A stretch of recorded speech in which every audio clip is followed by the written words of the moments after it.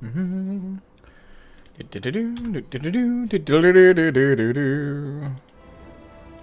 crap. Speakers. There we are. Boom. Alright, I should be live. Hello, everyone. Welcome back to the channel. I hope you're all doing fantastic today. And finally, after... How long has it been? It hasn't been that long. Like, the COVID obviously hasn't been anywhere near as long as the COVID situation was going on with me. But it's been a week, hasn't it? Yep. 8 days ago. It's been 8 days since we last touched the MSQ for Endwalker. I've given y'all plenty of time to catch the fuck up. Y'all have had infinite amounts of time to catch up with me in the Endwalker MSQ. So y'all better... I better not hear nobody complain about spoilers. Nobody has so far, but just in case. Okay? I don't want to hear it from nobody. Nobody make the claim. The false, slanderous claim that I have not given fair warning and time for y'all to get through this and beat me to the end. I went through surgery to make sure y'all had enough time, okay? I wish that had been the reason, but no. Regardless. How is everybody doing today? Hey, hold on. That was weird. Anyway. Yeska, welcome to the stream. I don't think I've seen you in my streams in a long time, but how you doing? Lightning Lunatic, hello, Asmogan, hello, Lightning Lunatic dude. I don't know why this always throws me off. Severa Naja, welcome to the stream. Sup, how you doing? Use...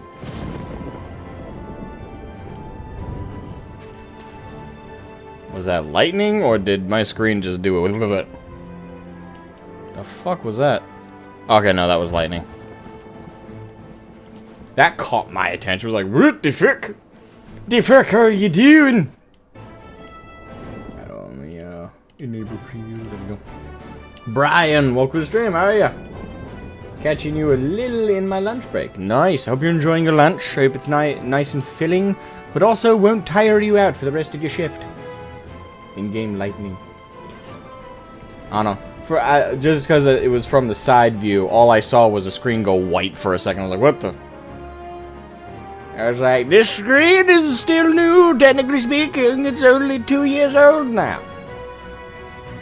Repeat, he lives. Well, yeah, I don't know if you said it before the... whatever you comment before the stream actually starts doesn't get caught up, or caught, I should say, by the chat box. So if you said it before I clicked live, that would be why. But... Yes, I can see it though. I did see that you were the first to say he lives. I do live. Doing great. How are you? I'm doing pretty good. My back is the good news was I woke up this morning, and I had a bit of a scare, because I woke up and there was a little bit of blood on my sheets. So I was like, ooh, what the fuck? Turns out it's because one of my stitches did come out on my back, but the blood was just, I don't know, from underneath, from the bandage, because the wound is fairly closed, and the stitches that are coming, they're these little fiber stitches, made out of protein. So the stitch that kind of came out was because part of it, you know, my back had consumed, you know, because it kind of like melts into your body. They're these clear looking, I wish I could show you, but I already tossed. Then I'm not going to pull out one of the other ones for you.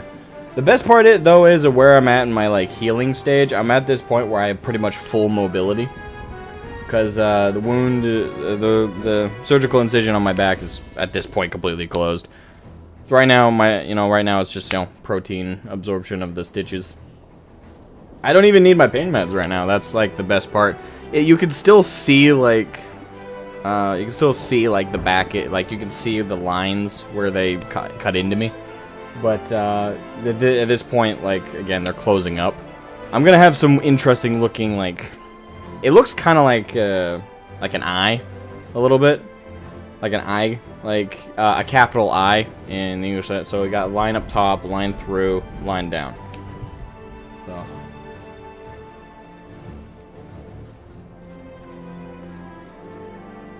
Back into the fray. Yes, welcome, Senbyaku in midair. Wound liquid, we call it. Not blood or pus, but it's wet. Oh, short queue. For you! Congratulations. Yes, it was a short queue for me too, but I also logged in at 2 AM, so... most of what I haven't done actually all that much. I just logged in so I wouldn't have a queue to fuck with this afternoon. But, out of what I did... I got all of the Garlemald Aether currents. I tracked those down. I don't know if they got any of the maps up yet. I assume not, but I could be underestimating the speed at which people like track down the locations of the Aether currents. So I tracked them down. I couldn't find the compass, so I just ran around. Cause compass, compass was in here, but it's gone. Oh, I just read that. This item has been moved to your collection. Oh. Well, I'm an idiot. I should have checked collections.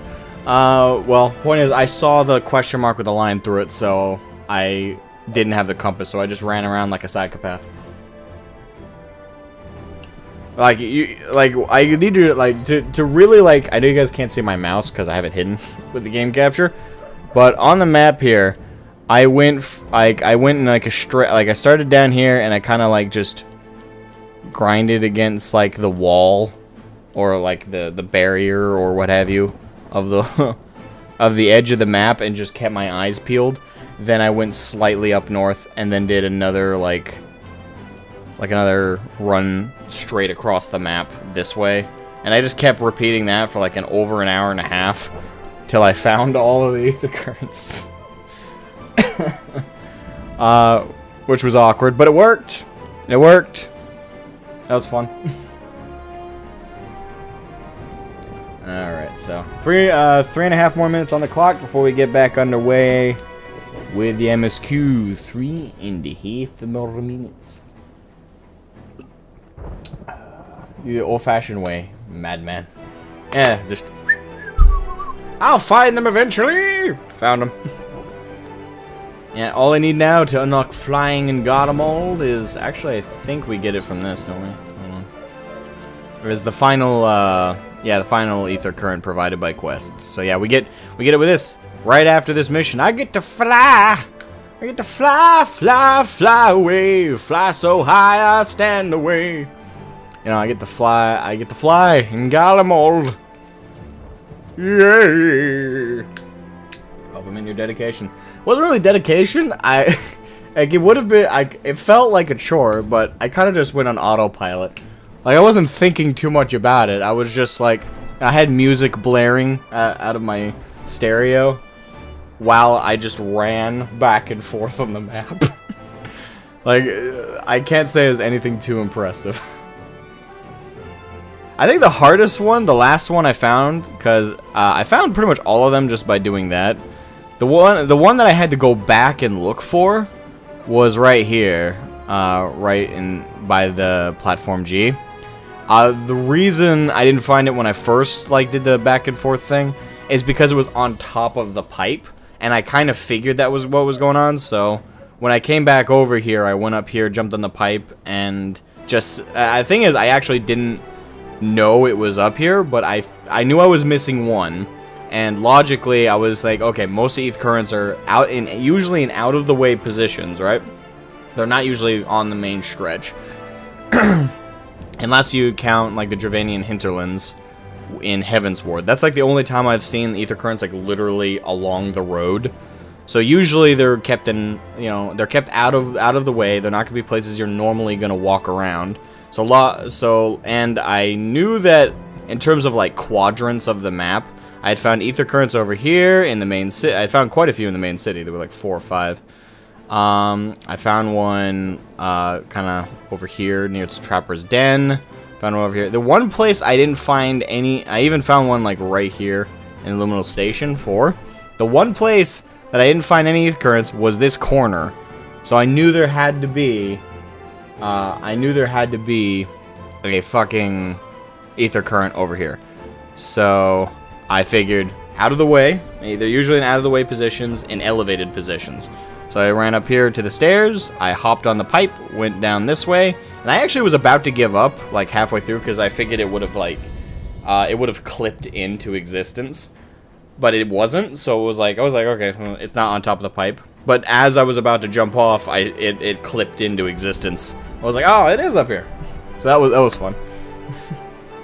Your compass wasn't in your collection tab? No, I forgot they moved it to the collection tab. When I looked for the compass, I saw this.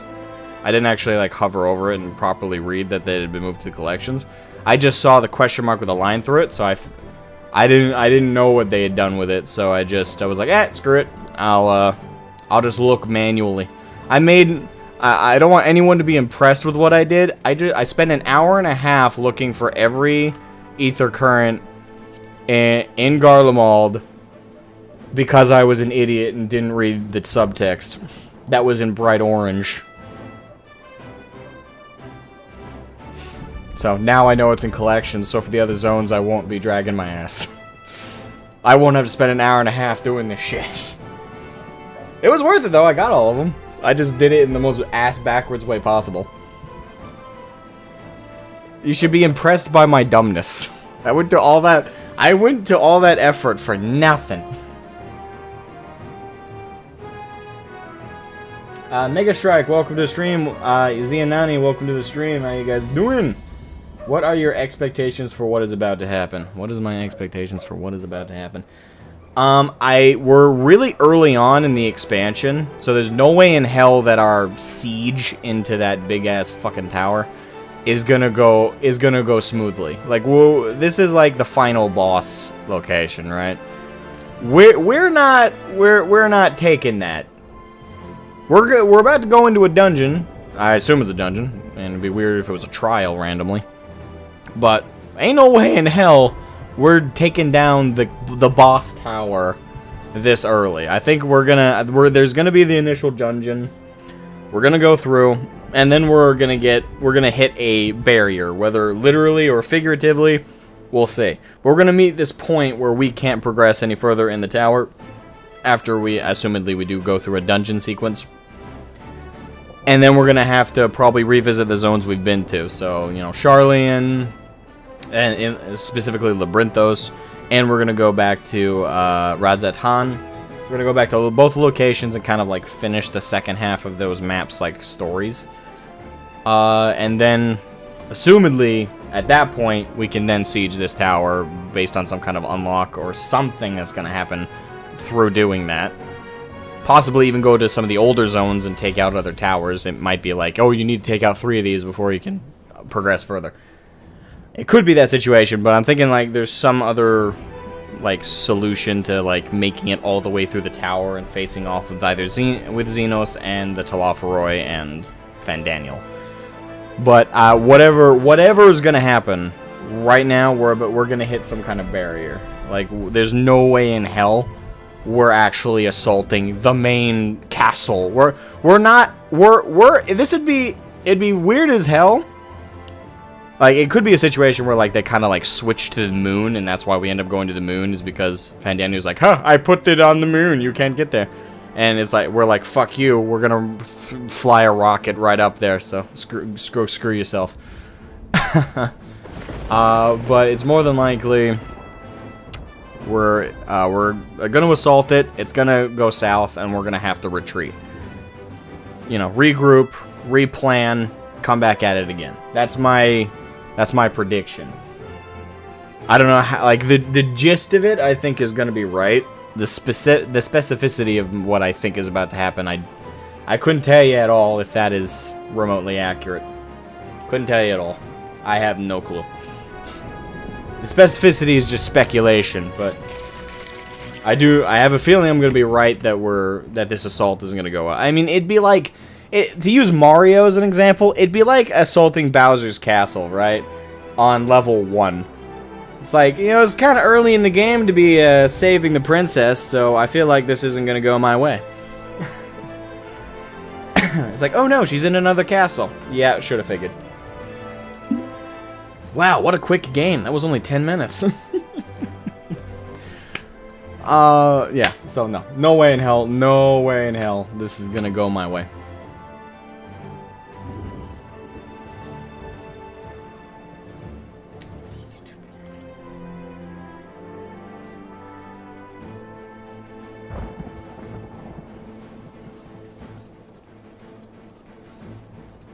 Exactly what you did. Yeah, pretty much just go back and forth on the map.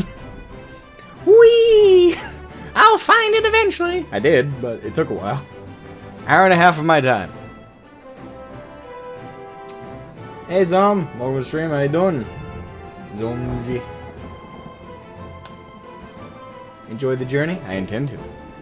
Have fun storming the tower. This dungeon is neat. I like the mechanics for the second boss. I'll have to keep my eye out for the mechanics of the second boss. I enjoyed Endwalker so much. Oh, you finished. I would figure. I figure most of the community that were like hardcore into the story have finished it by now. It's only people like me who had extenuating circumstances that prevented them from finishing the story up to this point that are catching up with everybody else. But yeah. My dismay, it's not in New Game Plus yet. Am I all? Oh, you liked it so much you wanted to play it again immediately? Man, that was fast. Hasn't even reached Heaven's Word yet. I mean, gives you a reason to grind out your alt now, doesn't it? Have as well, yeah. I figured most people have finished it by now. Only the procrastinators and people like me who had stuff happen that they, you know. I would have finished it by now if I hadn't had, again, extenuating circumstances.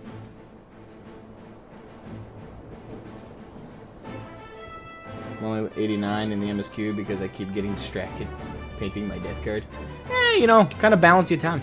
After the stream today, which by the way, the stream is planned to be 5.5 hours to 6 hours. That's the bracket of time I've given myself. Today to stream. The reason it's not long, usually I don't have a limit on how long my streams are going to be. The only reason I'm trying to keep this one to 5.5 hours is I need to get some sleep, and I also want to give myself some time late tonight to paint up more of my minis, because me and my brother-in-law are having a 40k game tomorrow. And I really don't like playing with my my gray minis, so I'm trying to paint as many up as possible to give myself as many options to pad out my army. I know to those who don't have any interest or understanding of 40k/tabletop games, or I'm speaking gibberish right now. The gist is, for you know, there's an event going on tomorrow, which is going to take some time, and I need to do some stuff tonight to prepare for it.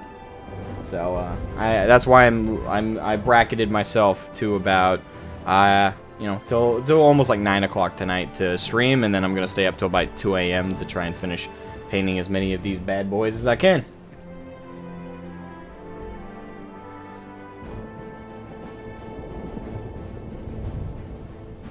All right, I'm doing pretty good. How are you, man?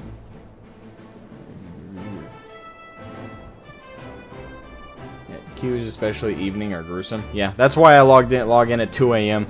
You know how many people have logged out by 1 a.m.? Quite a few. The queue at 2 a.m. Eastern Standard Time for me has always been at most 120 people. At like lowest, it's been 20, 30 people ahead of me in queue.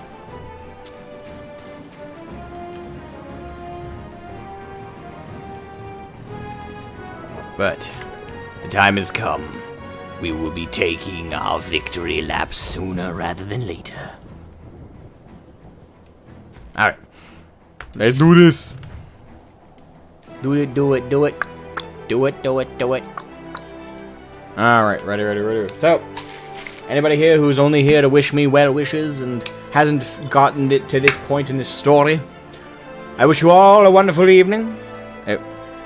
Lauren would like to be a part of the party. I would be happy to have you. Anyone else who wants to party up with me for the dungeon? Do it now. Do it now.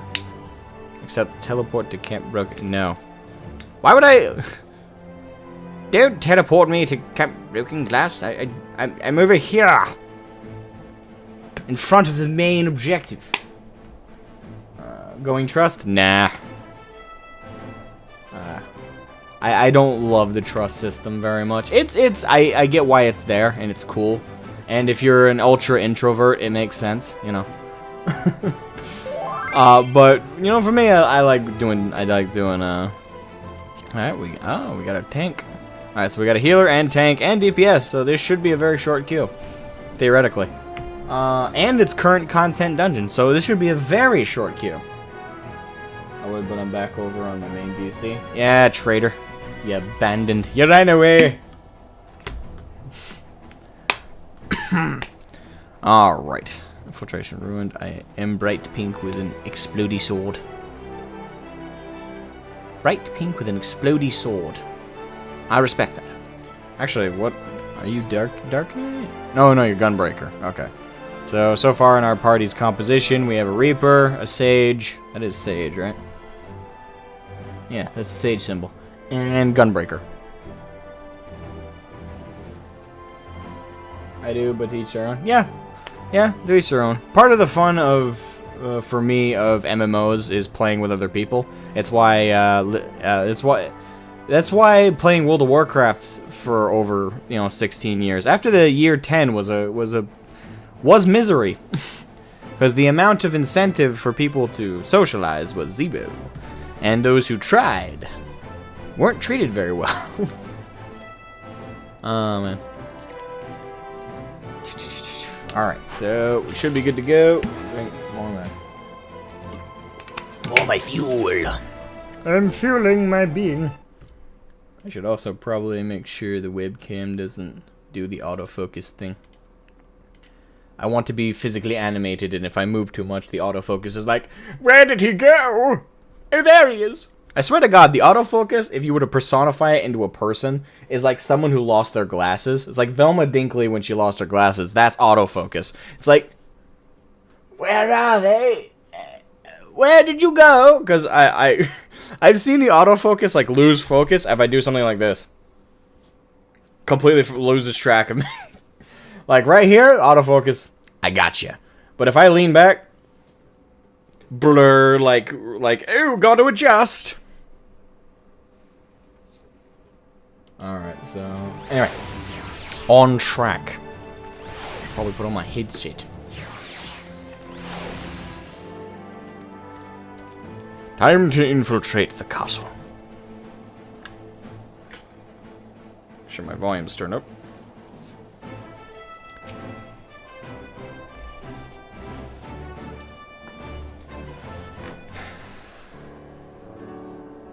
Shroud, the way into the tunnel is clear.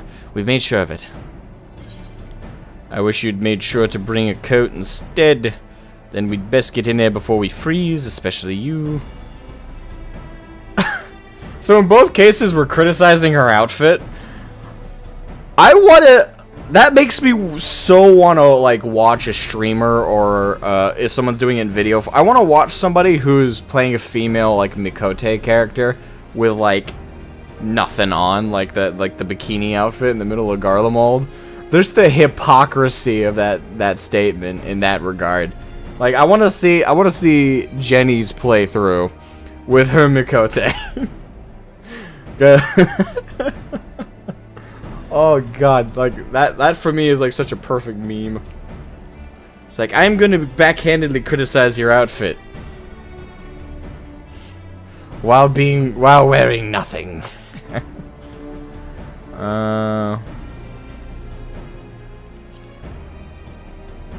Sound like an old lady. Wish you'd bring a coat instead.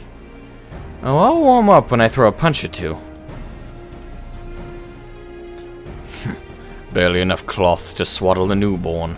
Clearly you have spent too long around this feral dog of Dathal. Watch your tongue, fool, lest I feed it to the crows. We will see who is the fool when you freeze to death. Expect me not to warm your ill-prepared hide. These furs are for myself and my Nahama alone. Should I be blessed to meet her this day? I do gotta say this. I can't wait till he finds that significant other, because the meme of him like being like cucked is funny and all, but it does have to have that end conclusion, right? Like, I hope they don't keep it going too much before the joke loses its luster. As if any woman of worth would wish to be warmed by you, little son. Should we find such a warrior within, she will bask in my glorious flame. Damn. Stop, both of you. Save your fire for the enemy. As for extra furs, I have plenty to spare. As do we.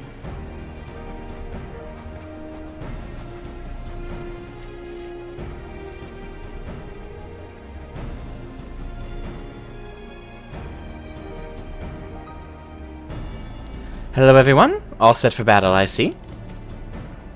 Yes, free of unnecessary encumbrances, if rather more susceptible to cold. Let us review our strategy, quickly, if you don't mind. Pippin's group has gone ahead to the... Enceladum. We are to meet them there. We wait until the Temperid's attention is drawn to our diversionary force. Then we sneak into the train. Next stop, the Tower of Babil. If any, Tempered included, are injured, we Zayla will tend to them. You Scions must press on, no matter what. You got it. I'm gonna bring the pain. And we should avoid moving as a group into underground, so we'll need to make sure our own ways to the Enceladum. See you there. I half expected when he said that for a smoke drops, for a fucking smoke bomb to drop. Gone. Ninja Thancred wears a giant white trench coat, somehow still stealths like a boss. He's not even a rogue anymore. Unpopular opinion, you miss Lise. I didn't hate Lise. Like, I'm in the middle of the community's like extreme opinions on Lise. Like, there's the half that are like, fuck Lise, she's got no character development, she had no right to be like the main character of Stormblood, yada yada yada. Then you got the other people, you know, they also say she's underdeveloped, she's kind of stupid, yada yada yada. And then you got the other side of it who are a smaller. There's more people in that extreme than there are on the other. And then you have the other extreme, which is Lisa's an amazing character. She's perfect. She's gorgeous. She had the perfect amount of development. Yada yada yada. Like, two extremes you always have in like every opinion group. And then there's me in the middle. Like, I don't hate Lise. I don't see where some of the hatred comes from. There have been times where the writing with her is inconsistent. They definitely didn't build her up properly enough, in my opinion, for the Stormblood campaign.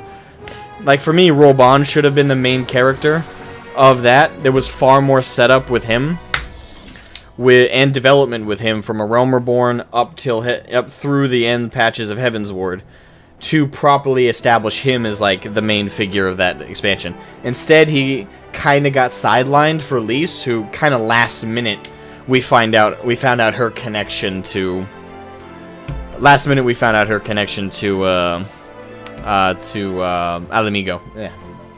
So yeah, I definitely feel that she was shafted in the development department.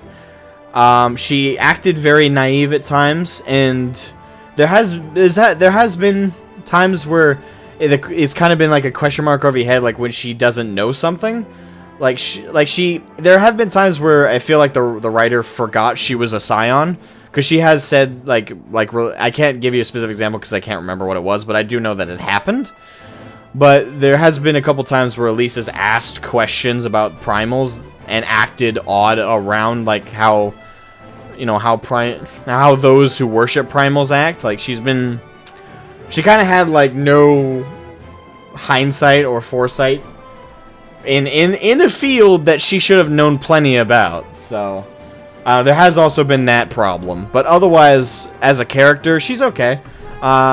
She's perfect as a side character, not as a main character. I feel like they really needed to do a lot more before Stormblood to build up that, like, main position, especially since we had Roban. If this was the case of Roban hadn't existed, then it would have worked fine, because it was like, oh, okay, we need a main character for the expansion. Robon doesn't exist, so Lise. But we did have Robon. We did have that figure who, since A Realm Reborn, and I don't know if 1.0 or not, but at least A Realm Reborn, it's been established his nickname is the Bull of Alamigo. It's constantly referenced that he's from there and that he's basically the representative of the refugees. There's been that side aspect to him for so long that the fact that when Stormblood came out, like, it's kind of like this Robon has got this pose of like, I'm clearly the main character, and then Lise just pops up and goes, nope, me! Out of nowhere. It's like, so that made it look worse, you know. That made her being the main character of that expansion worse. Alright, anyway. Let's go speak with Pippin. Current expansion time. Focus. Focus!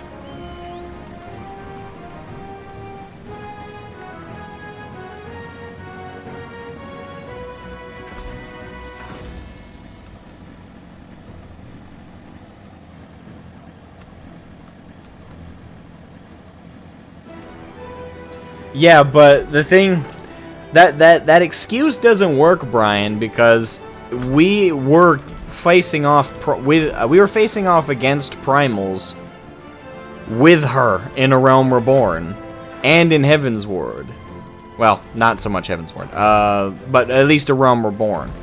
And she had Papalymo as basically her mentor. In A Realm Reborn, with everything that we did, just that storyline alone, she should have known a lot more than she presented herself to know in later expansions after she was no longer a Scion. It almost felt like the writers forgot she was a Scion as much as she did. I'm not like, and I don't think it's a big deal. Like I said, I don't hate Lisa's character as much as some people do, but I'm just explaining like where some of the flaws with her come from and why I do agree to an essence, I do agree that her character is flawed and needs improvement. And a lot of it comes from, because the thing is, it's those elements, like that example, where she kind of comes off as like a dumb blonde. I hate to use the stereotype, but she came off kind of like a stereotypical dumb blonde. Like, oh, I just totally forgot everything. Like, can you guys explain this stuff to me? In moments like that, that's how it came off in later expansions, when she seemingly forgot some of the elements of being a Scion that she should remember. So, and the excuse that she wasn't as educated as her sister just doesn't work, because she was an active Scion before we became a Scion, and they were already hunting primals before us, before our arrival by the timeline. And again, with Papalymo being her right hand all the time, she had plenty explained to her. So, it just doesn't work. It'd be one thing if she joined like the same time as us and she was a fellow rookie. That'd be one thing, but she was a pre-established member, and we know that from Lise herself that she had been pretending to be her sister amongst the Scions for several years before we joined up. So, yeah. The only way that excuse of like she wasn't as educated, it doesn't matter how well educated or not. If you have practical experience in something like fighting against primals and facing off that field, like she had several years worth, plus the years she had with us to fight against primals, she had plenty of education in that just from hands-on experience, which oftentimes is more valuable than the book smarts that her sister had. Alright, here's Pippin. We're having a bit of a buffering issue. I can see the connection's a bit weird. Hopefully that'll go away.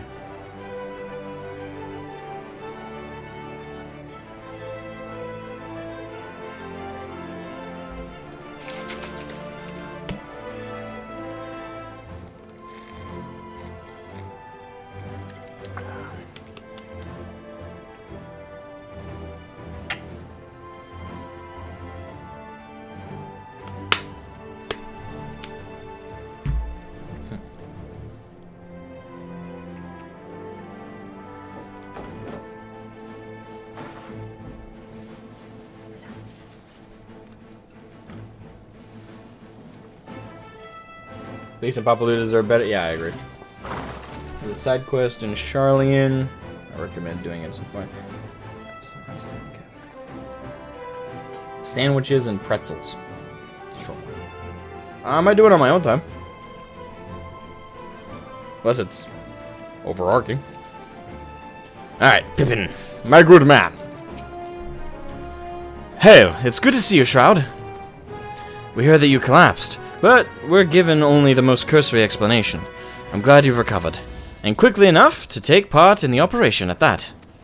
As you will have heard, we've secured the way in. Some few are to remain behind to keep our escape route clear. Our comrade, the Lentes Tears, will lead the way into the station. I'll join you soon. Good man. Station is right this way. Tread lightly now. Yes, ma'am.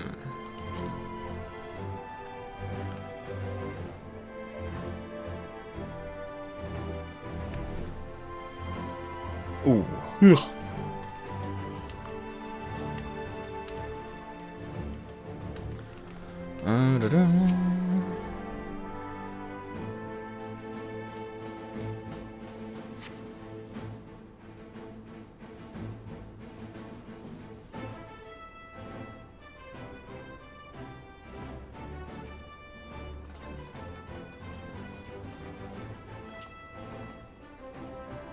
The only not evil potato.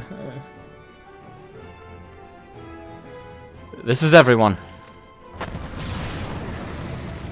I heard the detonation. Wow. Demolition Man. Adrian. I don't know why 80s. My brain's weird sometimes. Consider the enemy well and truly distracted. Time to go. Our primary objective is, of course, the Loporrits leaders. But should we be presented with an opportunity to vanquish Anima, we must seize it. If it is indeed the force behind the towers, destroying it will deliver our allies from the Loporrits' reign of terror. And I, for one, would not see the Garlean people manipulated any longer, be it by Primal, Ascian, or anything else. Hear, hear. There's been enough of that. We came to help the people of Garlemald, and that's what we're going to do, together.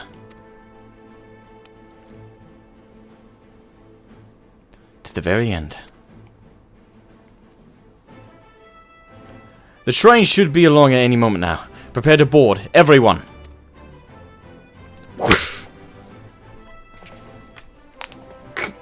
Crick, crick.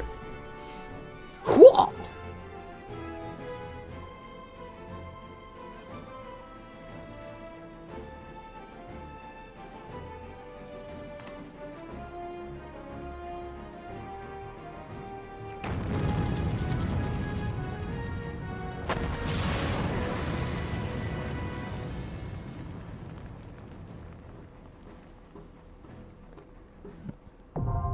There it is. The Tower of Babil. Now accessible. Fantastic.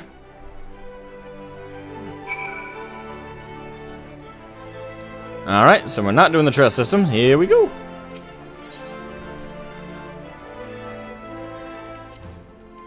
Tower of Babil. Shh, I was about to say, if that's not an insta-queue, I'll be pissed.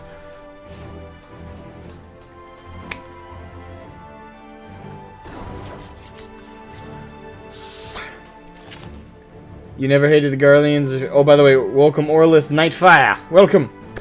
Well, the thing is, I hated specific Garleans, and at times it got to the point where, like, that question was up in the air: are there any good people amongst these assholes? But generally, I specifically hated certain Garleans. The thing is, in A Realm Reborn with Gaius. That was when I was the most sympathetic to Garleans, because of how he presented the Empire. It was how later iterations kind of presented the Empire that made me to, like, build up more hatred. Like with Xenos, now with... Fuck. Yeah, that threw me off. It'll come back to me. With Yotsuyu, how she presented with the Empire... pretty much everybody after Gaius made me dislike them more and more. Alright, here we go. Here we go!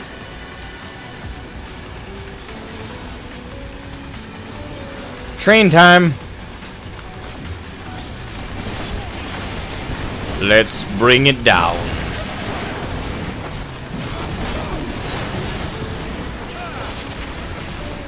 Alright.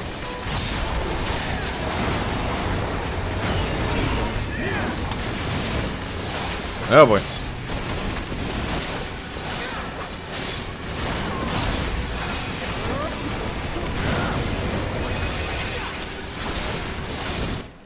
Yep.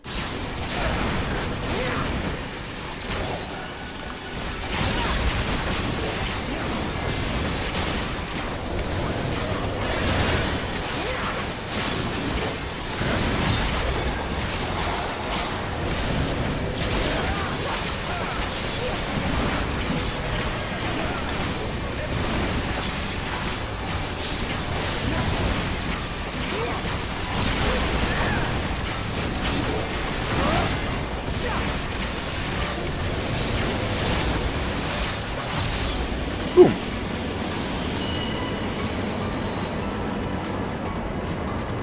I do gotta say, I love the dungeon design. I've said that many times while playing this game, but from A Realm Reborn to now, the dungeon design has been, like, the quality of the dungeon, like, outline design, the creativity that comes into it, and I don't mean just boss mechanics, I mean, like, the design, the outline of the dungeons, the way they make it feel. I gotta say, I gotta praise it all day, air day.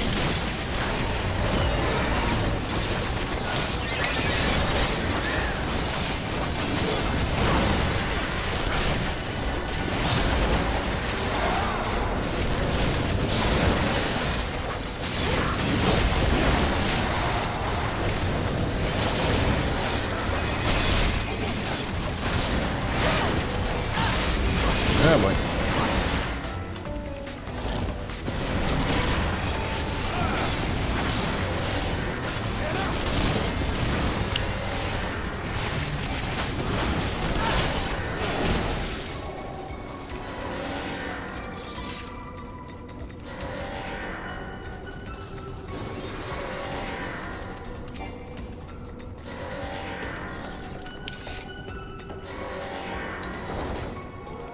Alright, here we go.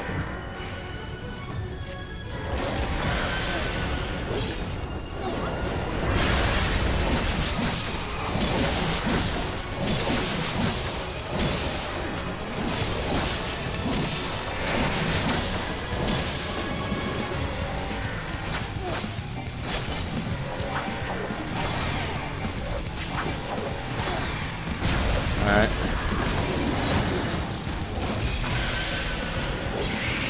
Oh, fuck.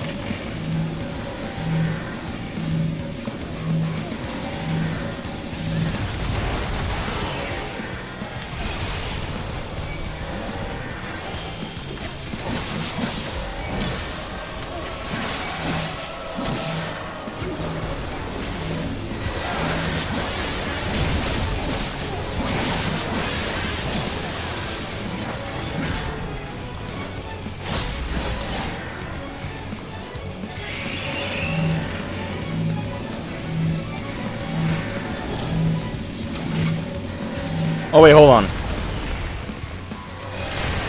Ah, fuck. The plus and minus thing. I know that. I recognize that. I'm trying to. Over there.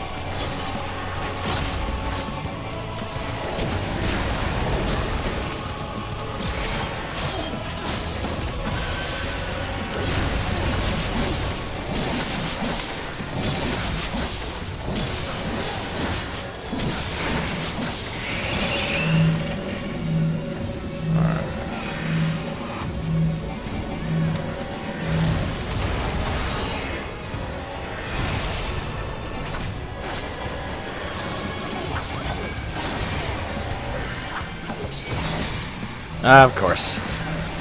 Why is it always me?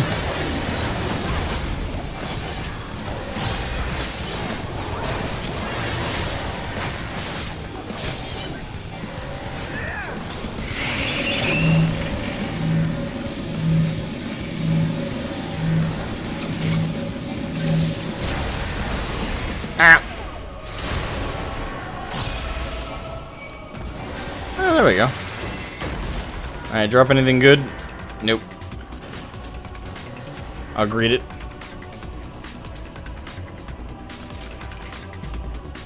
Yeah, the plus and minus thing was weird because I remember it from the Evilis raids and how that worked there, so rewind, like, I was trying to remember how that worked. Alright.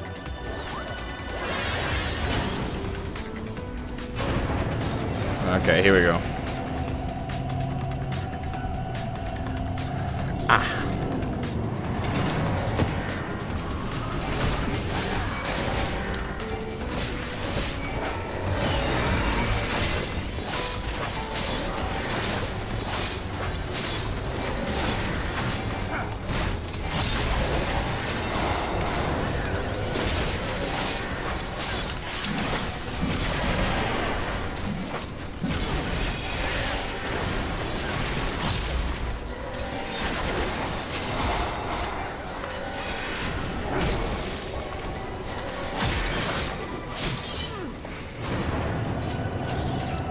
By the way, to all those Reaper players out there, or potential Reaper players, your favorite button is gonna be Enshroud. Just saying. And then the buttons that proceed to activate after that, those are gonna be your favorite as well. I try and save it for the bosses, though. There really isn't a need to, now that I think about it. That's just illogical.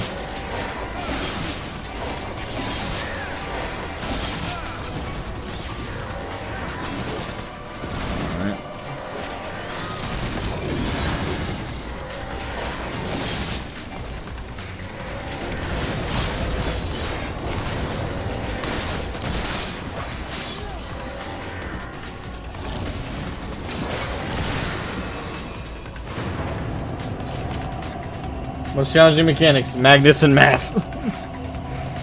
Weirdly enough. There's some truth to that. Oh boy. Alright. Drop it down. Drop another one. And skadoosh!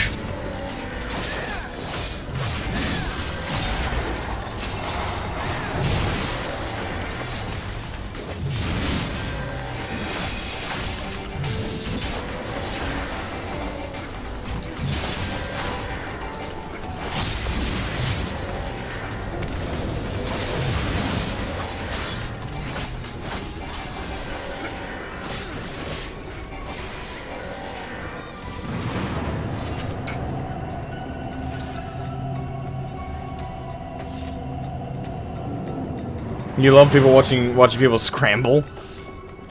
There's entertainment value in it, I suppose.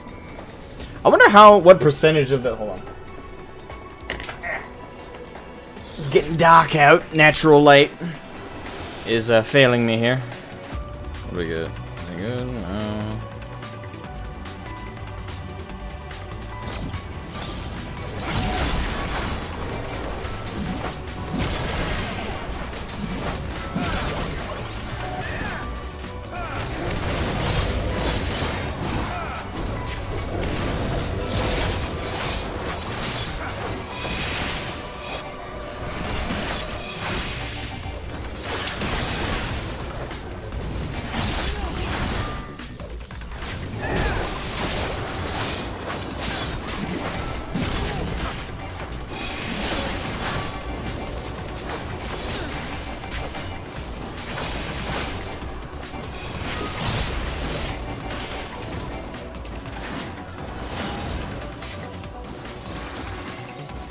You like the music mix? Yeah, I do too. It's got a level of funk and mystique to it.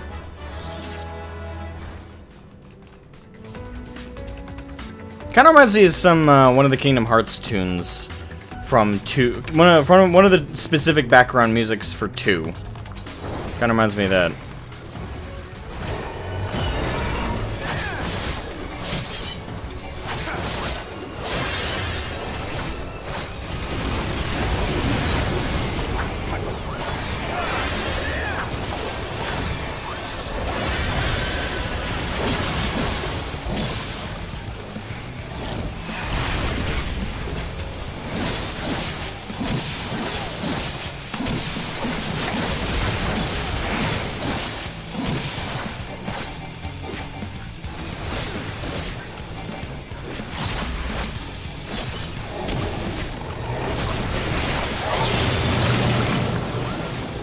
Oh, crap.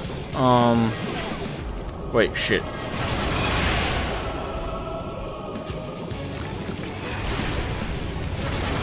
Oh, okay, I see.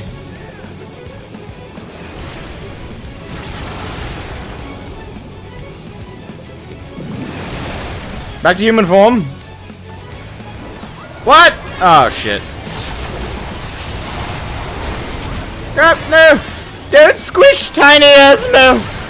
I'm a little boy, don't hurt me! Ah! You shitbag! Why am I so small? Mad because small!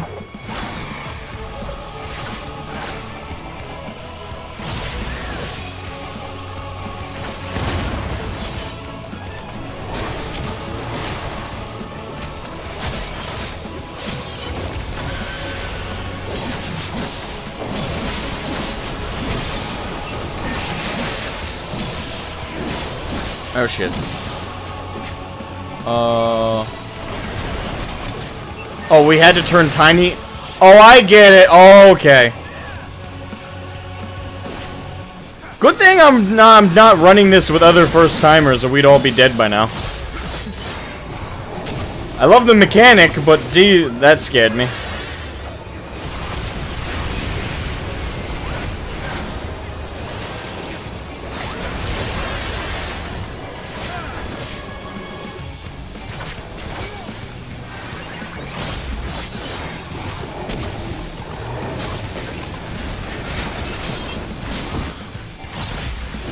Oh crap. No, right there.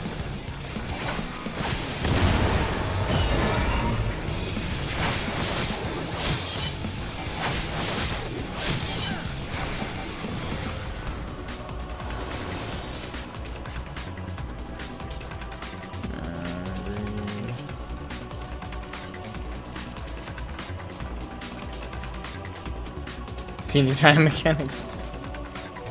I'm glad you love it.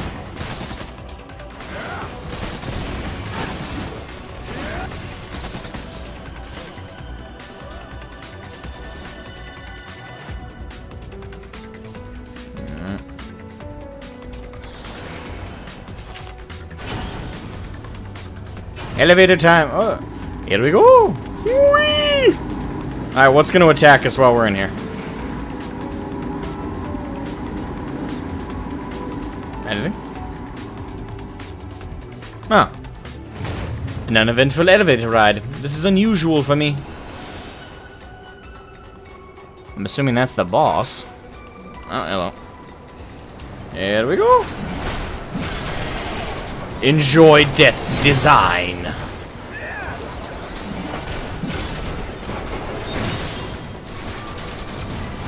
Big pulls.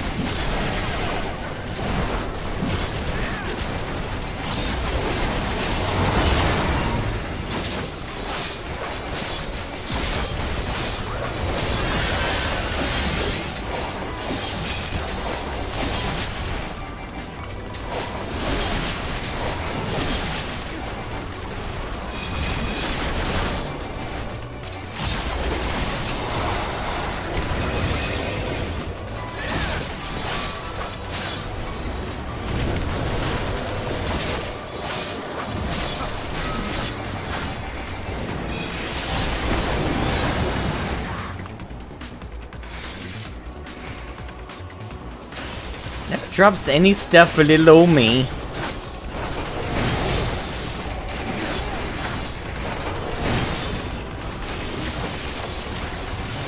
Alright, here we go. Death design. Come on, baby. Drop two of them. Yeah, there we go. Enjoy.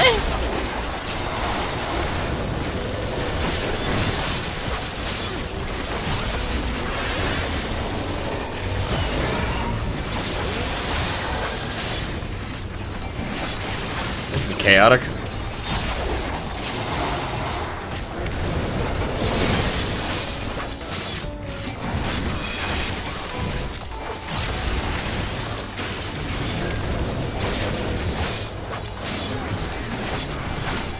Fuck! Peace off! Damn laser beams! You bastards! When did Dr. Evil get here? Freaking sharks with laser beams on their heads! If anyone doesn't get the reference, I'm gonna feel old.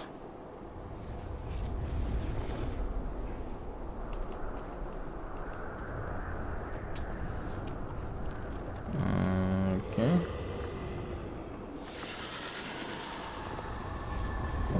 Icon of icons. Anima. In a dungeon? Not the... I'm assuming this is not his final form. Or did they just overblow his significance?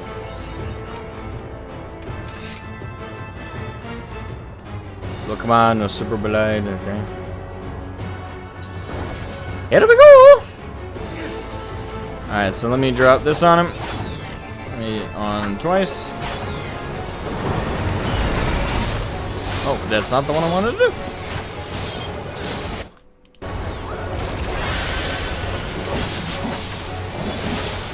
Fuck.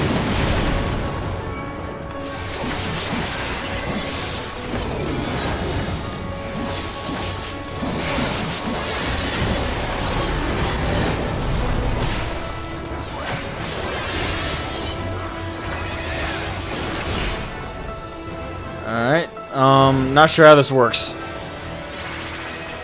Oh, crap.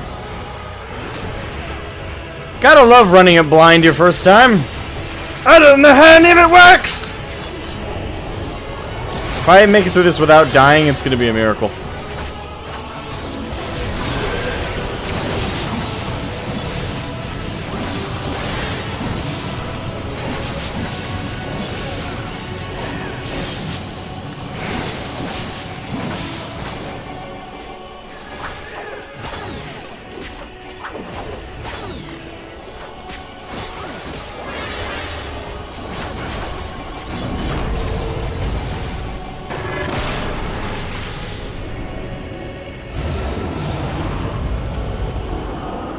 Oh hey, this was in the trailer, the benchmark trailer, this specific section.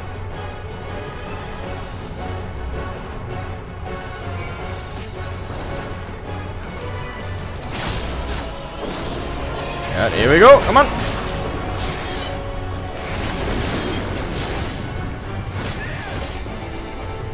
I'm down, you bastard.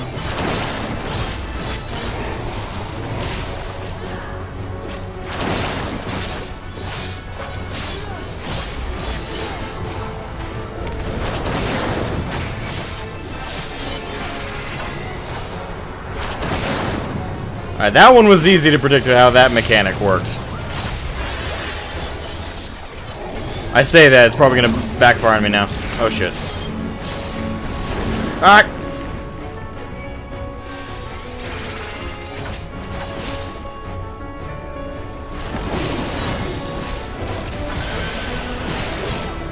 Oh, wait, whoa, what the? What the fuck killed me? I totally missed what fucking killed me on that one. But like I said, it was gonna be a miracle if I was gonna get out of this without dying.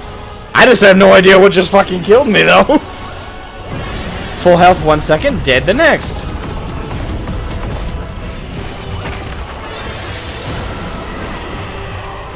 Mr. Boss, I think you have some anger issues.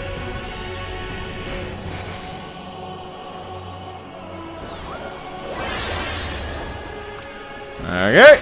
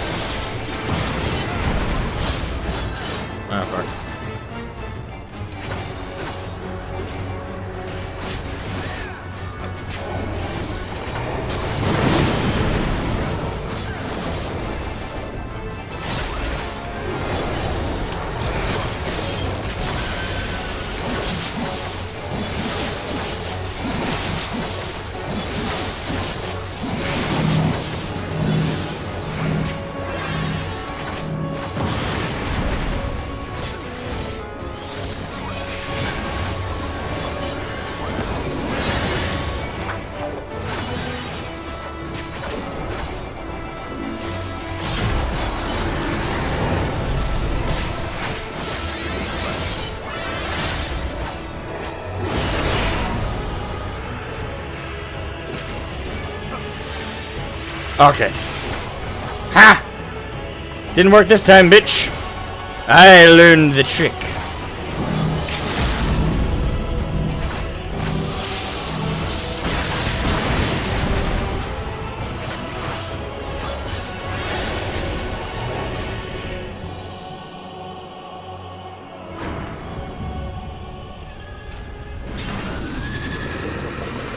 Alright, so I only died once, so that could have gone way worse. Now that I know its mechanics, if I was to run this dungeon again, I'd probably do much better. And the first two bosses were totally, you know, I won't say easy, but they were. I love their mechanics. Specifically, the second boss. Second boss was awesome. The clear MVP of this of encounters for this particular dungeon, totally the second boss. I love that not only did you have to switch to frog when it turned into underwater, but you also had to switch to tiny to avoid getting buzzsawed. Like that was very creative, and I loved the second boss is the MVP of this dungeon. Last boss was lots of the mechanics were familiar. They were just slightly different from other things. They were the same mechanics that were slightly different than what we've encountered before, is the best way to describe it. And even then, some of them were the exact same things we kind of encountered before. It was grandiose, though. I don't know. That's like the best way I know how to put it. The first boss was pretty straightforward, I thought. Only thing that was weird was like doing the plus and minus thing, but even then, that wasn't that inconvenient. Ooh, hello. Is that an improvement? And I like the look of it. Hey, look, we finally found a scythe that I like the look of. That isn't the base scythe. Comparison.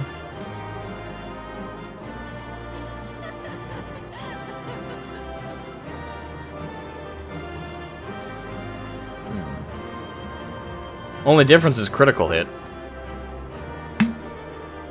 I'll roll need. What?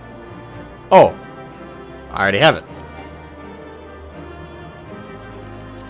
Huh. I didn't think I did.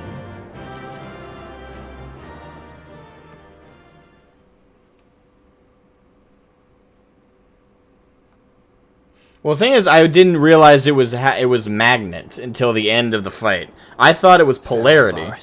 Because the other time... May the gods have mercy on your soul. Because the only other time I've seen that plus and minus thing was the Evilus raids against the dog boss. And in that one, it was polarity. You had to stand in the opposite polarity of your... So if you had plus, you had to stand in minus. If you had minus, you had to stand in plus. On like that half of that arena battle. So I didn't realize at all that it was magnets until like the very end after I'd been pulled a couple times. I was still thinking Evilus raids, where it's polarity.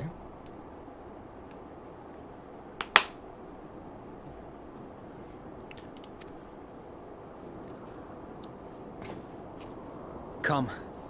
The other two await.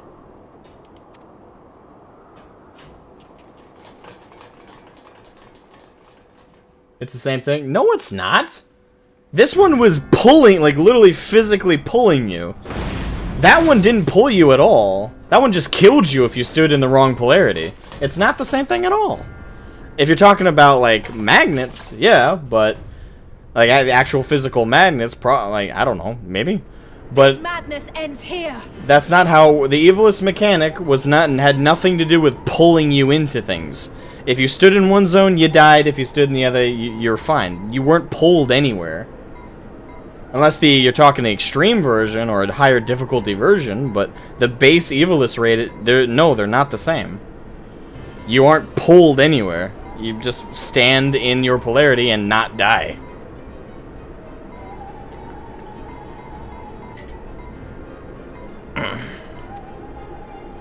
Oh, hush. This is the best part. Enough!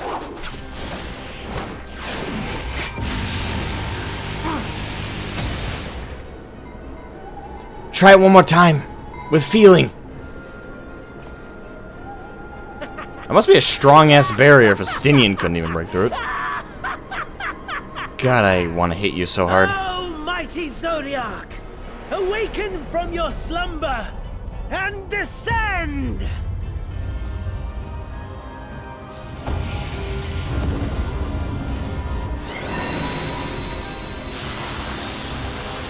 Wait, that's Heidelin's sigil. Some manner of magical defense? Holy fuck!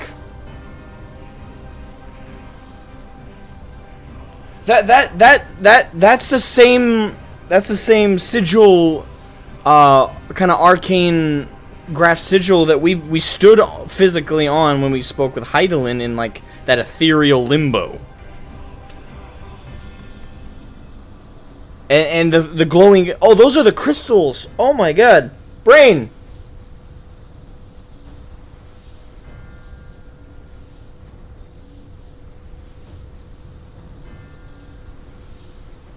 Holy fuck.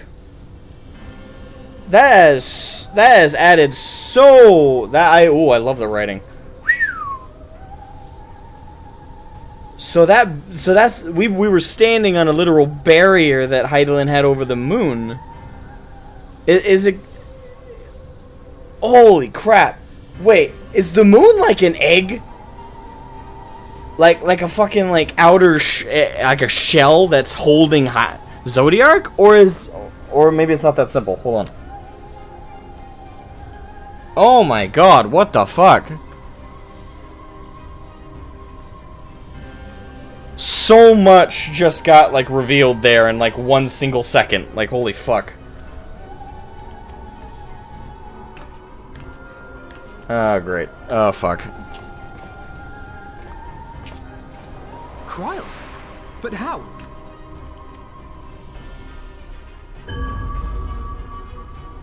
The Oh, boy. shackles that bind my adversary will not be so easily broken. Heidelin, feeble relic of a forgotten age. Pock on the kettle black there. Hark, victory is mine.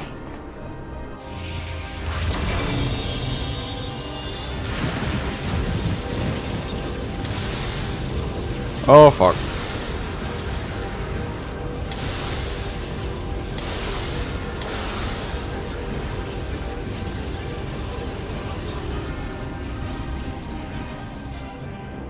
One little holdout crystal.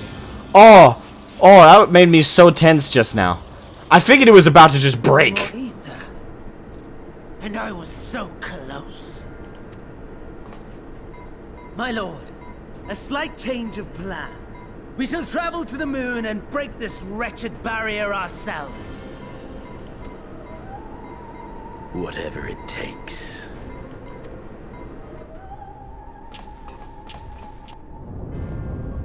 What was that? I feel like my brain just got overloaded with revelations.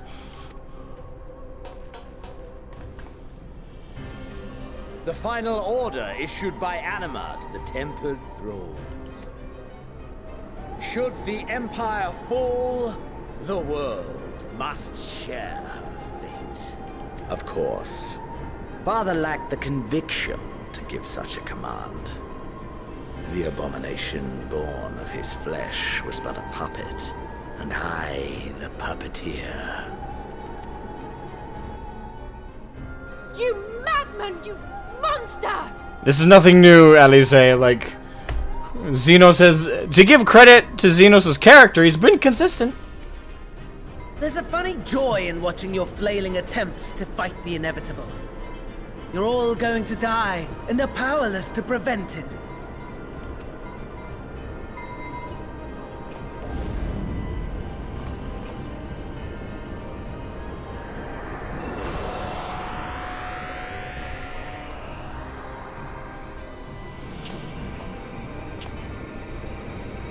We really must be on our way.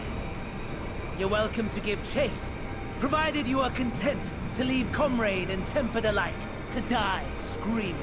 I fucking hate you so much.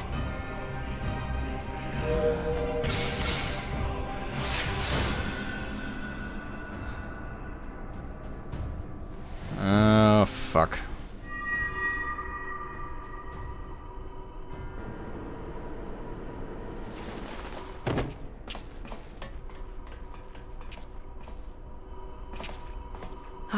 too much of this child. Tend to her.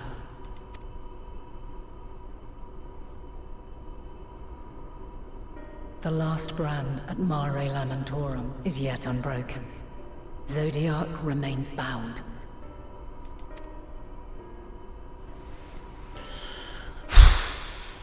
Jesus. I have shifted the flow of Aether and sent the enemy far from their destination. Now, I shall divert it once more. An ally awaits, and I will deliver you unto him. Seek his aid. Restore the seal. Zodiark must not be set free.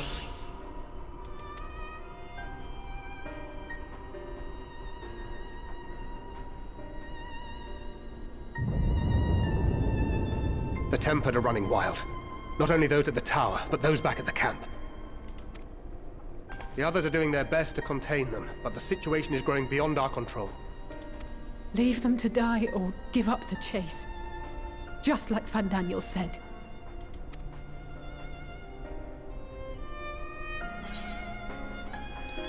Oh, God.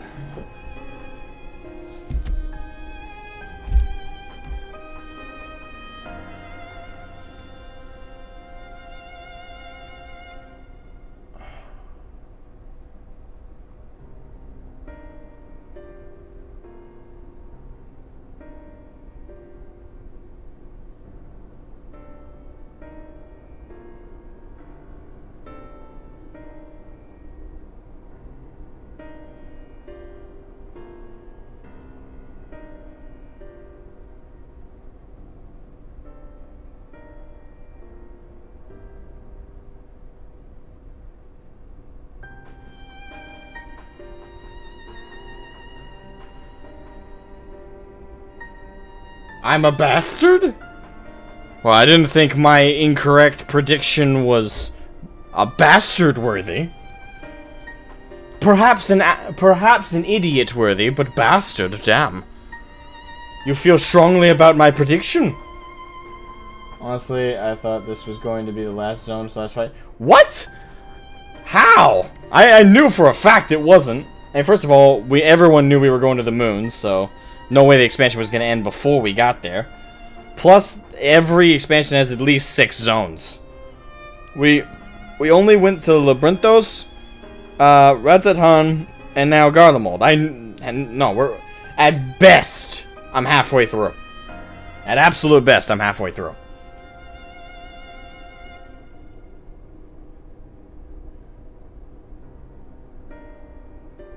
Bastards. Oh, wait, are you talking about Xenos and Fandaniel? Endwalker, more like Revelation Walker.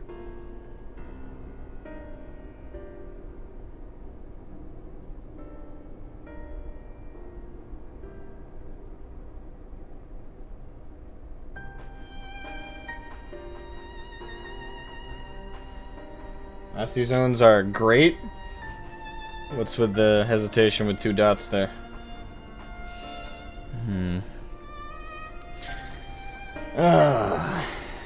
Okay.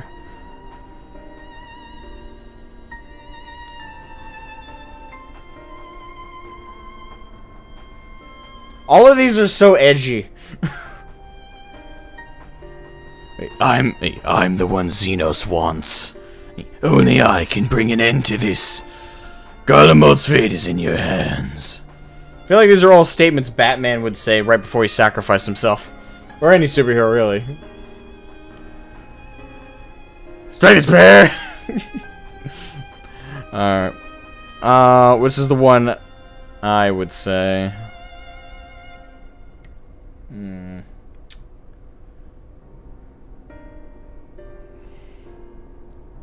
I can bring it into this. Garland's fate is in your hands. I'm the one with the Xenos wants.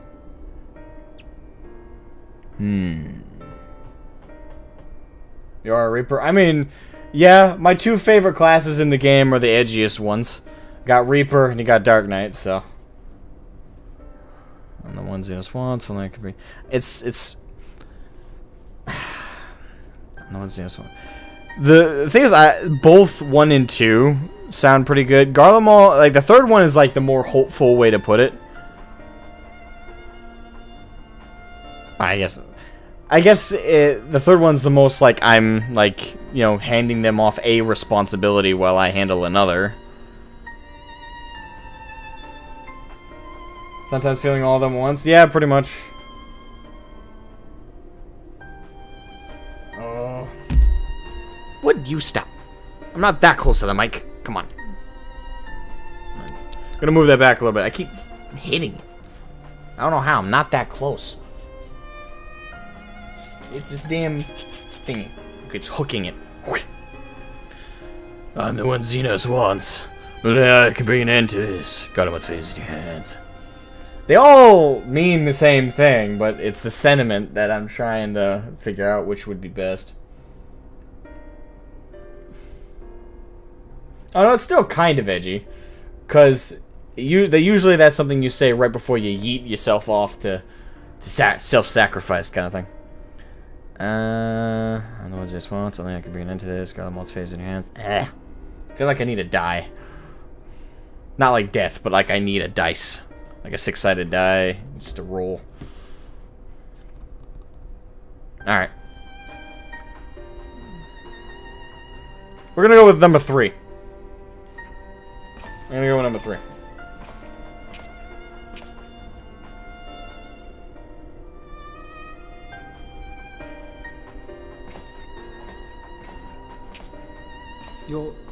You're going alone?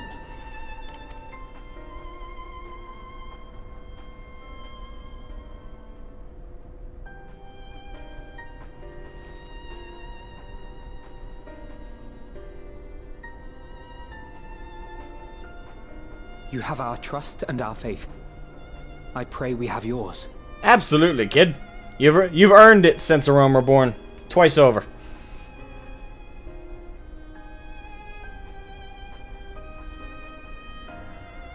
Keep them safe. Our friends and the Tempered need our help. We will save as many as we can, I swear. Once we have matters well in hand, we'll join you on the moon. Until then, be careful. There's no telling what you'll find. It's amazing just how great the writing is, that we're literally in a... we're in a high fantasy kind of world, right? And we're talking about going to the moon, but it doesn't feel silly. Like when I think of fantasy and going to the literal fucking moon, I kind of think of jumping the shark in terms of writing. But this is just so well established, set up, and it's kind of like how anime, like if you look at and I get it's just Japanese writing in general probably, but they take so much care to build up, establish, and properly reinforce that lack of disbelief that like that time I got reincarnated as a slime. Spoilers. I won't say what part, but in season 1 there is literal flying megalodon sharks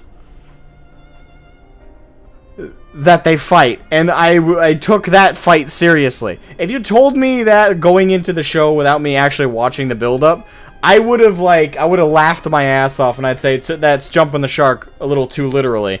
But unironically, I got to that part of the show, and I was like, I was taking it seriously. I didn't laugh. I didn't think it was silly. No, I took it totally seriously. I don't like. It's just.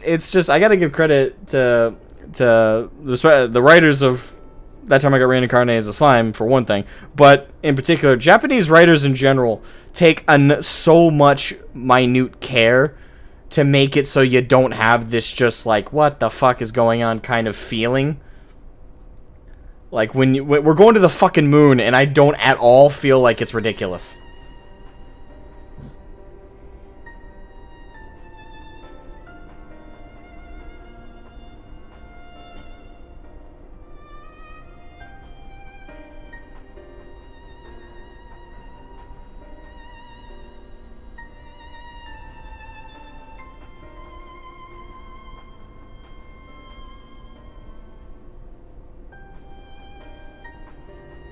Freaking lasers attached to their heads.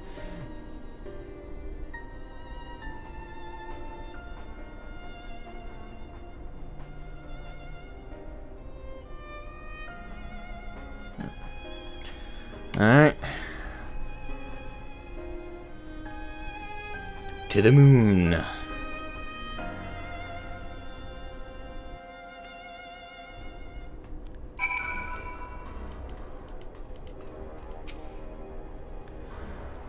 If all of the tempered are affected, Julius and his comrades likely put up quite the struggle. We'll find a way to save them. We must. I only pray we are not too late. In the meantime, may the 12 carry you to victory.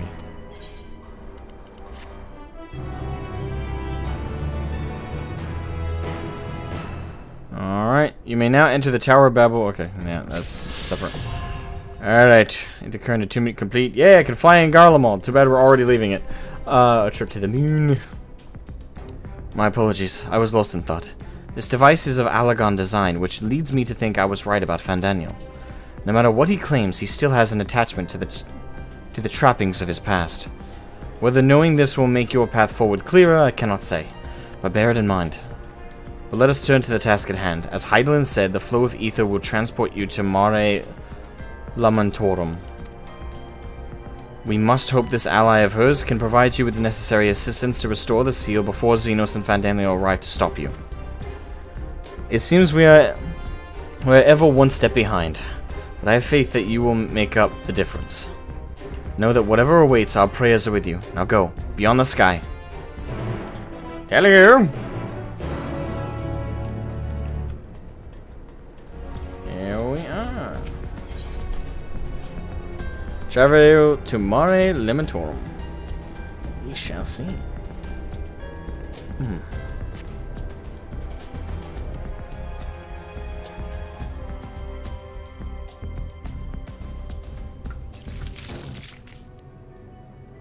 Long, long before Dalamud was forged to imprison an Elder Primal, the eldest of them all, savior of the star, was sealed within a moon of his own.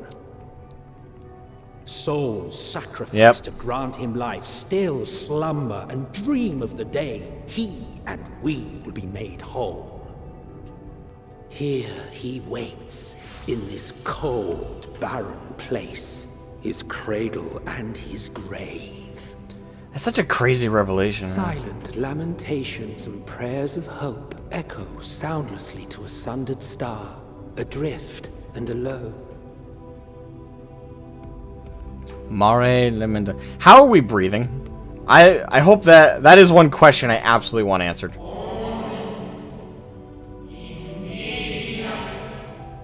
You with me. Hydaelyn's champion.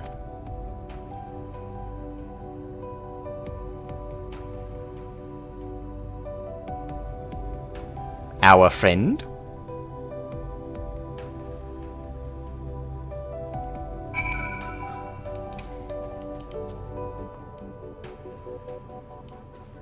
It is crazy though that is one thing that never came to mind, at least for me. Probably some crazy person out there with wicked amounts of, you know, prediction ability in their brain probably saw it or probably saw through it. But for me, it's like I never once considered that the moon, like at one point I considered the moon might be like a physical manifestation of Hydaelyn. Like, that came to mind, but then I kind of reasoned, nah, because the Earth is referred to as Hydaelyn oftentimes, so. No, but it never occurred to me that the moon was a literal fucking egg that was containing Zodiark. Like, it's just. That never. It's such a cool idea. And to be honest, it's one of those that once you know it, you're like, why didn't I even think of that? Like, when you learn it, that's like the reaction. But, you know, that could just be me.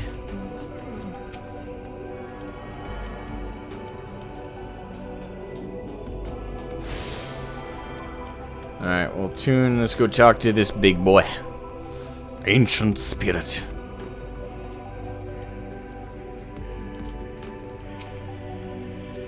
I return. I must return. Why?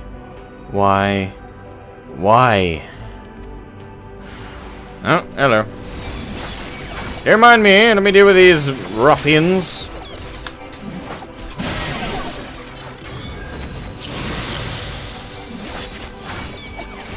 Rude, I must say.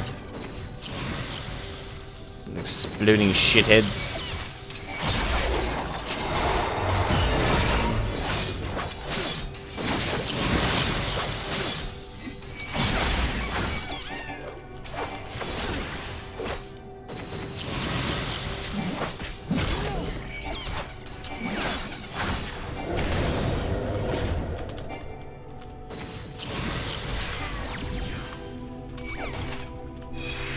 There we go.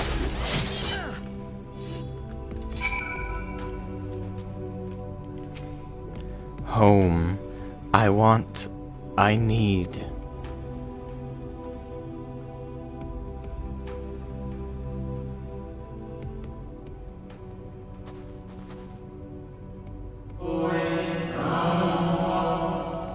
You mustn't touch.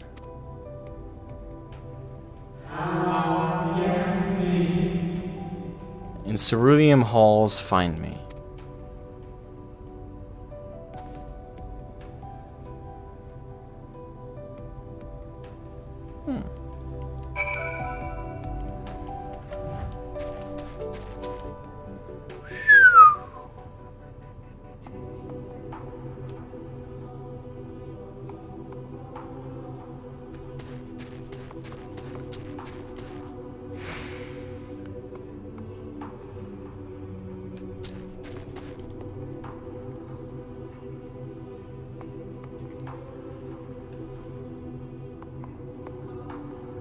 Is the Earth rotating?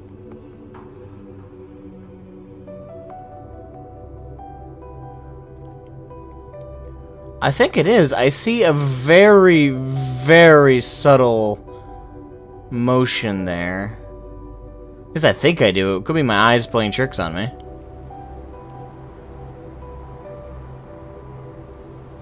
Is that snow?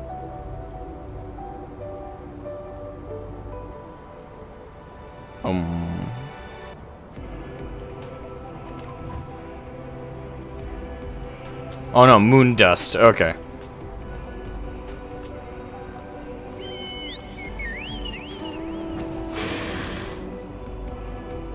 I don't know. I think it might be my eyes playing tricks on me.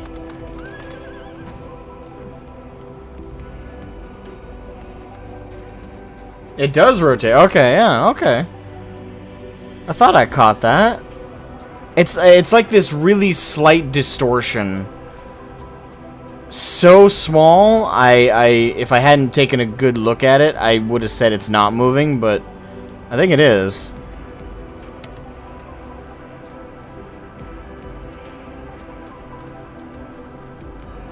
Of course, someone on Reddit did a time lapse. It's always Reddit. Feels weird to be on the moon. Ooh. Nice digs. Kind of want to explore, but I think we'll see plenty of the building.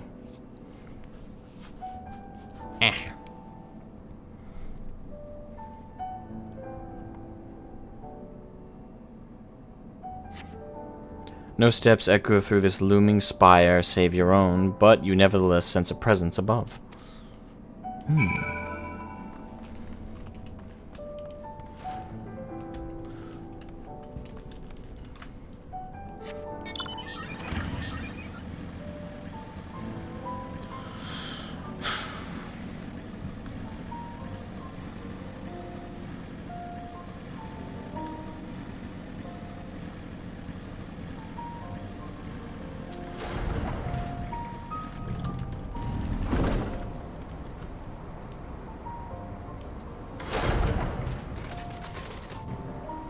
The Watcher. It's not a...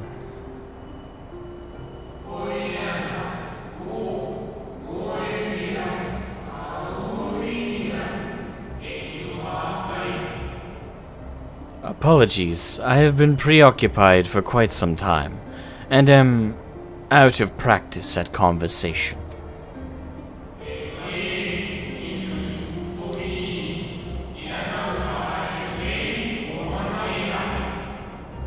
Ever since this moon was created by Hydaelyn, I have served as an integral part I am the Watcher.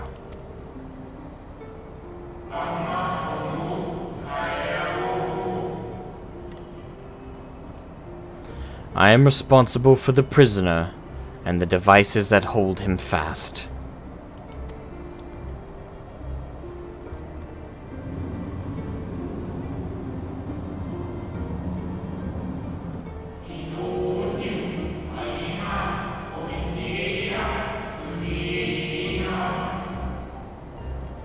Zodiark himself, a projection of the moon's core.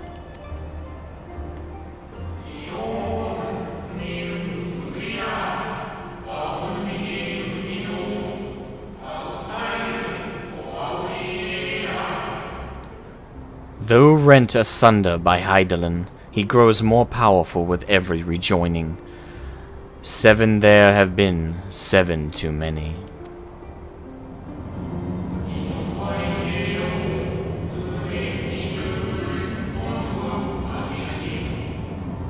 And yet for all his servants' machinations, he remains incomplete. The fallen are beyond salvation.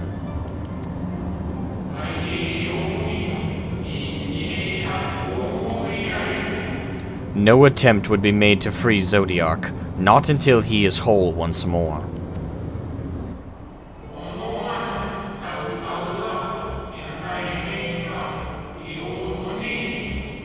But someone has taken action. The shackles that hold him nearly shattered.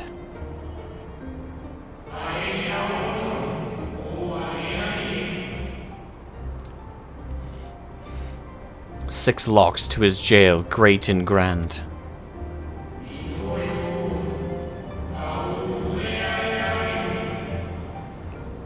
Gargantuan swords driven deep, brands to bind Zodiark forevermore.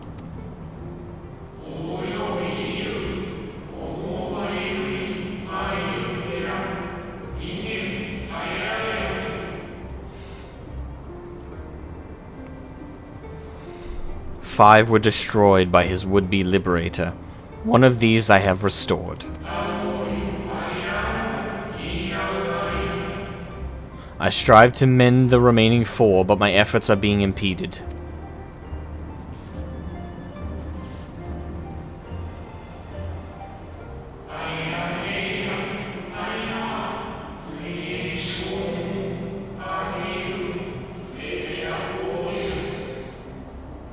Souls sacrificed to summon Zodiark, their manifestation consequence of the waning seal.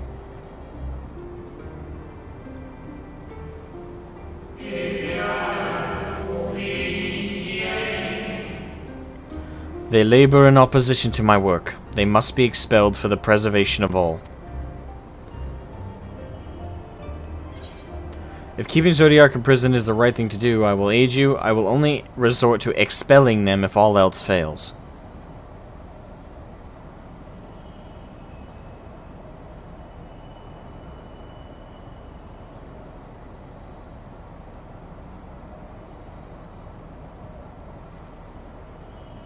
That's kind of a weird random choice we're being given there. Well, it's not really a choice, but the sentiment of what, like, our mindset.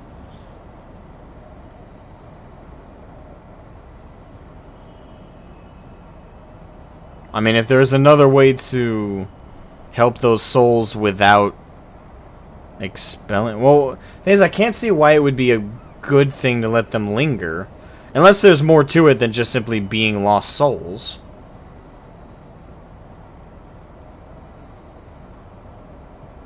Oh.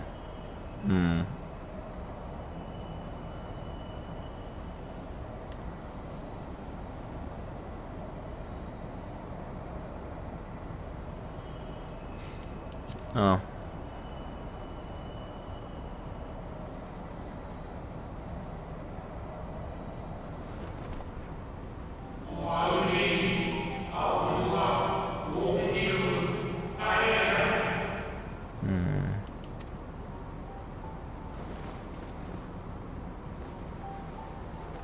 God, he's so big.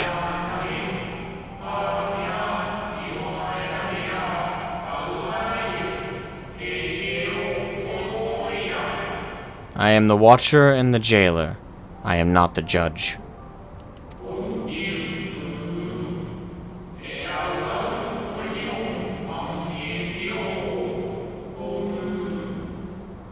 Know this. Hydaelyn commands the forces of stasis, and this moon is the product of such power.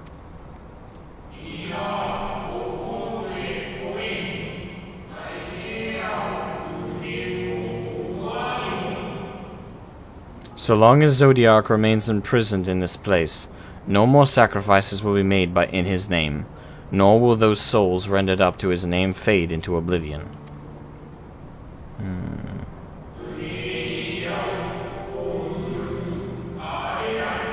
Go meet with these wandering spirits, do what you think is right. I mean, we could help them, like, I guess, be laid to rest, but I don't know. As the way his souls have worked in 14, it's been interesting.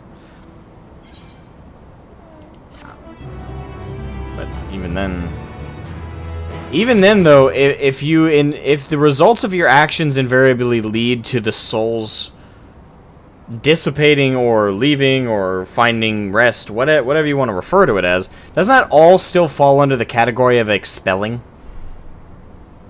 Yeah, we're not fighting them, but and I don't think that means it's any less expelling the soul. You must confront these lost souls, yes, but you need not expel them by might of arms. Okay, so they're acknowledging it's still expelling. A feather touch, a firm word, simple methods may send them away, faint echoes as they are. Where the strength is of sentiment that drives them, however, emotions that do not fade even with the passage of centuries. And make haste. Though yet distant, unwelcome guests draw closer. Alright, time to make haste. Ah! Ah! There we are.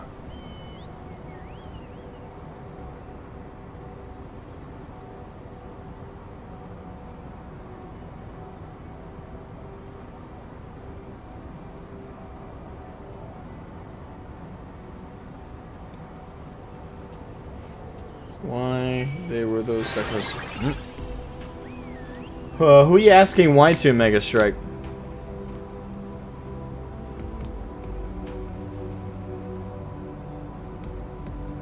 Does someone on Reddit did a timeless? Okay, I read that earlier. No moon dust. This is air and wind. Okay. Yeah, but where's the air coming from? We're in the vacuum of space. Just go with it. Alright, so I'm assuming I can disband the group until next we run into a dungeon, which will probably be a little while. Jamie, don't... Wait, do you? I don't know, I haven't tested it. Nope, normal gravity too. So so the moon is basically just a desolate alternate planet now. Gotcha. Well, I get its purpose is it's a prison, so clearly the normal laws of gravity, air, all that, it does not apply. Where, when, how long? Bah! Wow! Expelling these spirits is gonna be easy! We just gotta say hi! Is that my confusion? My confusion to what?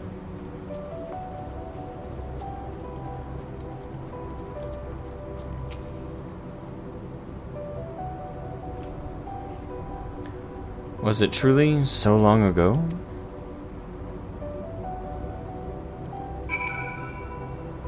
Well, damn, this is easy.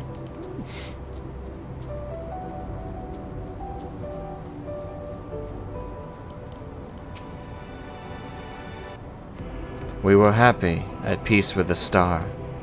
We nurtured it, helped it grow, with our will, our creations.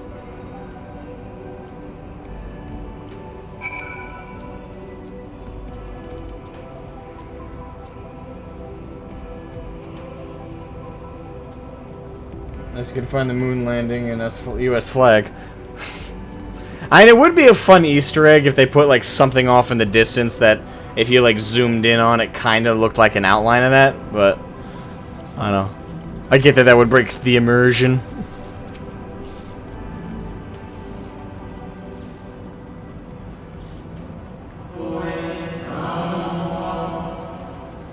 We were the star's beating heart, its life.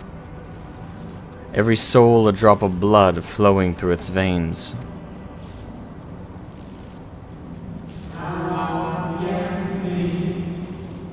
To live, to learn, to create, to make better.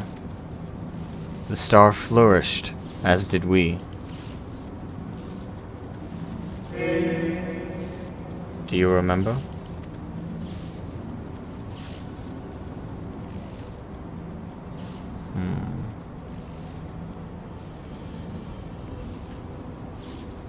As the whispers die, the final spirit fades, and no shadows of time left. Okay, I was joking when I said we were kind of easily just helping them along. What the f...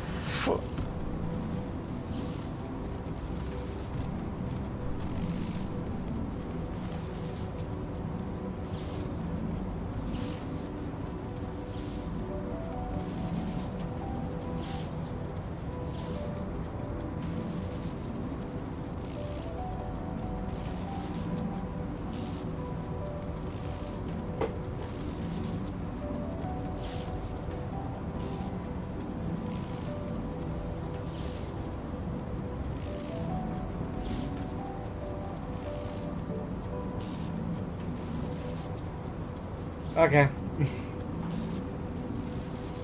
Okay. Okay.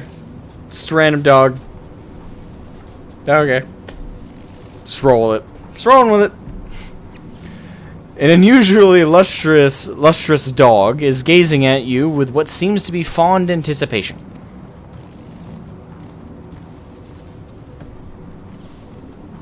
I feel like I'm on drugs right now. It appears to be waiting for you to follow. I feel like I'm on some hardcore duty drugs right now. I mean, if you described this to somebody, it would sound like a drug trip, wouldn't it?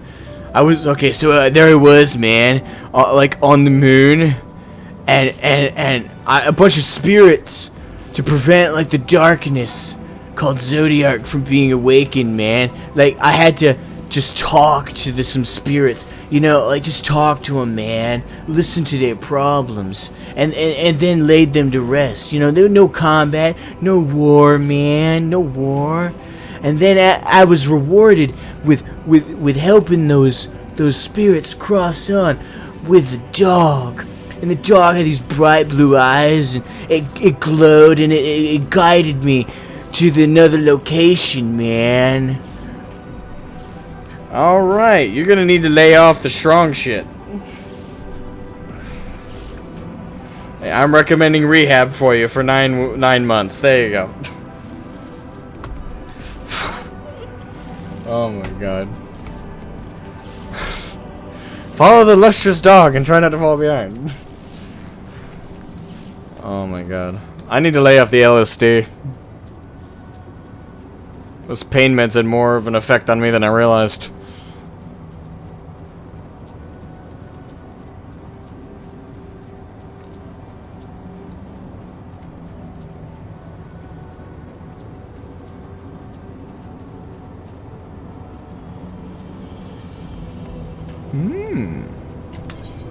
Whoops. Wrong button.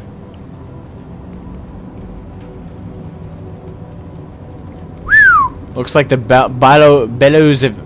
bowels of hell. Sorry. I know it's supposed to, but it's kind of quirky. Vegetation? The fuck?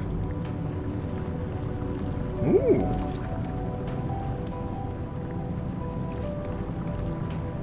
Definitely ain't water.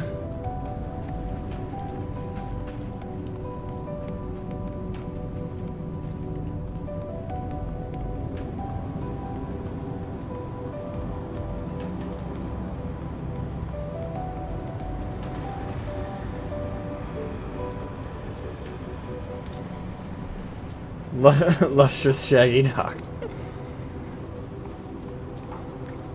Did you come up with that fast? Damn.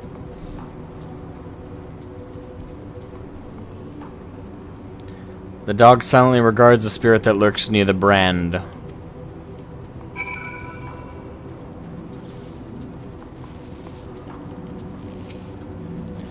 We in the star were fulfilled, wanted for naught, mourned for naught. So why did it have to end? Oh shit. Lingering grief. Literally.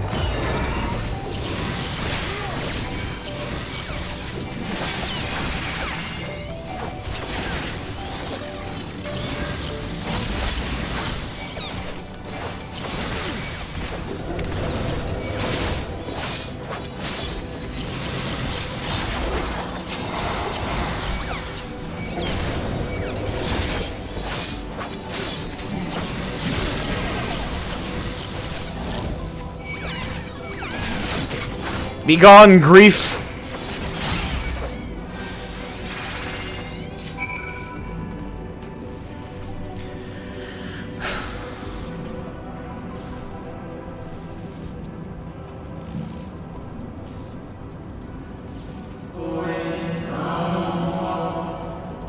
The final days taught us to fear a death forced upon us.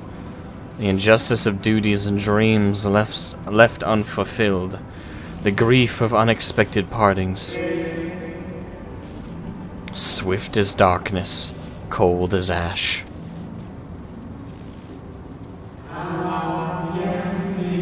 Such tragedy, yet no catharsis. Such truth, yet no consolation.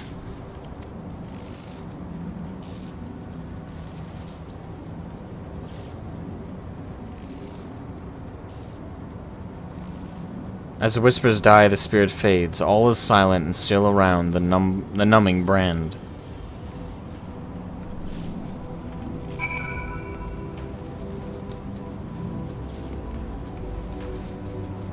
Alright, lassie, lead the way.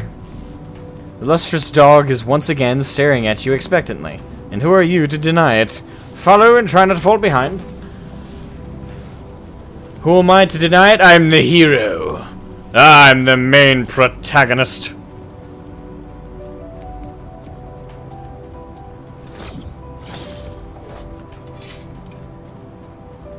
This is me. I'm sorry.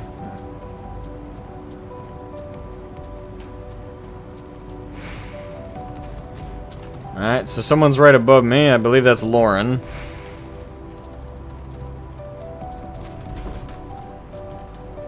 That or the dog's shadow is very weird. I don't.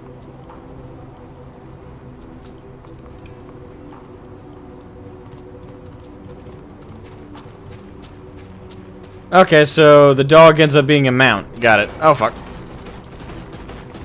Whee!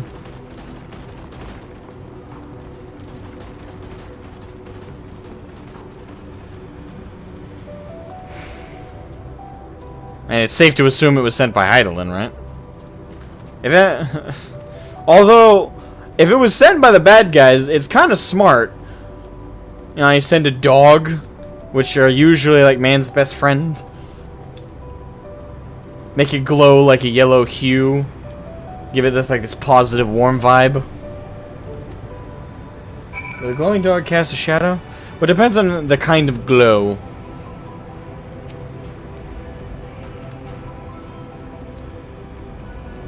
Stop petting me and get on with it, please. Why want to pet the dog? As if to say, stop petting me and get on with it, please. Well, aren't you impatient? Maybe I don't like you.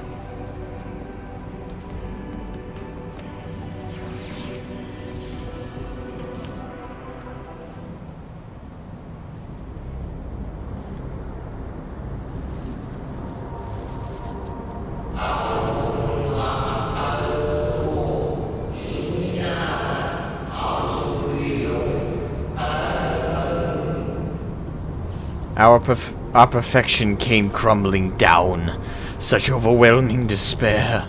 In that moment we knew the end was nigh.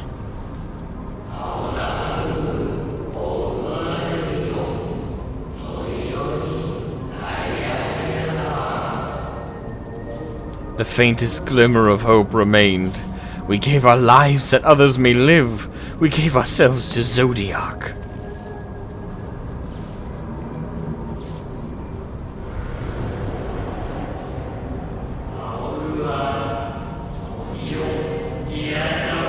Zodiark, our Lord and Savior, to forge our world anew.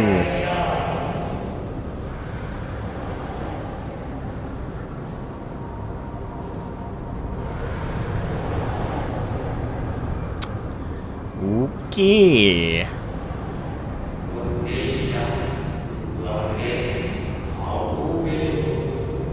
To live and love again.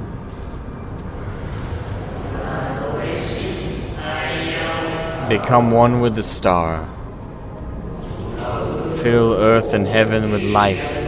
Birth paradise where fear is a distant memory.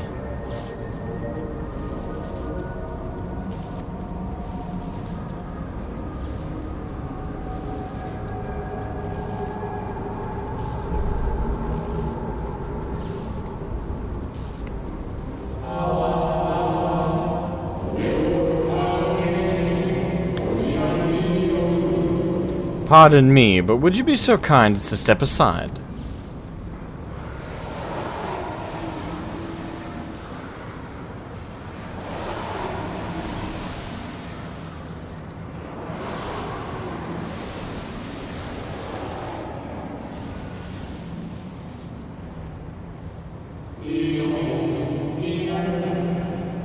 Ah, that unmistakable color. The soul of a Zem.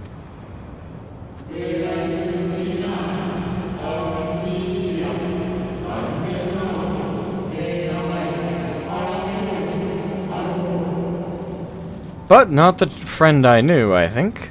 Nevertheless, you are you. Familiar spirit.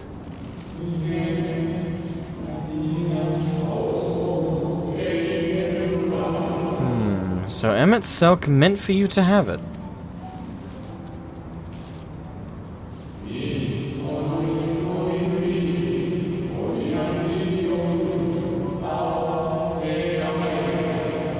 I think I know who this is. Yeah, Hythlodaeus. Okay. I was going to say, that's Hythlodaeus, right?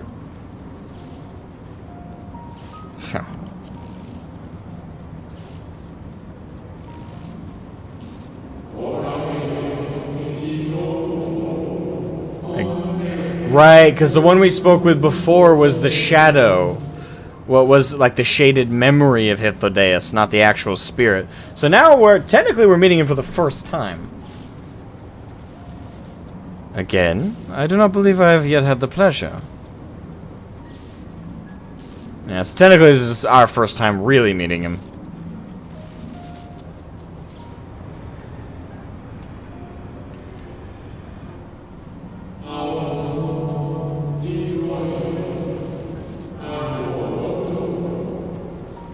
Emet-Selch created a shade in my likeness. And not only me, but all of Amarot.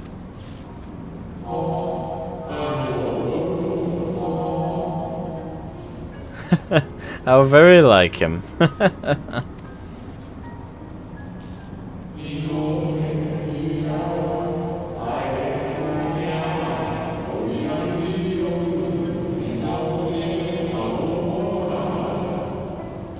A slave to sentiment, even after an eternity.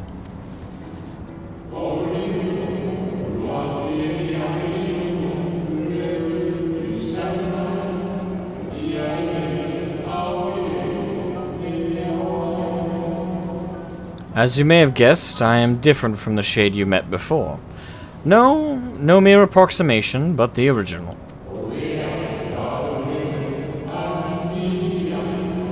A soul sacrificed to Zodiark.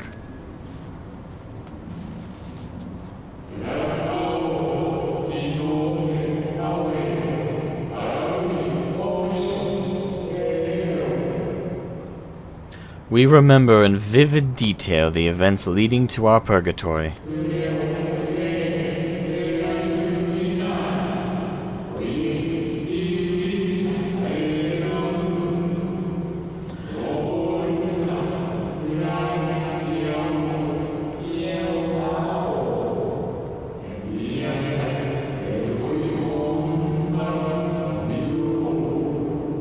Really? That sentence took all that? Man. The plans and plots for our resurrection, Hydaelyn's intervention, and Zodiark's and the stars' final fate.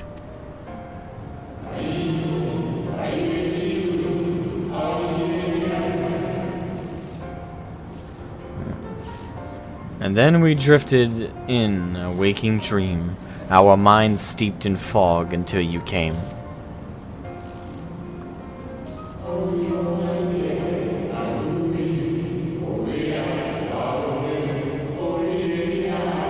Welcome to the stream, Gravedigger.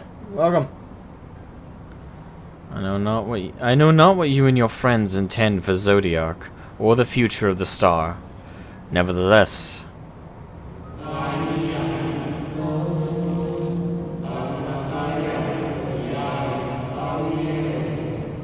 in you I place my trust and faith. In you I choose to believe, as Emet-Selch did.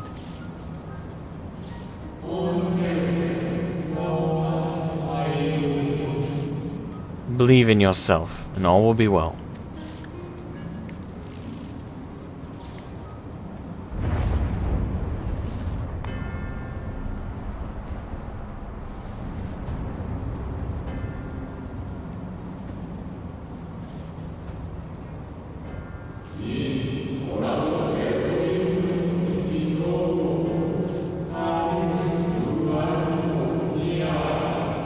Ah, shit.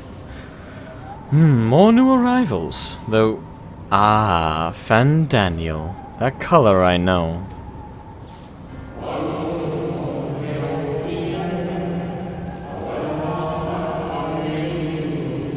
And another I do not. An unfamiliar but fearsome being.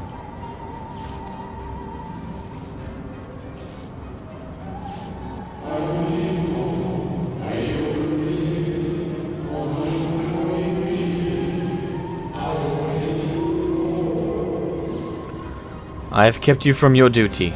By way of apology, I will ensure that the shades hinder you no more.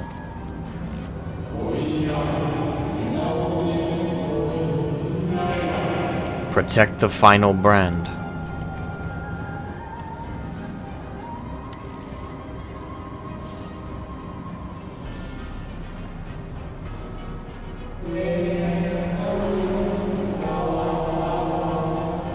Fare you well, my new old friend.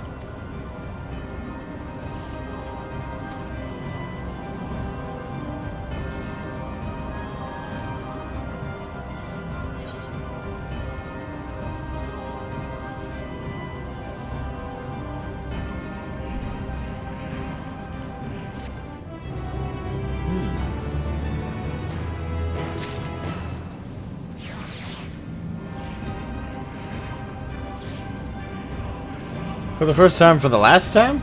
Oh, damn. Someone would see him again.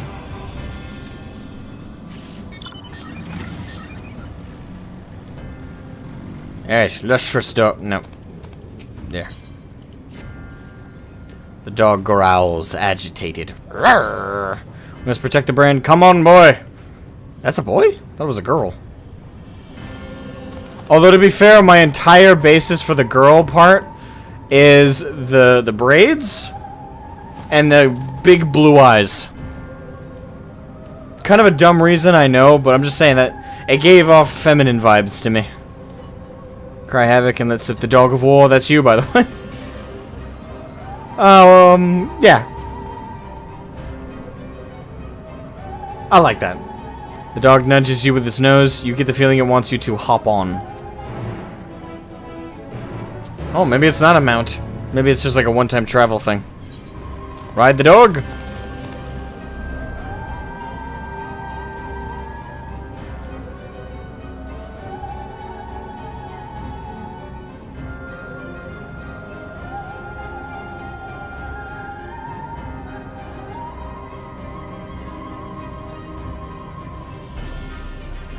It's a very shaggy dog.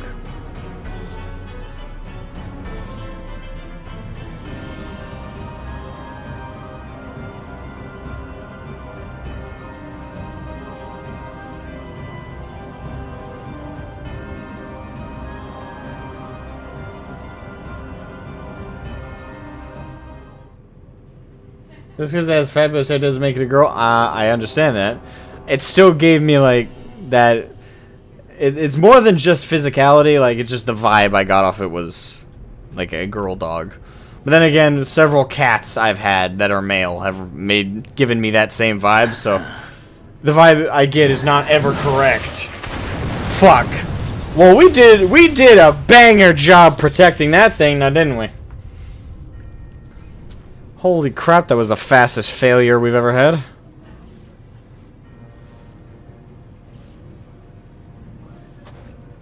In the nick of time to savor the crowning triumph. The day I get to scythe your head off is a good day. Free at last.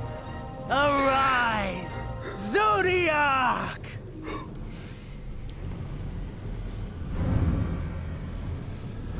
Oh boy.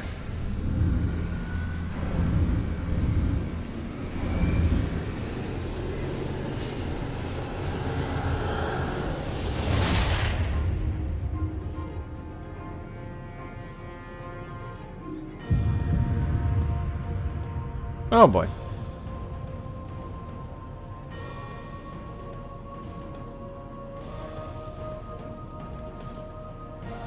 Deprived of heart and will by the loss of dearest Elizabeth. A creature of pure instinct, wanting for guidance. Is he gonna have himself possessed by Zodiark? But powerful. Oh, so powerful. More so with every passing moment. Such potential. Even in this incomplete state. Still the savior who delivered a world from certain doom. I'm pressing the button. There it goes. So, here we stand. You know my intent. Consume the god, then the world. No, that makes more sense. Stoke your fury to a raging inferno and dance among the ashes. I don't know, it's just a vibe I got for a second there as he approached the edge. Or perhaps you would face me here and now. A lesser but welcome amusement. Gladly.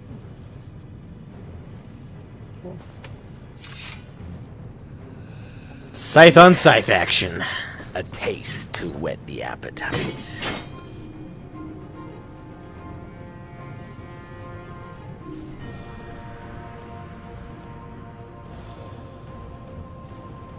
Bring it on, Sorry bitch. to spoil the moment, but might I ask that you postpone the slaughter until I've said my piece? I promise I will be brief. Oh, fuck me. I'd rather be fighting the idiot over there, please.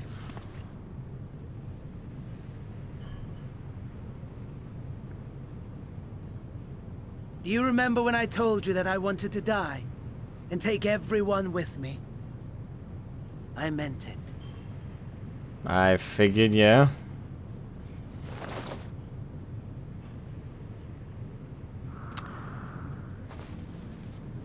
I'm thinking my instinct about the possession wasn't entirely wrong.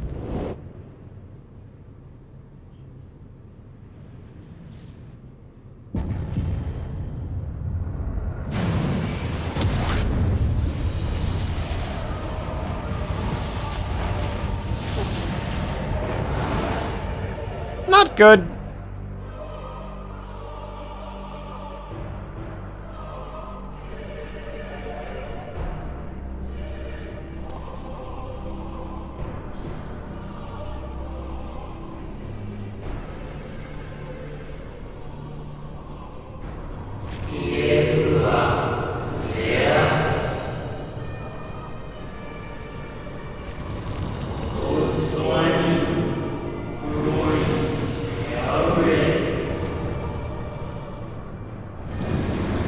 Oh, fuck.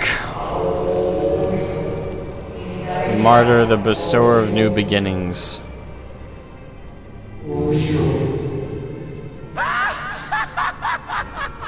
That jumped me, not gonna lie.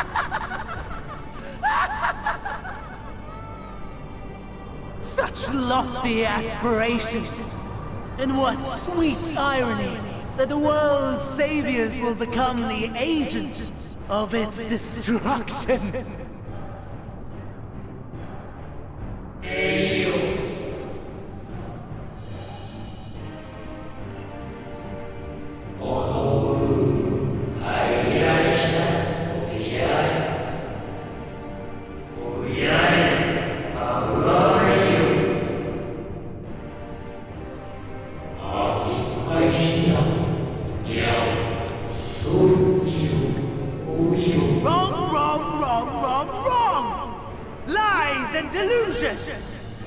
I feel like I'm in You the... have no power over me.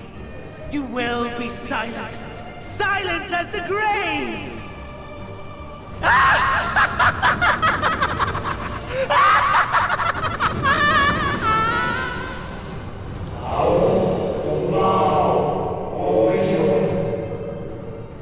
No more, we beg of you. The star must endure.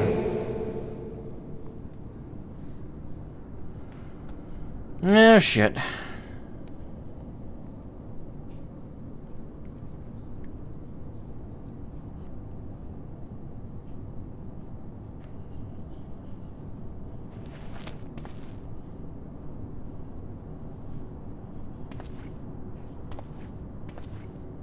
Believe and walk in faith.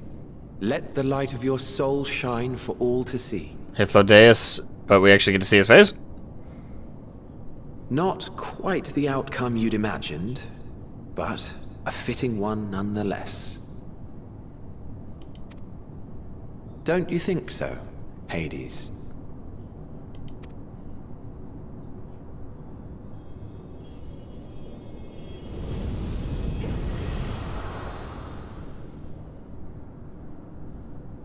Well, he looked like, well, of what we just got to see of his face, he looked very much like a fan art I saw of Hythlodaeus.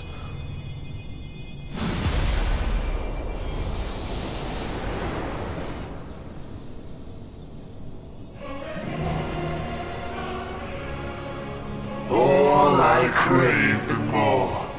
Boundless power. Mine to command. Nay.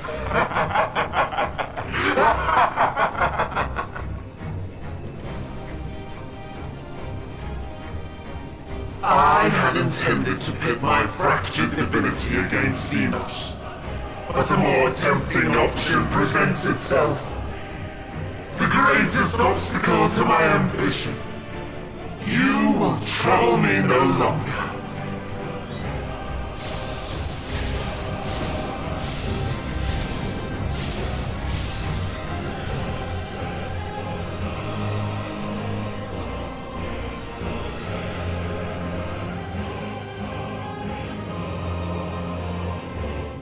This is a hard fight to prepare yourself? Oh, great.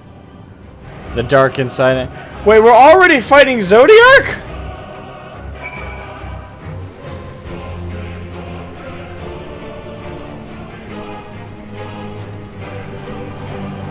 Who turned up the speed? Whoa, what the fuck?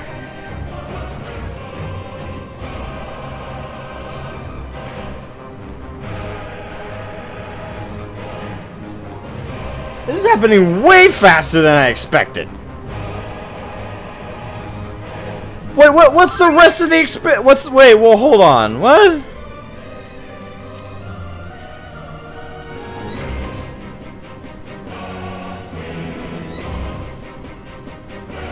Okay, while I ponder that, hold on. There was a piece of fan art I saw of Hythlodaeus and some of the other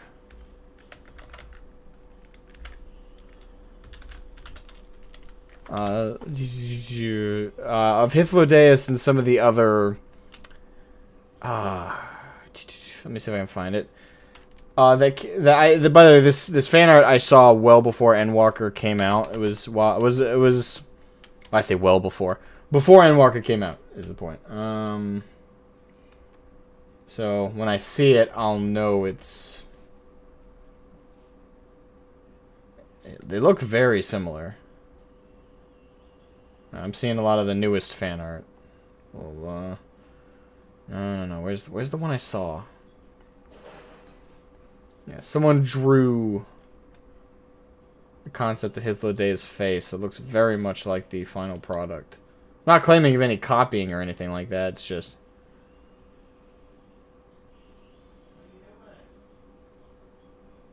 whoever did the fan art was either like dead on with a prediction or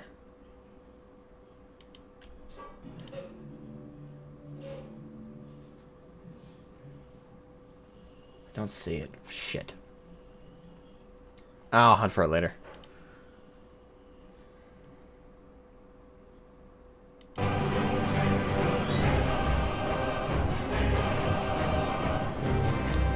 Anyone else who's on Marlborough or the Crystal Data Center that wants in on this? Let me know. How the hell are we already facing off with... What the hell is the rest of the expansion?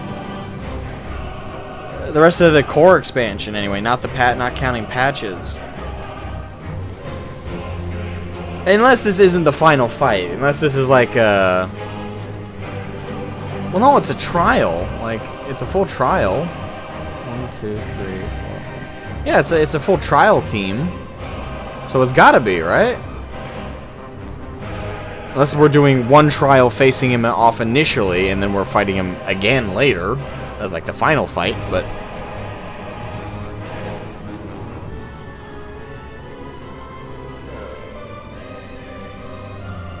This was way sooner than I was expecting.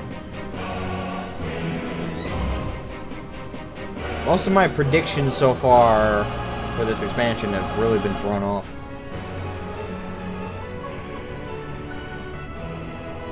Yeah, don't actually answer my questions. I'm voicing my confusion. You're not even halfway? I know, that's why I'm confused.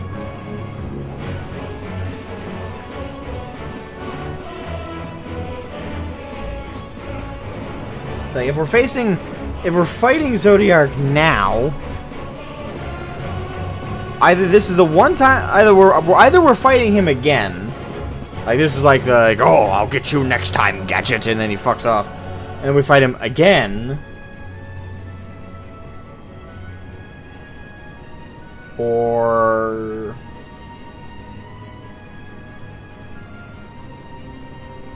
I don't know what else it could be. They're not gonna make Xenos the final boss. I don't know, I'm not gonna I don't know. What the fuck is the rest of the expansion?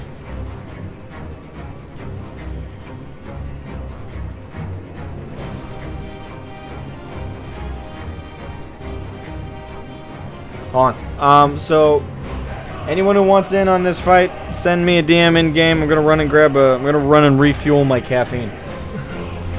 Be right back. I'm gonna run and refuel my caffeine.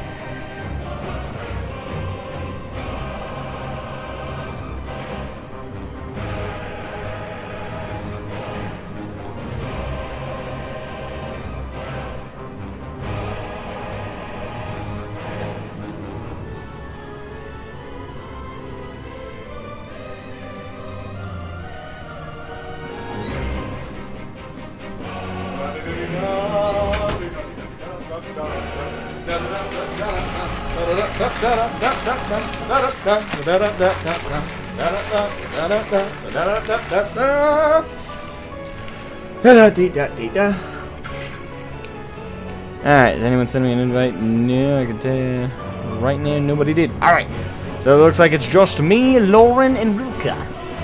Understandable. Understandable!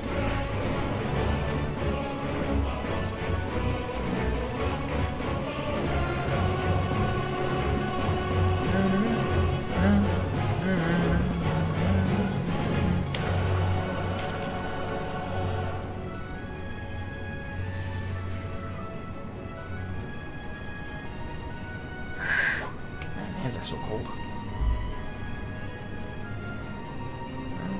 So epic, we shared your confusion.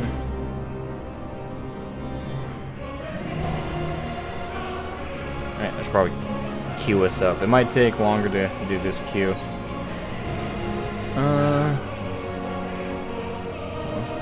Entrance.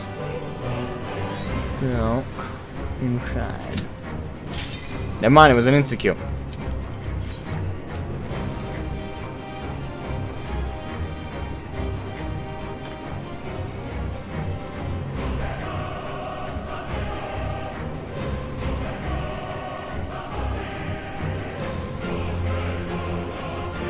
Excalibur gathering at the moment. Well, what's this? Okay.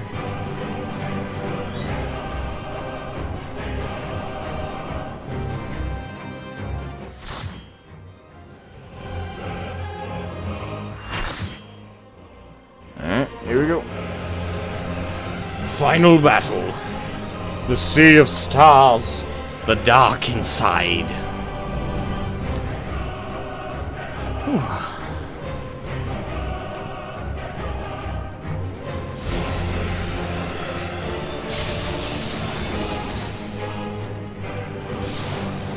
Establishing connection.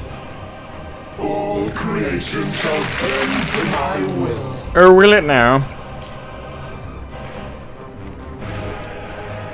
We shall see now, shan't we?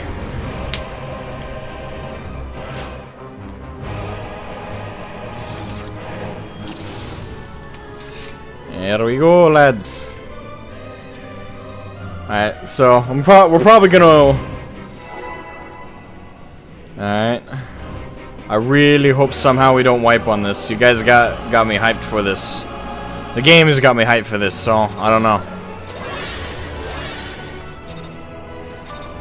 The end has come, and it will be beautiful. You buff everybody right now.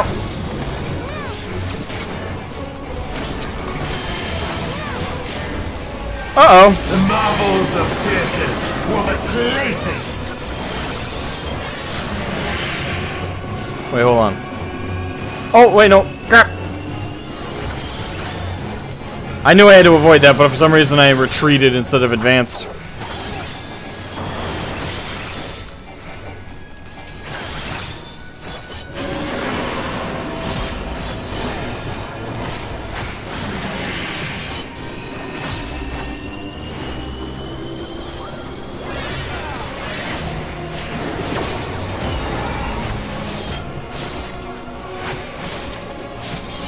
Malice, become flesh!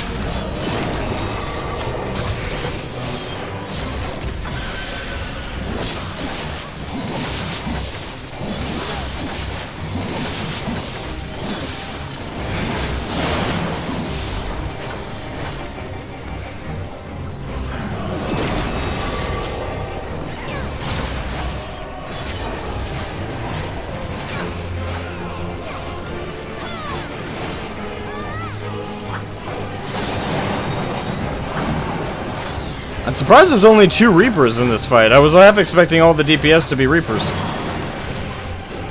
Will you live to see the end? And I hope so.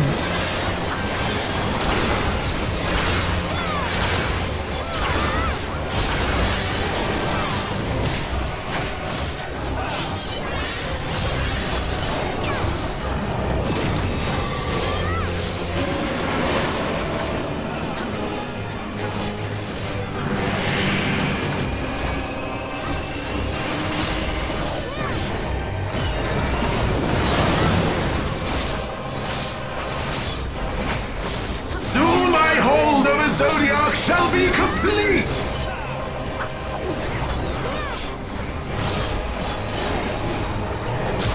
Mine! All mine!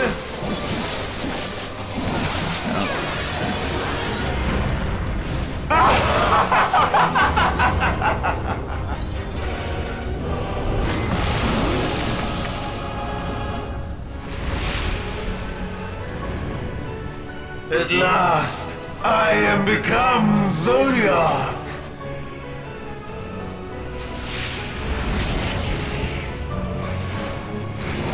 Okay.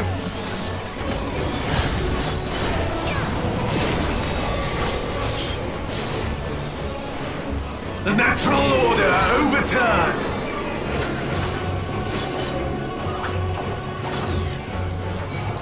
Oh, okay.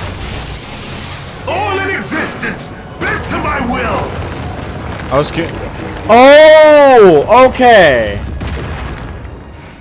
I did not catch that. My life's work, my masterpiece.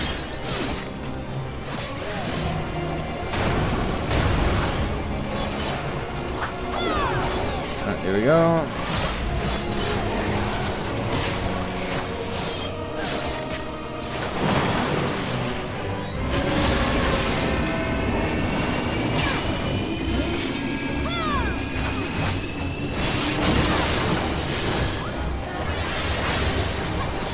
How I've waited for this day.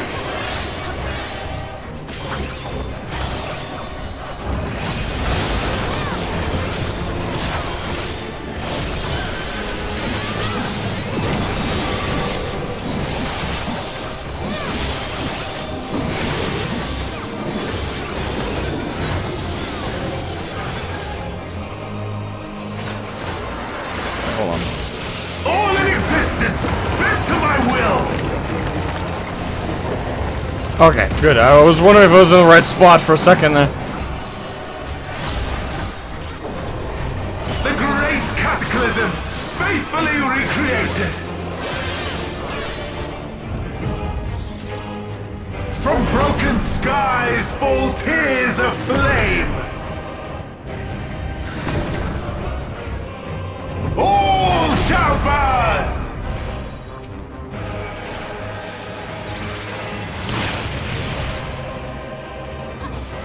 Okay. What? Oh, damn it. Live to see I the thought end. it was out of the radius before it landed.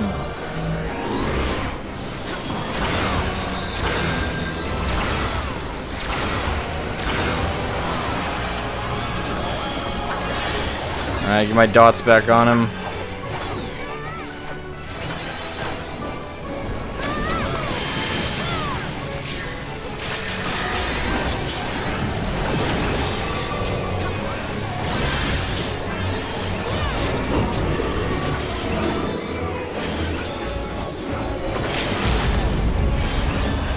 Wait, hold on. All in existence, bent to my will. There we go.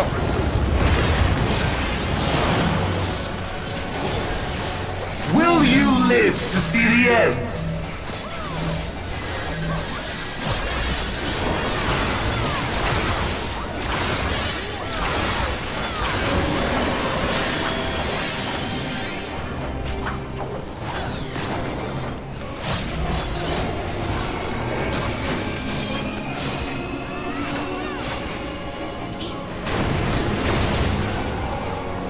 I have no need for restraint.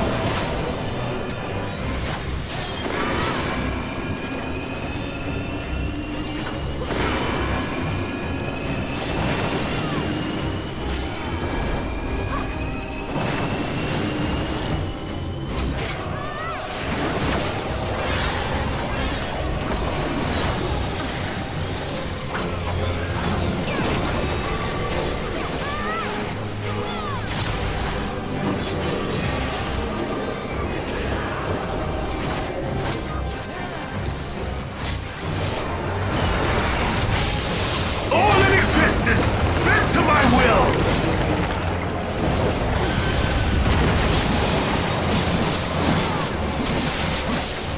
Will you live to see the end?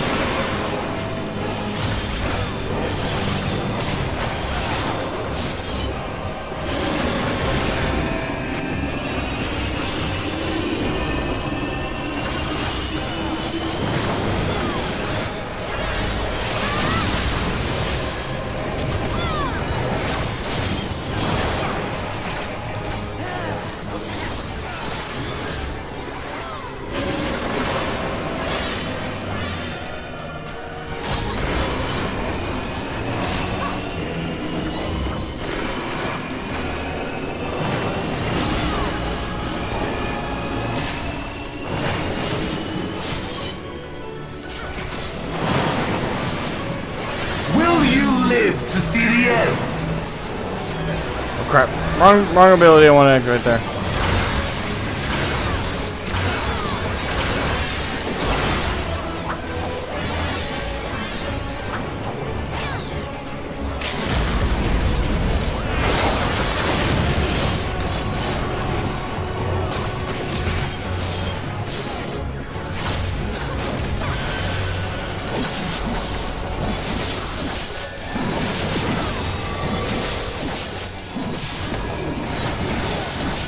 Woo! Got him.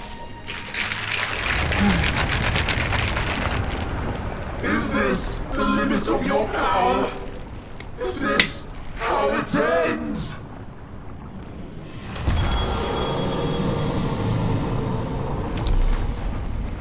Oh, for a second there, I thought he was saying that to us.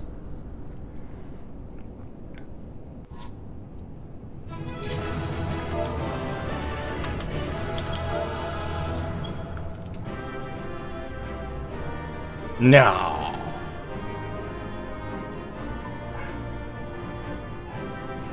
Nah, no. He can't be dead.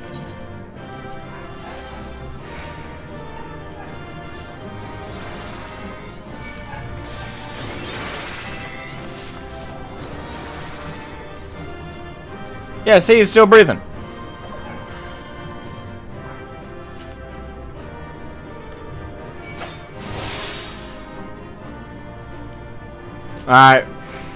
Alright, let's go. Let's see what the catch is. Let's see what the catch is.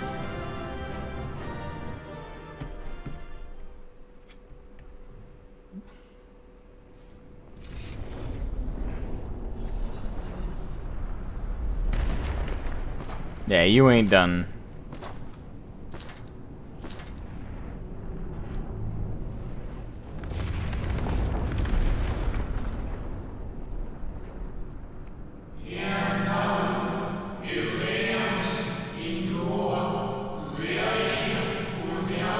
Kindly wait for me to exit first before you seal him off. Withdraw for now from this place. The teleport. Okay, we'll deliver you to safety.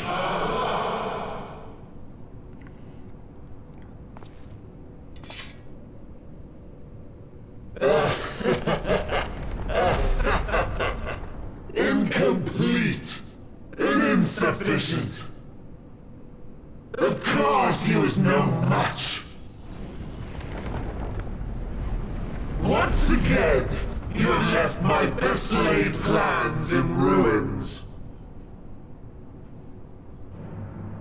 And played your role to perfection. Thus, sealing my victory.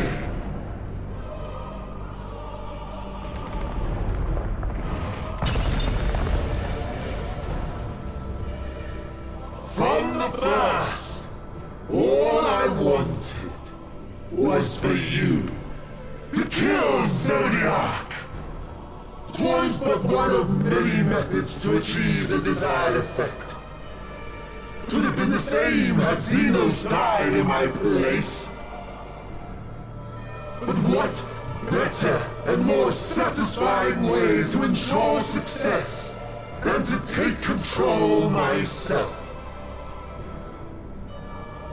My sole regret is that you lived to tell the tale. Even so, I have fulfilled my heart's desire.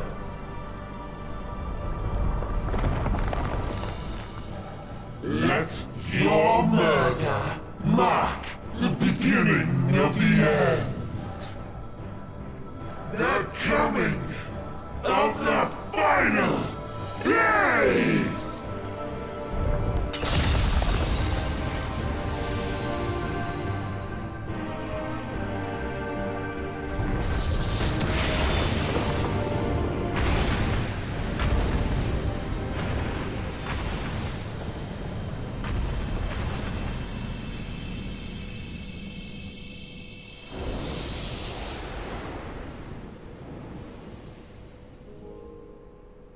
How quickly strength fades and blood cools.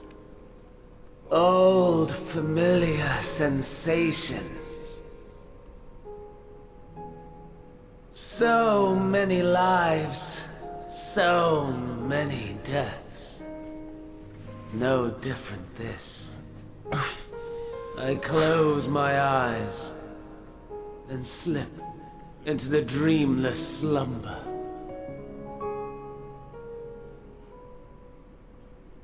A tired song and dance.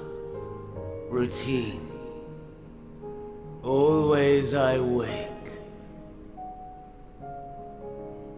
But not this time. Nothing left unsaid. Nothing left undone. Inherit my hell. I intone with glee.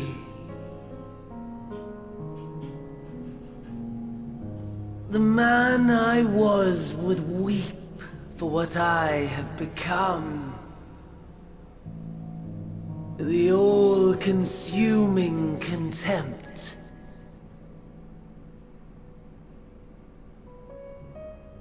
But I've the wisdom of 10 millennia to justify my answer to the question. No value in their existence.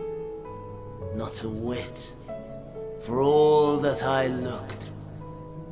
None that I did see. A final chance, then, for Heidelin and her faithful. In Cataclysm, prove me wrong. I snare. All shall return to nothingness, as was your will, Emperor Sunday.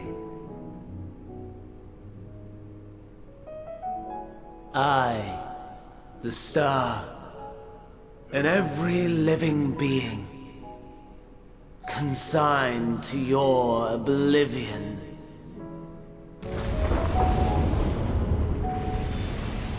Very anime.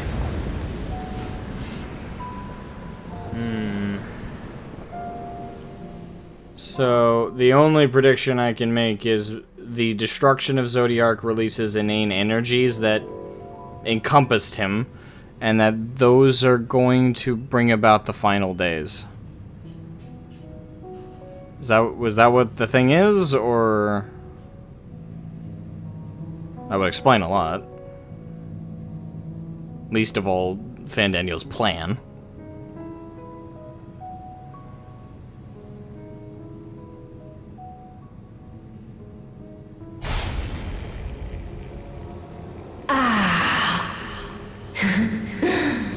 At last.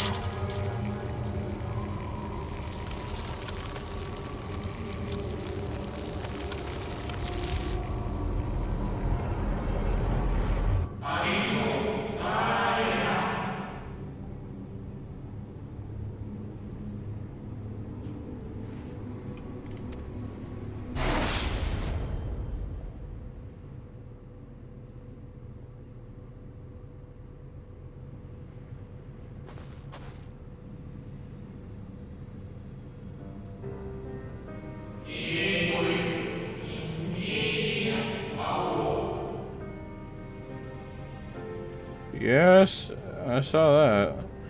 You saw it too, yes? The blue star below thrown into turmoil?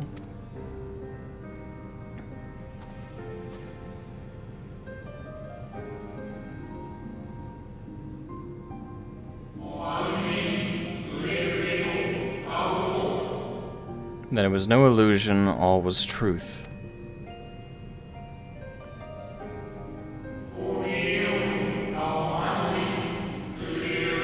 Right. Oh, shit. With the death of Zodiark, the laws of nature over which he presided have begun to unravel. The final days are upon us.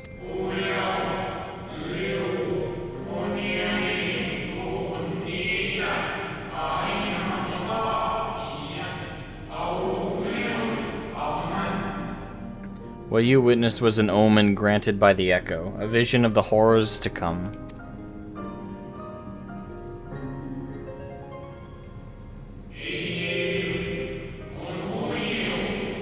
Time grows short.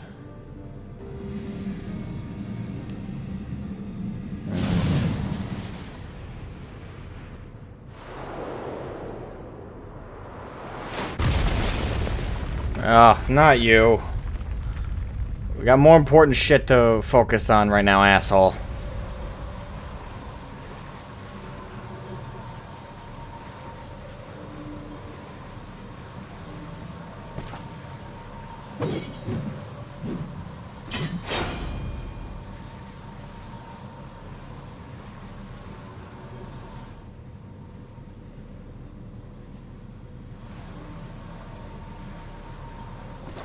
No. I'll find no fulfillment in a contest with you this day.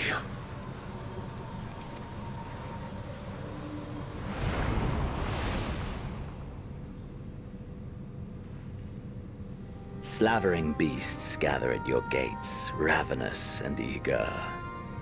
Already you turn to them and away from me.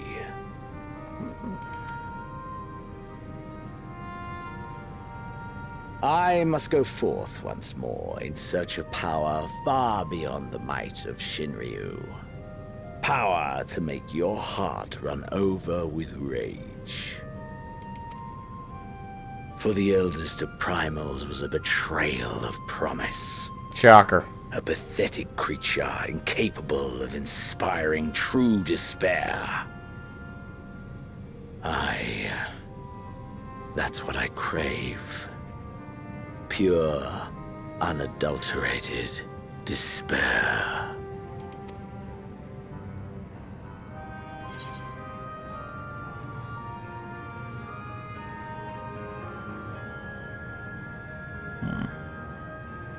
I don't like the first line.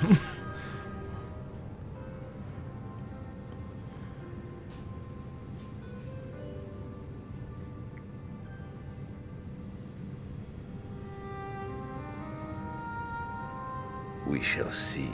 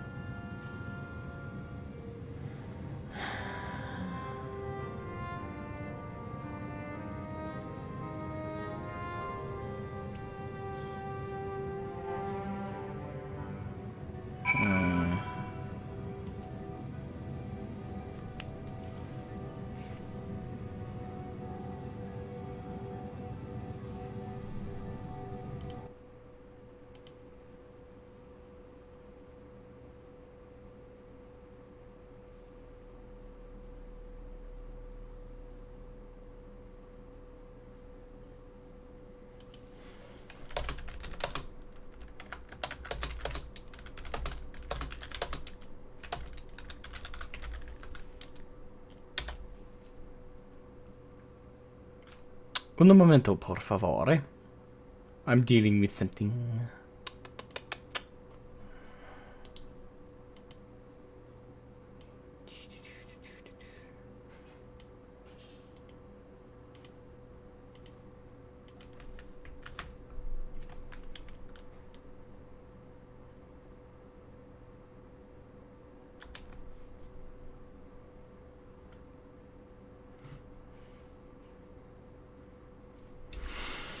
Oh, God. God damn. I have no idea what's going to happen next. I love it. Well, I have an idea, but I have several ideas of what's going to happen next. I have none that I'm confident in, which I kind of like. See, this is what I miss with Western writing hasn't had this in a very long ass time. In fact, Western writing has never been great at it, but at least it used to be like passable. But like clever depth in writing, like this is how you do subversion of expectations correctly. Like the expectation everybody I'm pretty sure had for the most part was that we were gonna have this long expansion with whatever events that were gonna occur in between. But at the end, everybody, including myself, was probably envisioning was we're probably gonna fight Xenos, defeat him in a dramatic final fight, and then from there our final battle was either going to be with Fandaniel or then Zodiark. And that would be like the end of the .0 expansion. Now we got a whole nother can of worms. I can definitely say I have 100+1 ideas of where this is going to go, but I don't know. I kind of like not being certain, and I love the writing.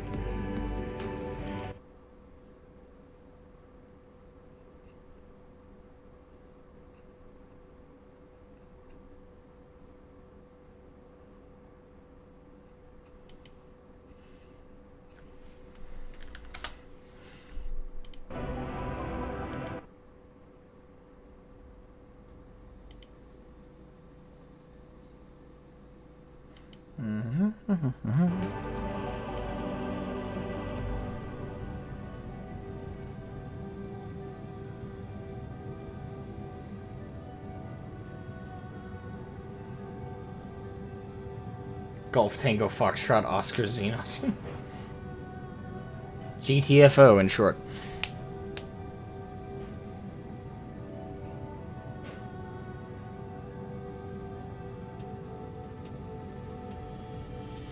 Alright, let's keep going. I sense his presence on the moon no longer. If you need not follow, then I beg you stay and listen to what I have to tell you. Of Zodiark, and the end of all things. Could you not have warned us about this before we went down there? That would have been great.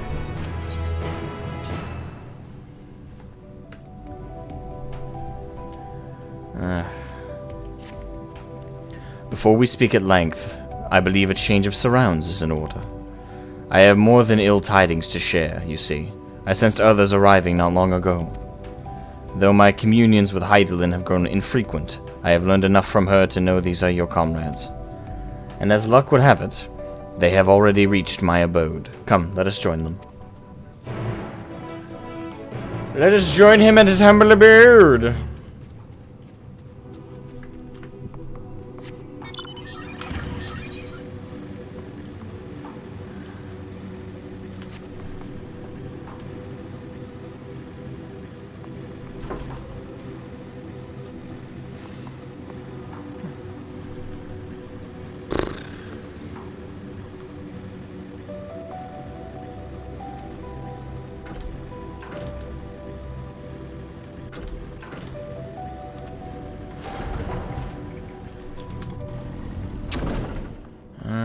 First things first, can I mend my shit?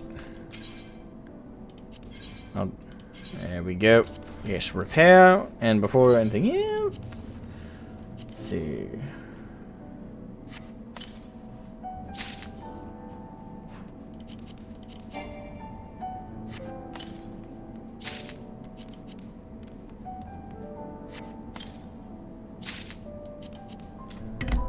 There.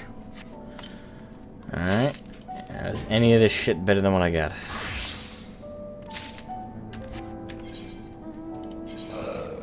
Pretty much all of it. Yeah, it looks so weird.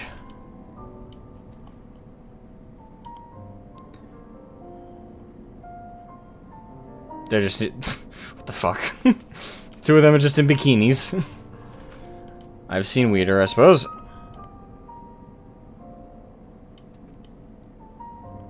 They blend in, kind of, so.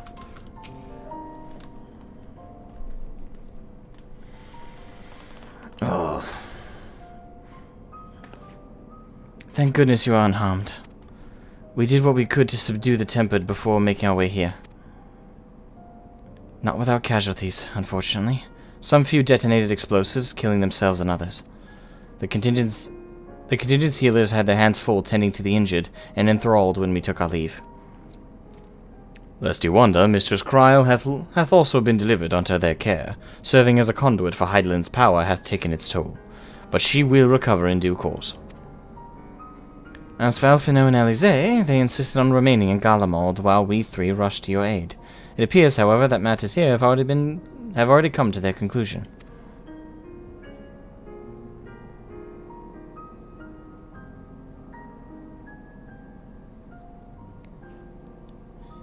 But what manner of conclusion, if I may ask? And is this the ally whom Hydaelyn bade you seek out? He is not unlike the shades of Amarot. Not unlike, perhaps, but not the same. I was created by Hydaelyn. Together with this place, it has ever been my duty to keep vigil over Zodiark. Or rather, it was my duty.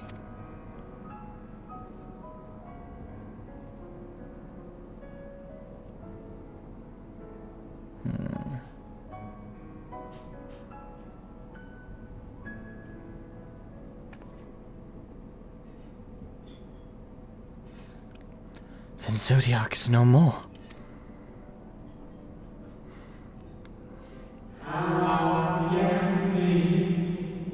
And not without consequence, I'm afraid.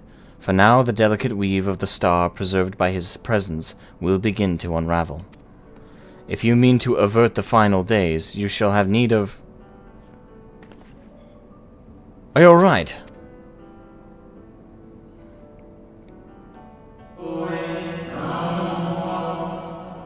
My attempts to forestall Zodiark's release have all but exhausted my strength.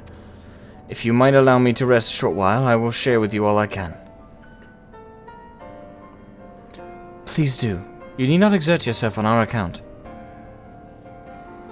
These crystals contain records of your time here, yes? May we peruse them while we wait? By all means. If you would review them chronologically, might I suggest beginning with those on the upper floor? I shall leave that to you, Shroud, while I see what can be gleaned from the crystals on the lower levels.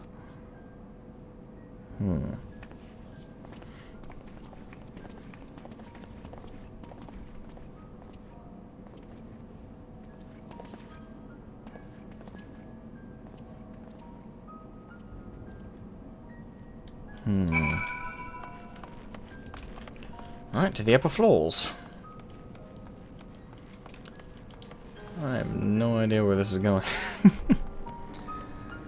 La da da da da da da da da da da da.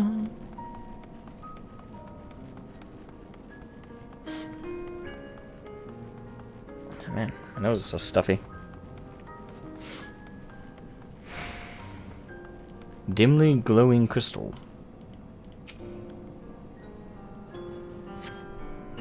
As you gaze into the crystal, ancient knowledge of Zodiark flows through your mind. Daily summary, no abnormalities detected. A daily summary, no abnormalities detected. Daily summaries, no abnormalities detected. These appear to be records of a long, lonely vigil on the moon, dating back to the beginning of Zodiark's imprisonment.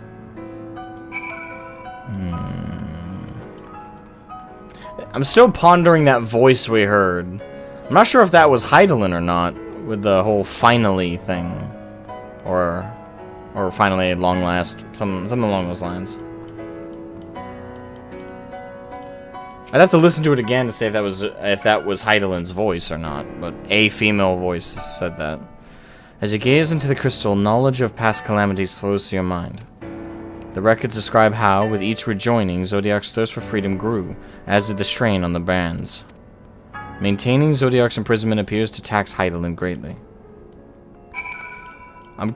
One prediction I have that I'm gonna throw out there. With how things have been unfolding, I have no clue how accurate it's going to be, but it could be to balance things out and prevent the end times. We're gonna have to kill Hydaelyn. I mean, that's the big problem right now, right? Like, Zodiark represented a whole end of the scales that we just removed. Like, we broke the laws of nature by destroying him. I don't know if killing Hydaelyn would balance it out, though.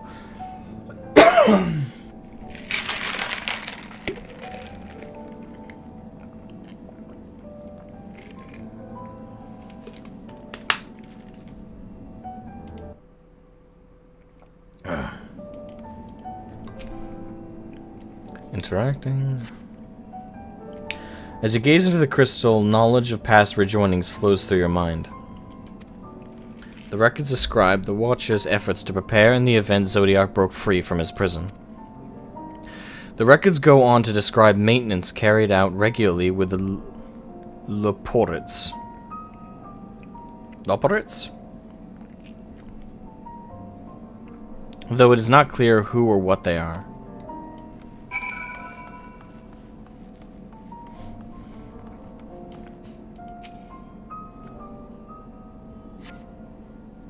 As you gaze into the crystal, a record of an unexpected visitor flows through your mind. The records note the Watcher's musings when Elidibus is spotted on the moon, though clearly not for the first time. It is clear he and his brethren have a keen interest in freeing Zodiark from his prison, and yet they have made no attempt to destroy the brands. Perhaps they prefer he remain hidden from mortal eyes until the final rejoining. Perhaps they realize we would never dare bring harm to Zodiark, so long as he remains imprisoned.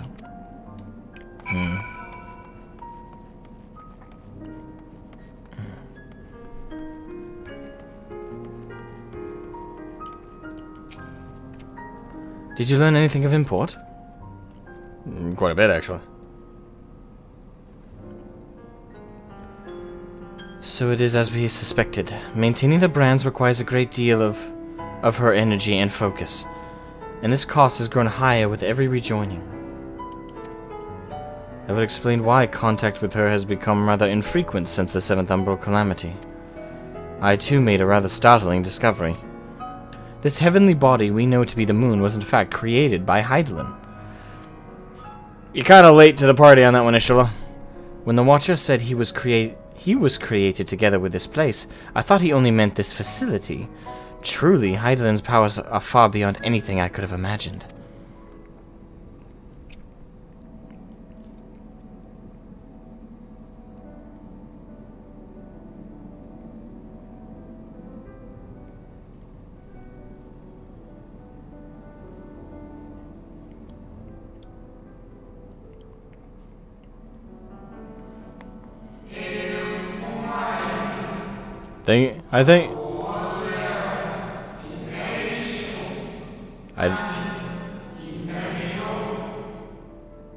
I thank you for affording me this short reprieve.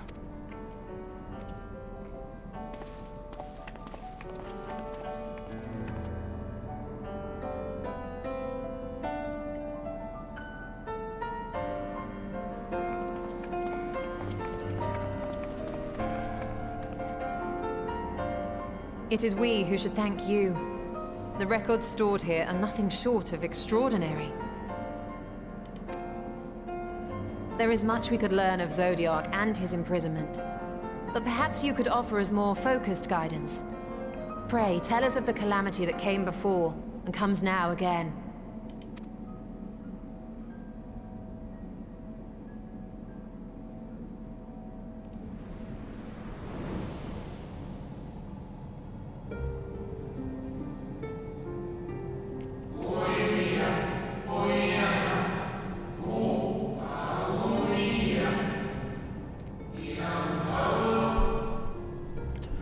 Long ago, before the Great Sundering, there was but a single world, Aetheris. I think that's how that's pronounced.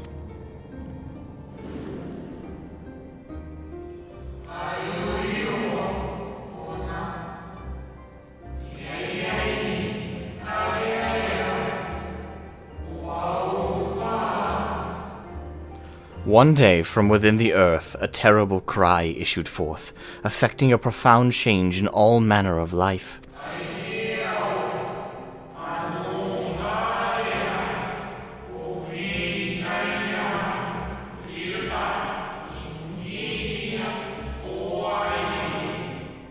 We were not exempt. Our creation magics ran rampant, giving shape and form to thoughts of hopelessness and despair.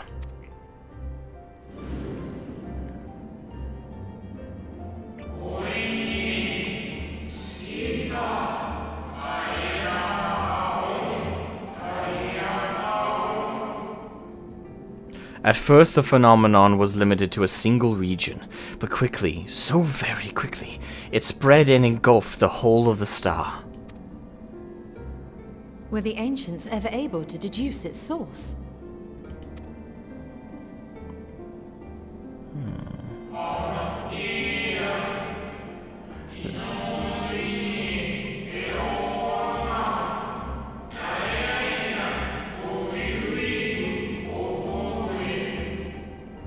They were not. However, the convocation struck upon a method to predict where next the corruption would manifest.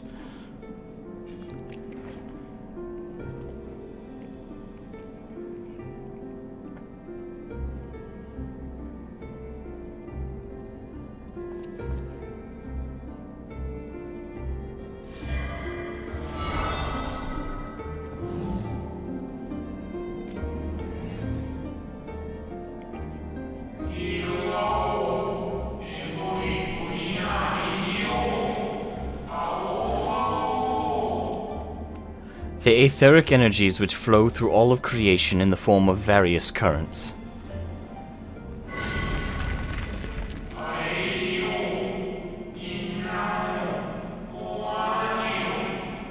The currents which course through the land and seas.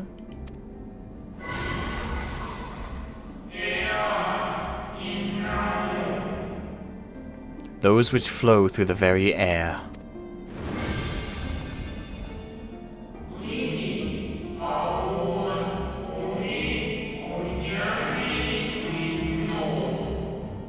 And those of a celestial nature which encompass both our star and this moon. Celestial currents. I cannot say I am familiar with the concept.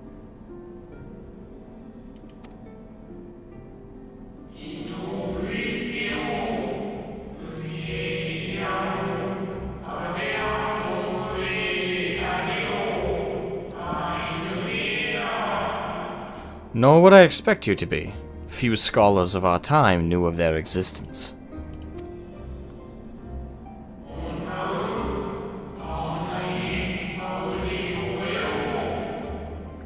Their invaluable knowledge helped us to better understand the nature of the calamity.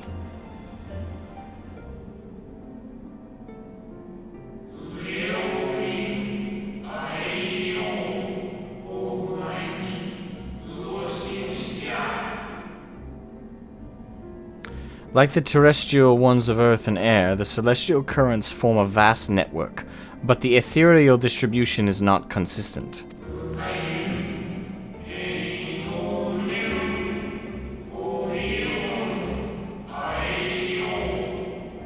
The convocation soon realized that the inciting incidents occurred in regions where the flow was weakest.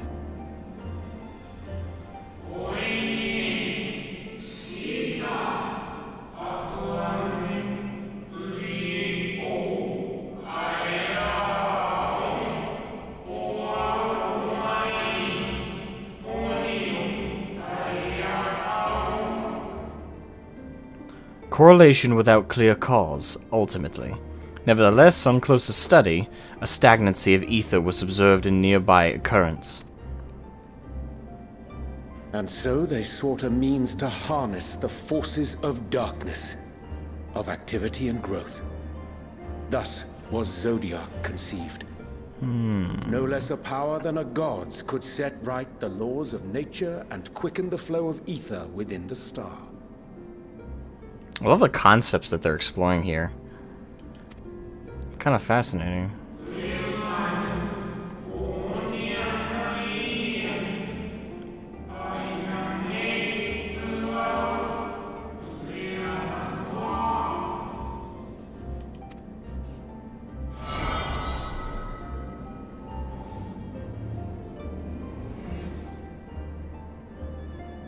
Emet-Selch claimed that those who summoned Hydaelyn did so because they saw Zodiark's power as a threat.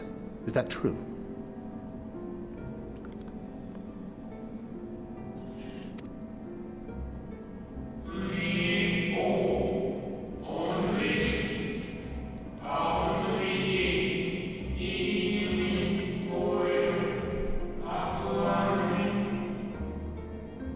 Yeah, that's always been the assumption, though, hasn't it?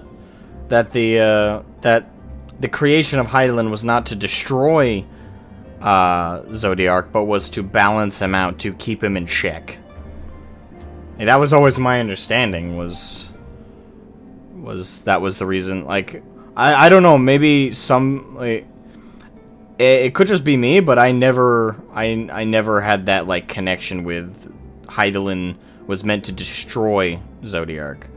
Because if that was her purpose, then why be satisfied with locking him away? Especially when with the information that we now have, that she's significantly, at least until with some of the recent rejoinings because of the calamities, but when she's clearly is implied to be much stronger than Zodiark was several calamities ago. So if her purpose was to destroy him, she's kind of ignored her sole purpose, and obviously that's not her purpose, but I'm just saying, if that were to have been the thing, she didn't succeed.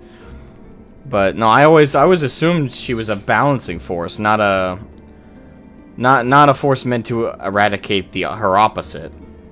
Just balance the scales, not knock the other part of the scales off.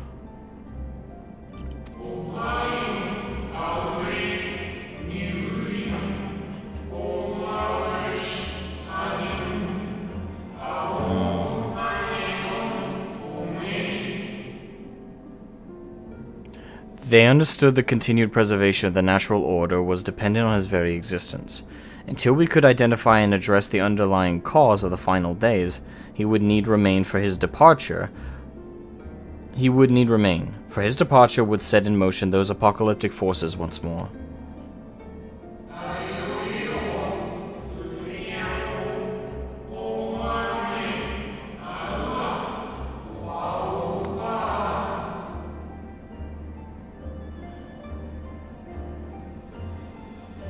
Hydaelyn recognized this as well, and so, rather than destroy, she sundered Zodiark herself and the star into lesser reflections, that she might confine him in this place. I could have sworn she beseeched me to banish the darkness. Then what she told me in the Ethereal Sea was false?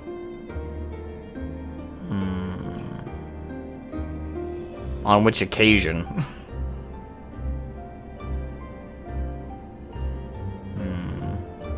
Alright, have a good one, Symbiacoin. Have a wonderful night. Get some rest. Sleep well.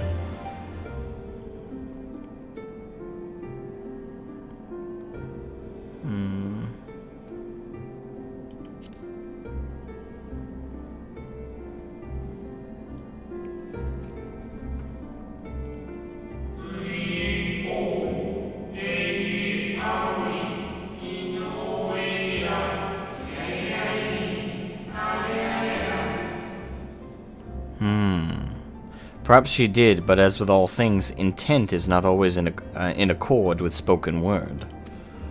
So essentially, she...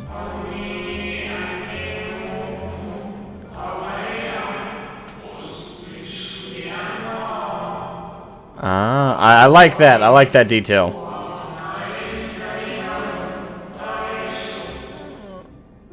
I do like that detail. Hydaelyn and Zodiark are both constructs of man, approximations of perfection limited by our own imperfections. Kind of the same concept with like certain software. Why is this software not working? Because we made it. It's got flaws, bugs. Yeah, it's invariably that old concept. What is imperfect cannot produce what is perfect. It's an inherent logical flaw. I do like that extension to be with. It's kind of in a small way a scapegoat for some of their previous dialogue, but at the same time it's a good one if it is.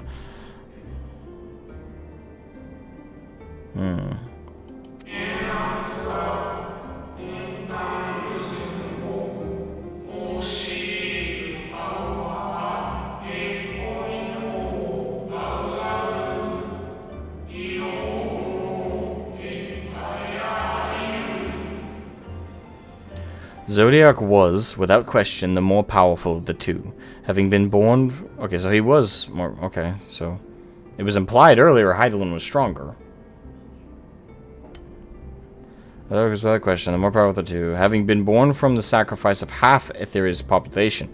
They sacrificed half the population? I know they sacrificed a chunk of people, but damn.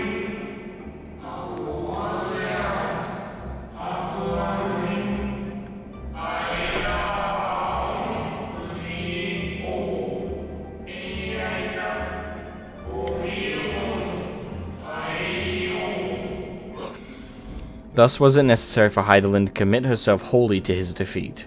Still more effort was needed to confine him.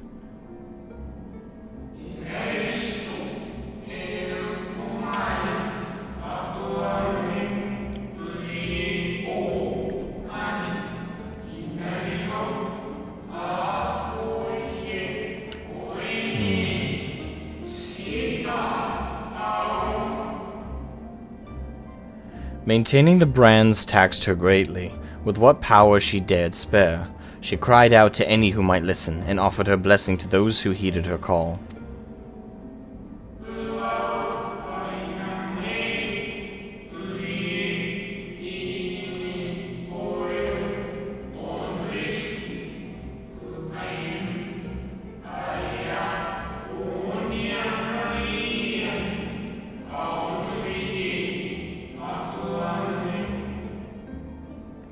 Though it was likely within her power to do so, I believe she did not wish to speak of Aetheris and her history.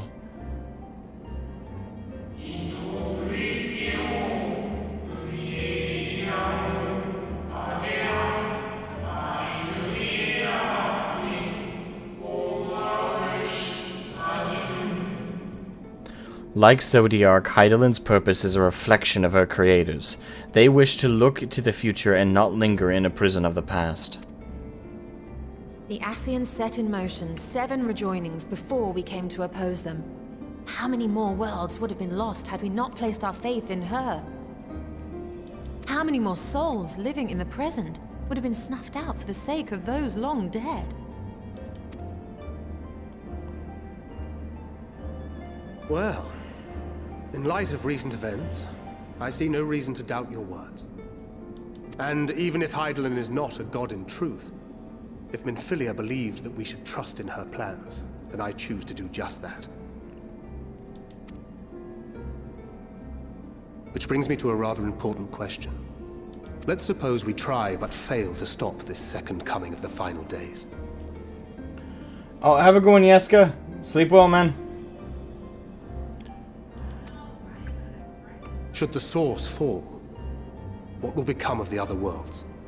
I would assume they would fall as well.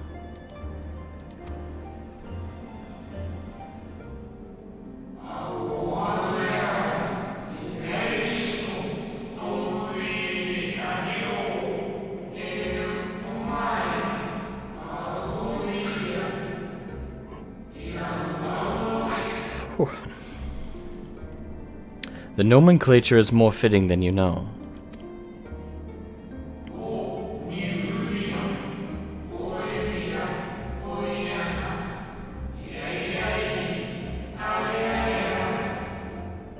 Bring ruin to the source, and its reflections will share its fate. Yeah, that's what I figured.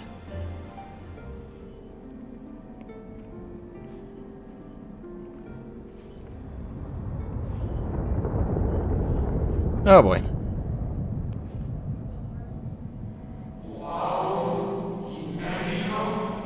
Ah, it is ready.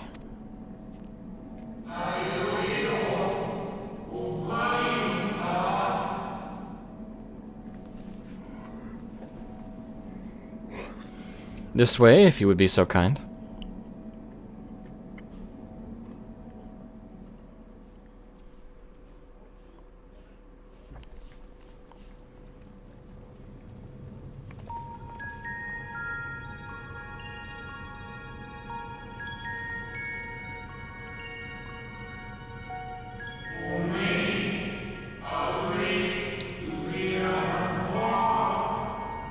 A beautiful sight, is it not? Yes, but what is it? Nope, nope, not what I wanted.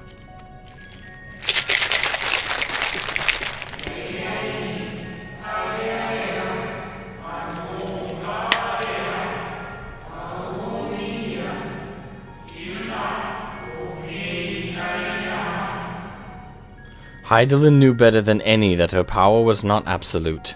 Indeed, she has ever struggled to hold Zodiark and his faithful at bay.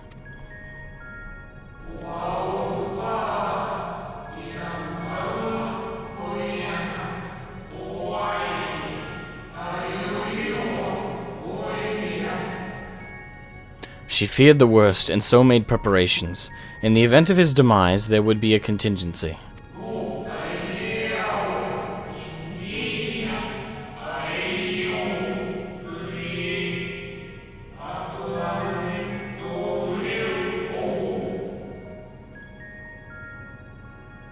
That's quite the contingency.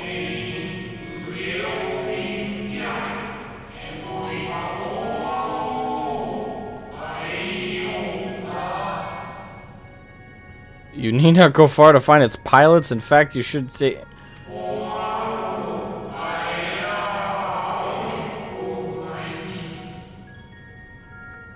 Yeah, like I said, I can't predict what's gonna happen next whatsoever.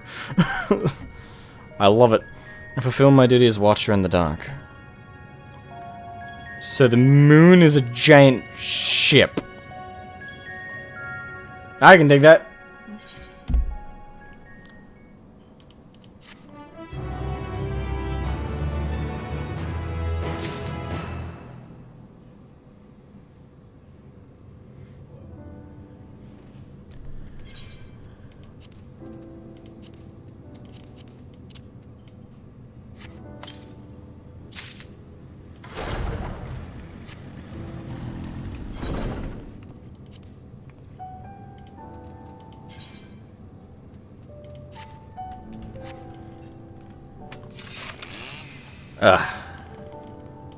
I mean, I like the colors on it, so it's not too bad. I just don't like the chainsaw sight thing. I'll roll with it.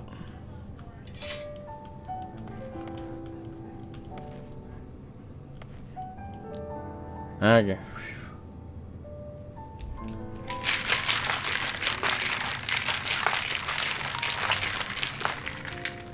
The weapon will be an upgrade for you. Yeah.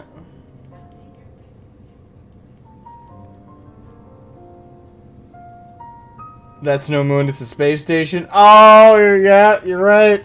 I wonder if that was intentional. Ah, now I want to talk to Ishikawa. I just want to ask her, did you put that in there on purpose? I won't tell Disney. I just want to know.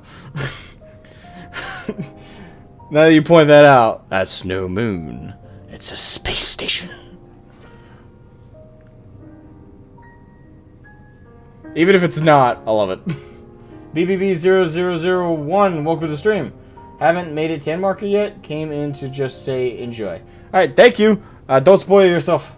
Don't spoil yourself. Enjoy the ride. Don't rush. Have fun. And thank you for saying enjoy. I appreciate it. It's too big to be a space station. Yes. Well, apparently not too big to be a ship. So wait, we're gonna need to move the entirety of the people of Eorzea onto this thing to evacuate? How the fuck? The time has come for you to be on your way. The crater at the heart of Mare Lamentorum, where Zodiark was imprisoned, is not so easily traversed, however. Let us call upon Argos, the familiar whom you met earlier. He should have no trouble bearing you across. The dog? As Hydaelyn created me as the jailer, so too did she create Argos as the guard. It is his nature to appear when needed, and yet he is nowhere to be found. Strange. Mayhap the imbalance of Aether has affected him. Let's make for the crushing brand and attempt to call upon him there. You need but recall the path you walked with Argos before, and you will find it your way. If he labors in service to Hydaelyn's plan, I see no reason not to do as he suggests. Shall we make for this crushing brand, then?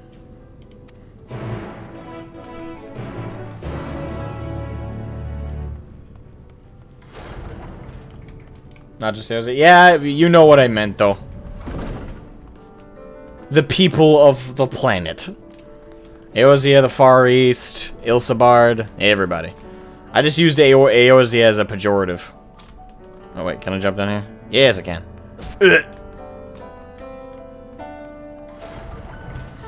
No, I don't think I need to repair my shit, do I? I think I did that earlier. No, we good, we good.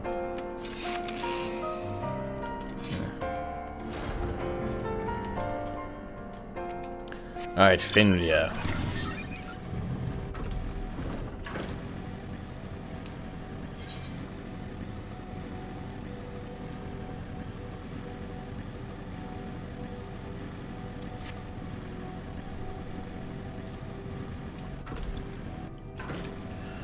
Alright, where are we looking?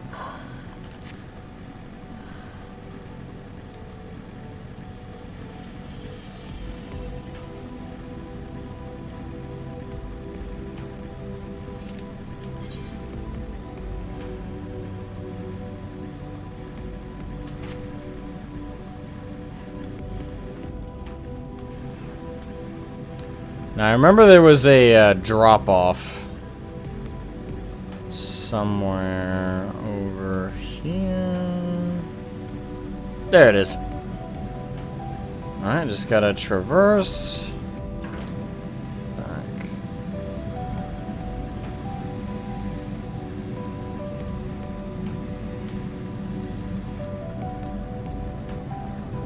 Moon puppy? Yep. Gotta find the doggo again. What about everyone on the first? I'm assuming they're good? Well, obviously not. I meant more so, I'm assuming? I don't know, actually. No, that's a good point. Because if the source world blows up, so does... We already established so does its... So evacuating Eorzea, Far East, Ilsabard... even if we escort our whole world, the other ones are fucked.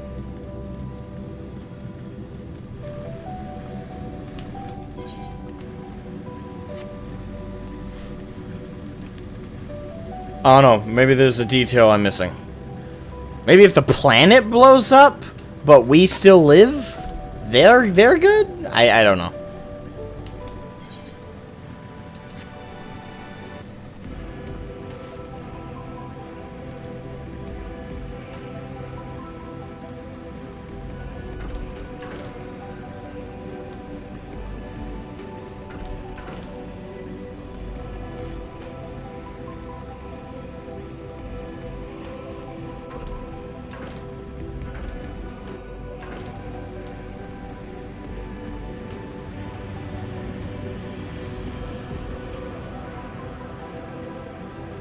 Ah, there we are.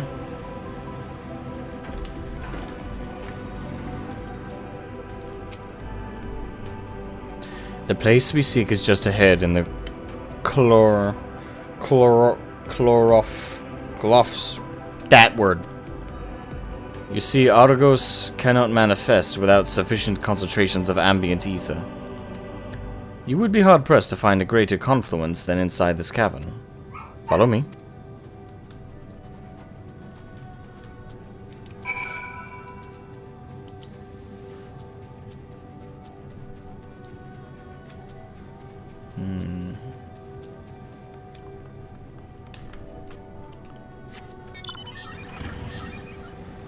Don't mind me, Weeper. I'm ignoring you. I'm also ignoring you.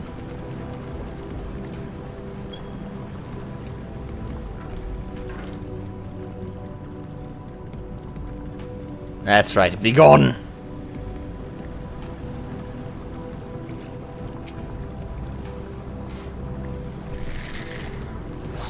Yes, he will do nicely. The lunar spongoi draw ether from the ground, which is then dispersed in the air. At present, however, the ambient energies are not quite sufficient for Argos to manifest. Might you be willing to spare some of your own to help the spongoi along? I guess not, I don't mind. Help the good doggo manifest. You appear before me, doggo.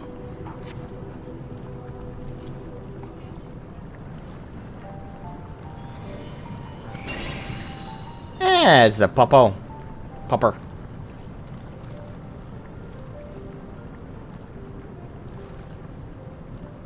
Argos manifests in the flesh. He seems glad to see you again.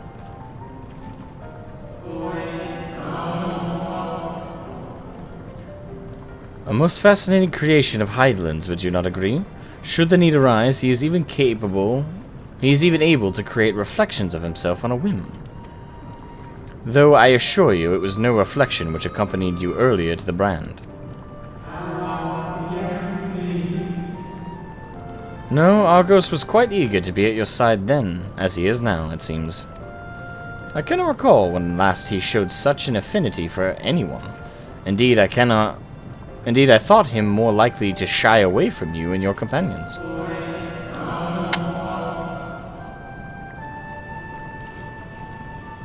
Perhaps it was more than a sense of duty that compelled him to aid you before.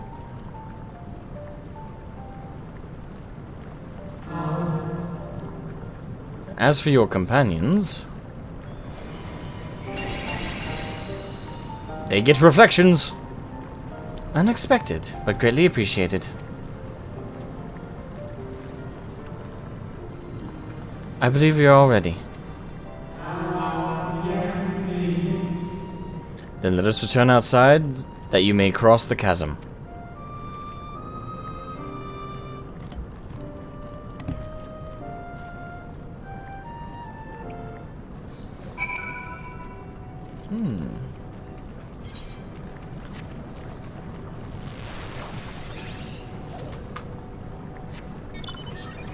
Alright, Tally here.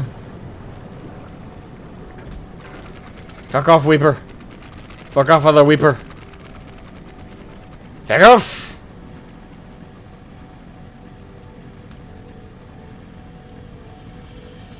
Little roaches.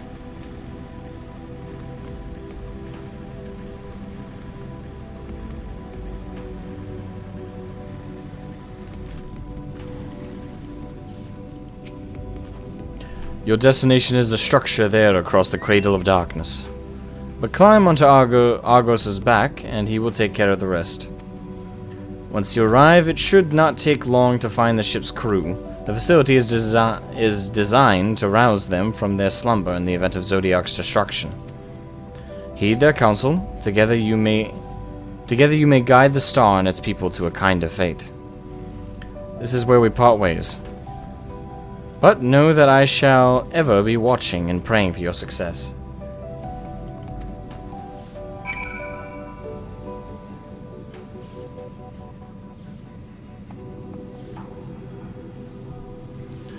Mega Strike hitting me with the Actually, it's the people of Eris, not Erza. Actually. Like, I just picture on the other end of the keyboard, just adjust glasses, dramatic animation. Actually. Oh god. Actually, I saw a meme about the actually thing again. A friend of mine shared it with me. Hold on, let's see if I can find it. Actually meme. Yeah. I don't know if I'll be able to find it on a Google search.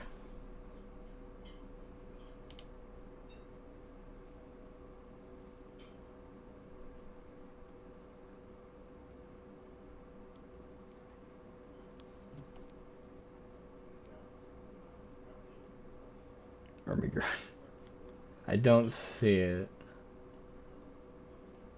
Damn. I'll check my DMs from him later. Not worth the hunt. Slash spectacles. The actually meme. It's such a great meme.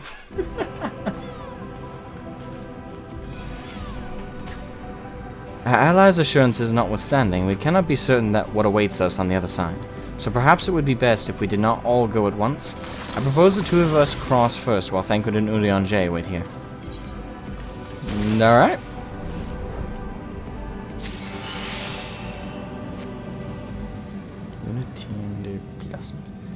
A malefic ether yet permeates from the crater. Remnants of the Zodiark most like. It's pretty menacing. The bowels of hell.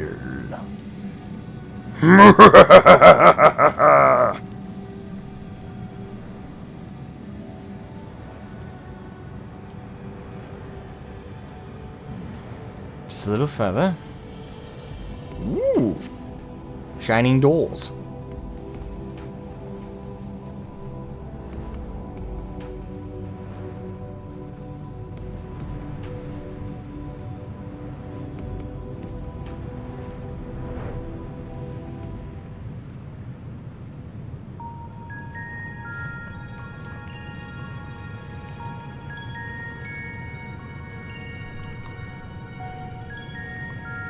This structure is enormous, though that is hardly surprising given the size of the average Moratine.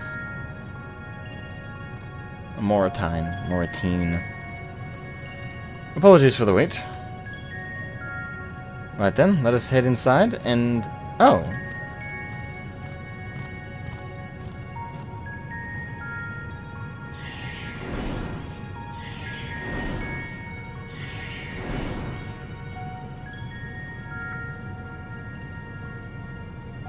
Most intriguing.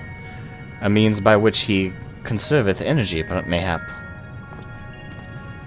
Well, I certainly wouldn't want him to blink out of existence on our account. Hopeful as he's been. Thank you, Argos. We'll take things from here. Stay here where it's safe, alright?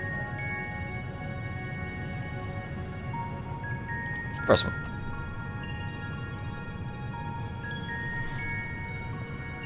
If Argos is to remain without, let us not keep him waiting over long.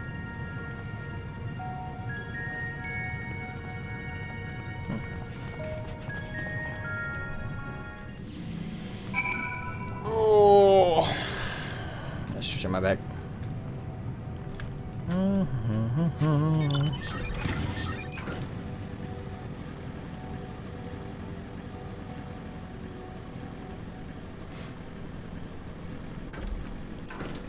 Thancred.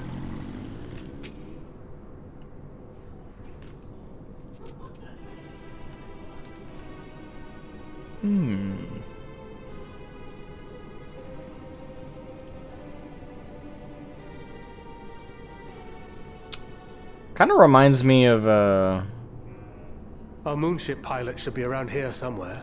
Is that right? An element of the layout, at the very least the layout of what we're looking at, kind of reminds me a tad bit of the Crystal Tower. Part of it, but not its small details. The Crystal Tower raids, I should say.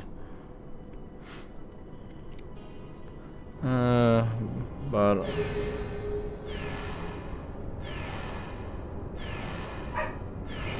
you're shitting me.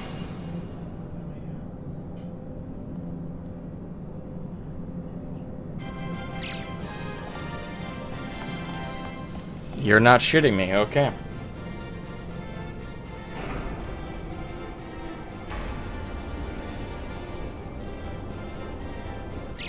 I give up!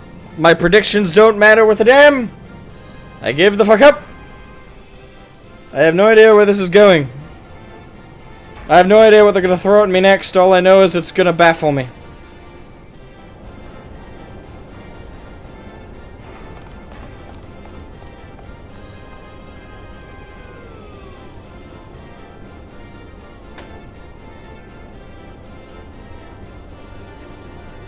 I give up. I give up. I have no fucking idea what. Yeah, those drugs. I'm going through. I'm tripping. I'm tripping hard here. First, I want to review my day so far at the end of this stream. Like, I want to go through the events and ask, in hindsight, does it not sound like a fucked up drug trip? Let's see. Step 1. First off, we went to the moon to stop them from summoning Satan from the bowels of the moon, which, by the way, the moon just happens to have oxygen and gravity. That's actually the least crazy thing in this whole story. While we were trying to maintain the seals on Satan's tomb, we got to meet ghosts, and with single conversations, help some of them mosey along back to calmness. Then we were aided by a dog that just appeared out of nowhere, who helped us traverse the area and maintain the shades. Then Satan was released. We killed Satan. And then, because we killed Satan, the laws of nature were just completely disturbed. So while we were traversing the moon, man, with the dog, after killing Satan, we then found out that the moon was a ship. It's a giant spherical spaceship. And then we were God. And then we were escorted to meet the pilots of the ship, who were in cryostasis. Oh, and just happened to be rabbit people. And no, not the Vieira, but small rabbit people.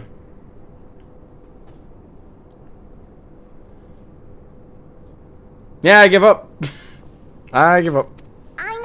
I know. This 1243rd inspection is a mite ahead of schedule, but it is of the utmost importance. For Zodiark, alas, is no more. That's pretty casual. As of now, our mighty moon has a new purpose: to bear the people of Aetheris to safety. Our time has come, my friends. If this one's so cute, I'd be kind of disturbed of how they're reacting to this. They're adorable as fuck, so I'm letting it pass. We must be swifter than swift. There is much to do before our guests arrive. I've already arrived. I expect your workstations to be immaculate, and don't forget to relay our signal to Aetheris. Questions? Yes? No? Maybe so? No? Then hop to it! Okay, I hate whoever wrote that. Hate them! Hop to it. Fuck you! Low-hanging fruit of jokes. God damn it.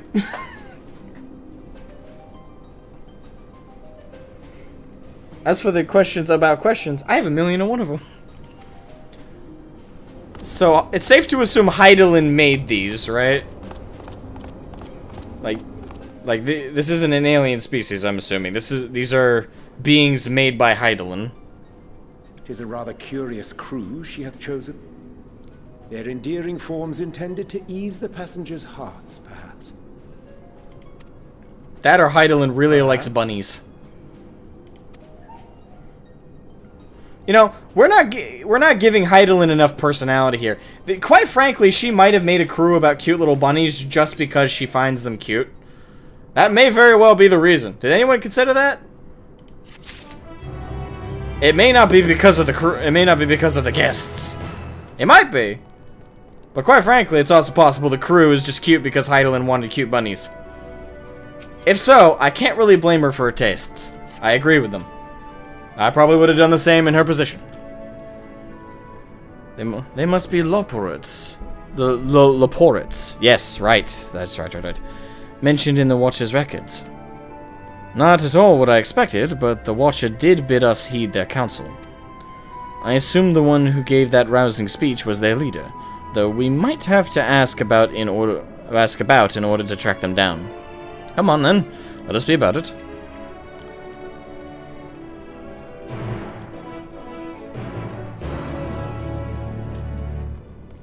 At least they aren't Moogles. I mean, right. That is a bonus. But they could have been squid monsters for all I cared and be better than Moogles.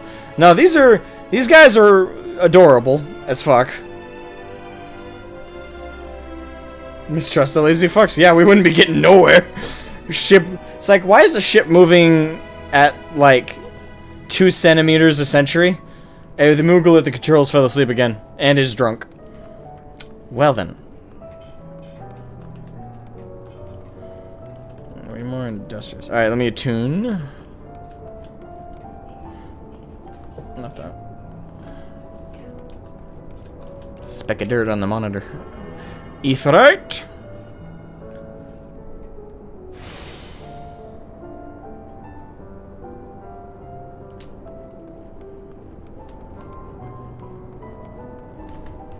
Alright. What? Okay.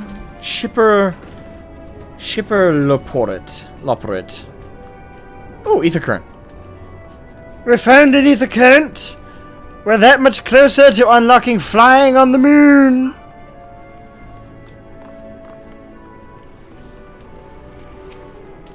Mine. Mine. Mine.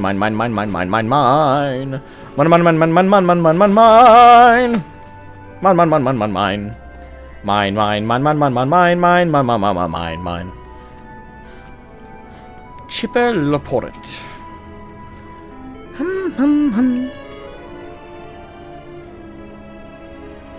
The leader of the crew? Not me, I'm afraid. Singing Way is the name. I'm in charge of the construction and maintenance of the atmospheric circulation system. Only the crispest, cleanest air for the people of Aetheris, and that's a promise. At least you're optimistic.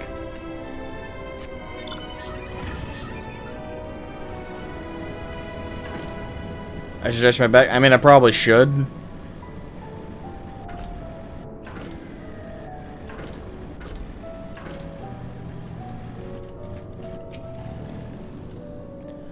Lem. Leader? No. Sleeping way? My job is... Perhaps I'd better ask. Wait, you don't know? Well, to be fair, they're just being woken up fresh. Wait, how many more of the... That's the thing.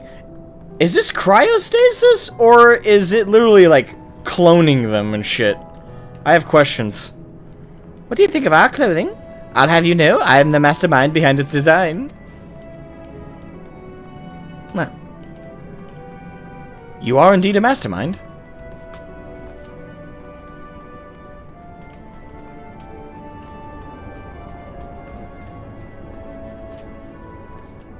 That's how we can breathe? Yeah, I picked up on that detail. Alright, so... they're creating and ventilating air. And I'm assuming safely this facility also produces a gravity control system. So yeah, they have like life support like on a Star Trek ship. I can dig it. Alright, nothing way. Snappy Loporrit. I still don't know if it's Loporrit or Loporrit. The fluidity of snapping.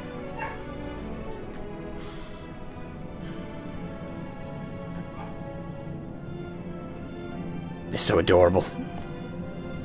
What? How in the...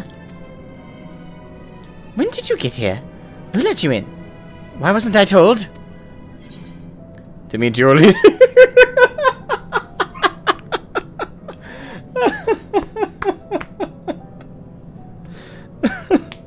I'm sorry, I love that line. It's like the whole like space theme and aliens and shit. It's like, take me to your leader. Were you the one giving orders earlier? Hum. I don't know why. I kind of want to do the third one because it feels kind of random. Like, what's with the humming? Were you the one giving orders earlier?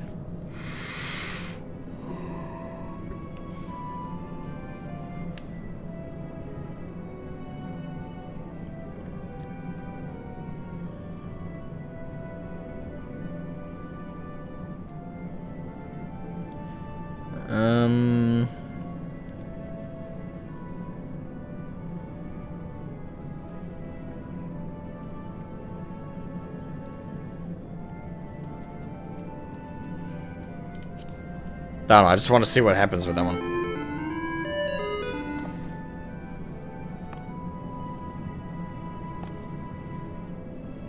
The fuck? What's that supposed to be? You're humming? If one can ever even call it that, is atrociously off-key. It should sound more like this.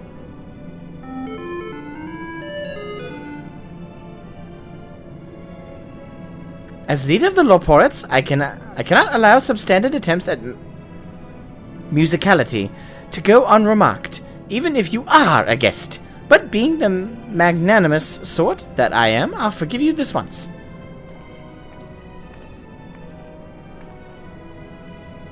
Well, well, looks like you beat us here.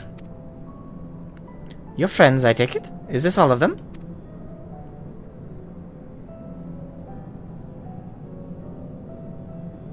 A group comprised entirely of children.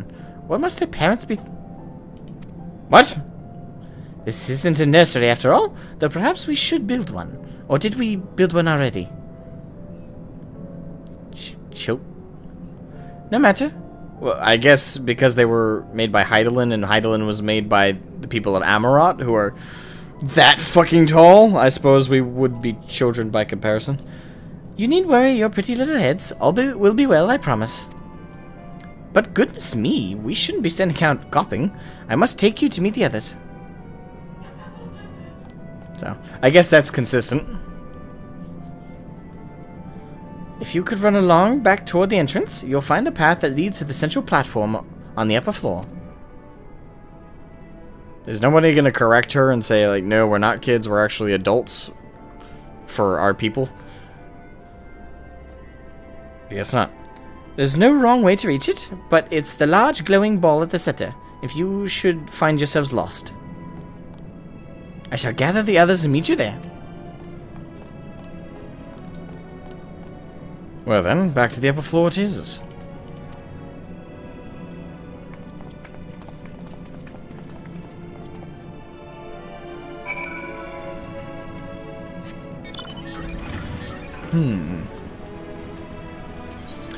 Very well, to the upper floor. Wait a minute. Ah!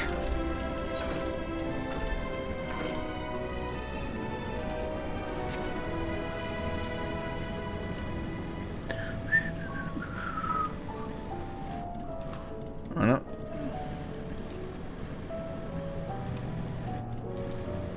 Best way is a burrow.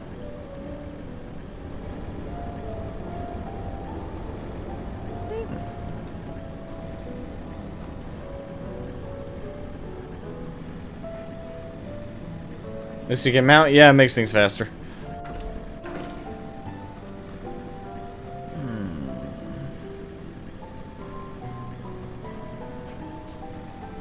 Hey, look, it's Lauren.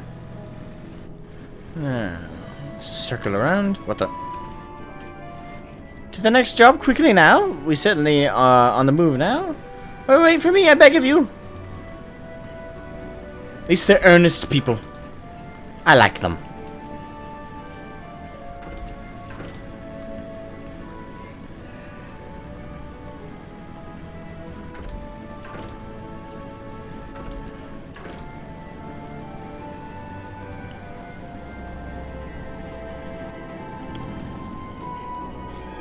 Mapping way.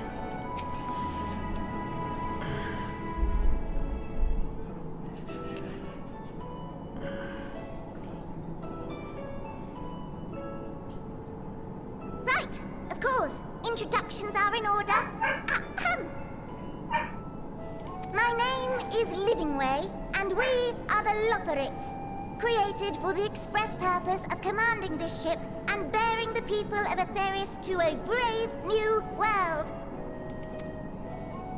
More specifically, I am the one whom she charged with the execution of her most vital plans. You might say I'm her right paw. Ah. Overinflate a little bit of an ego there. Livingway's the name, map reader and navigator of the heavens. God, you're adorable. I just want to collect all of them up and, like, hug them. Pleasure to meet you all, but I'm still trying to make sense of this. I'm with you there. Confusion and bewilderment are completely understandable. Fear not, I shall walk you through it. Yeah, I feel like that should be the tagline's, like, subline tagline of the expansion. Endwalker! Confusion and bewilderment are completely understandable. That's what it's been so far. The people of Aetheris, through no fault of your own, I'm sure, set in motion a series of events that unfortunately, culminated in Zodiark's obliteration. Acutely aware of the imminent crisis, your parents said to you little ones, on ahead while they began the necessary preparations. No one tell them that we were involved with Zodiark's death. Probably a bad idea.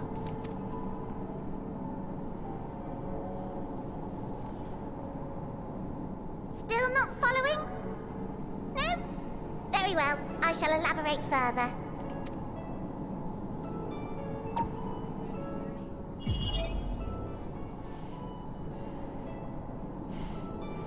Fuck fantasy, at this point we're gone full sci-fi. Here, we have Aetheris, your home, and the moon, where we are now. The moon. Without Zodiark around to keep things lively, so to speak, the celestial currents of the star have doubtless begun to degrade. A calamity of apocalyptic proportions will be visited upon Aetheris, bringing an end to all life. Very sad, that. Very sad, that. So too hath the Watcher claimed. By thine unperturbed countenance, I gather this eventuality was anticipated. The doom and gloom. Oh yes, quite expected. Imagine, if you will, that Aetheris is a delicious carrot that I've forgotten to eat and left out in the midday sun. The most earnest wishes or prayers will not stop it from rotting to the core. So sadly, there's nothing to be done but to abandon said carrot, Aetheris, in case the metaphor is lost on you, to its grisly fate. I love the way they talk. It's kind of... This moon will serve as the vessel to deliver us to a new home. Just so! We will gather up as many people, supplies, and resources as our stores will hold. And then, once everyone is aboard, it's off to another star. I guess this does explain, though, where they're like, that was the big question, though, for a long time, wasn't it? Amongst the community is like, okay, we all know that this is wrapping up the Ascians versus... Ascians and Zodiark versus Hydaelyn and us. Like, we knew that that's what this was wrapping up, and a big question on everyone's mind is, okay, where are they going to go from here, though? Like, where's the story going to how's the story going to unfold going forward? Like, what enemies, what... I guess this kind of answers that question, assuming that all this kind of goes down as they're establishing it's going to. But that also begs the question, like, no one lead me on, no one nothing. It's just, this is all speculation from where I'm at, and I am fully aware that my speculation is more likely than not going to be wrong. Because so far, most of my speculations have been wrong, which I like. I like not being able to predict it. But it's quite possible that we're about to lose all the old zones. It's quite like that would be a bold move. That would be a very bold move. And I don't mean lose like they're gonna get rid of it. I mean like people who get to Endwalker's end and then onward are then stuck in future zones and not the current ones.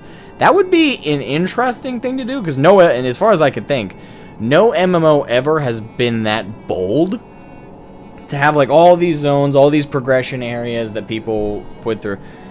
Now it could be a case of like narratively we lose the source, and but in game we can still go to Limzo, we can still go to all those old zones, but they're just like lore wise they're gone. That might be the case, or it could be a case of players who finished Endwalker end up going elsewhere. That could be it. Or it's also possible all of this is just a fake, like, red herring setup, and we're not actually leaving the source. And that we end up actually somehow saving it. I don't know, though. Like, there's so much that this has, potentially to go. So I couldn't say with any level of confidence what they're doing here.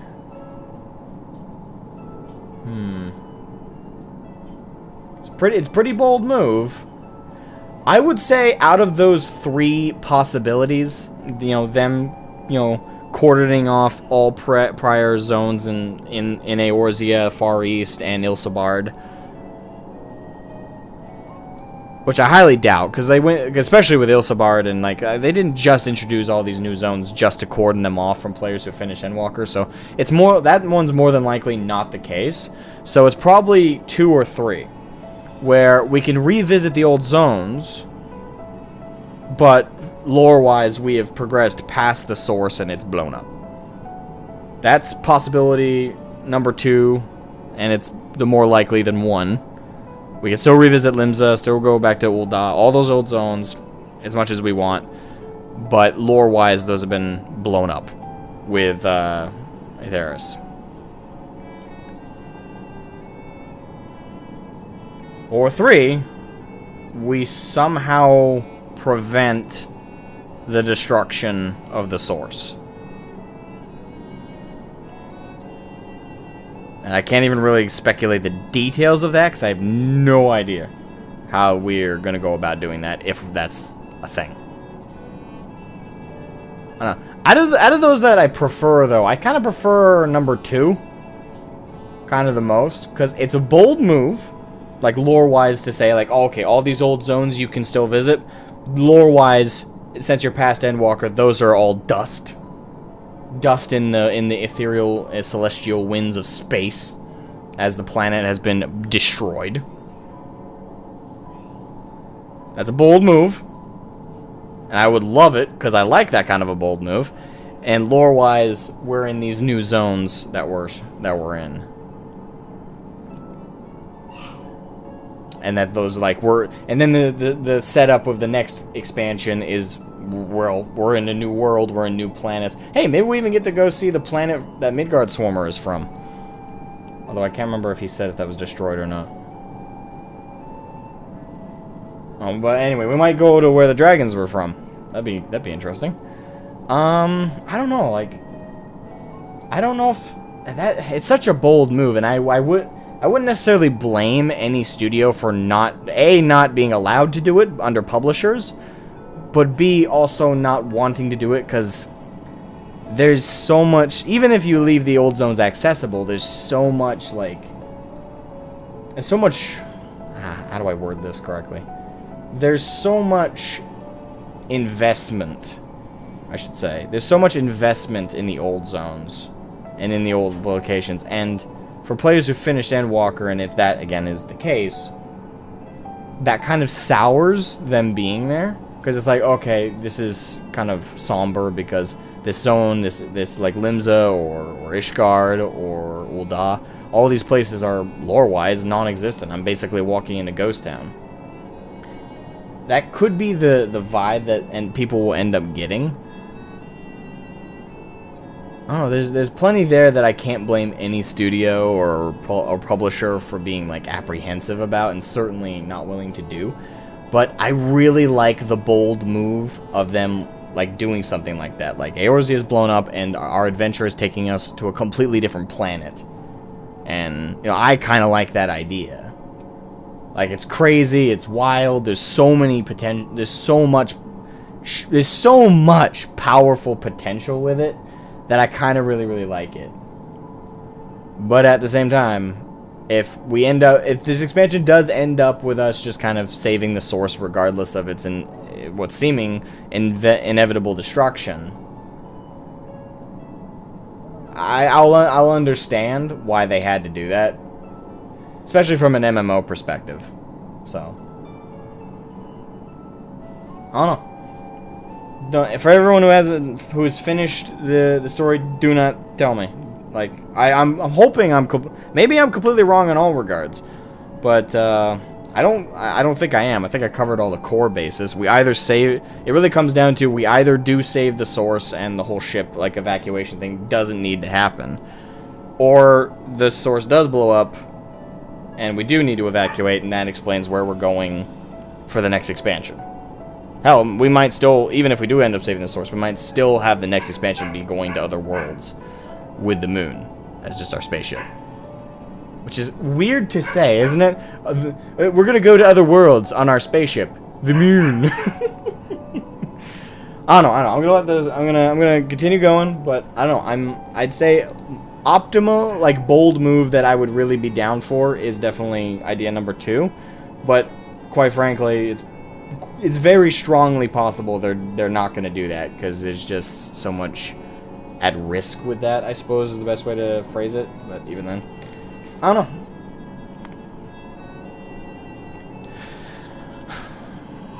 Easier said than done, admittedly. For one does not simply hop from star to star on a whim.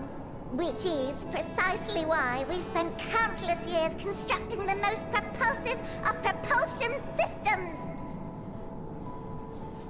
We ought to make it to our destination in 2 shakes of a rabbit's tail. These puns are not going to stop, are they? Impressive technology. I dare say it is beyond anything we have ever seen. No need to shower us with praise. All we've done is faithfully carry out the instructions left to us by Hydaelyn. Back in the old days, when she was still just Venar, she was dedicated to the study of the world and its inner workings. And the Watcher, the real one, not the simulacrum you met, was one of her fellow researchers. We and this wondrous vessel masquerading as a moon are products of their knowledge and know-how. Alright, so they're not... So they're living beings. Is what I take from that. By the way, Geralt Science, I didn't welcome you earlier. Welcome. So I take from that they, the Loporrits, are living beings. They're not, like, ethereal puppets manifested by Hydaelyn's powers. Created with her research, but living, you know, organic beings.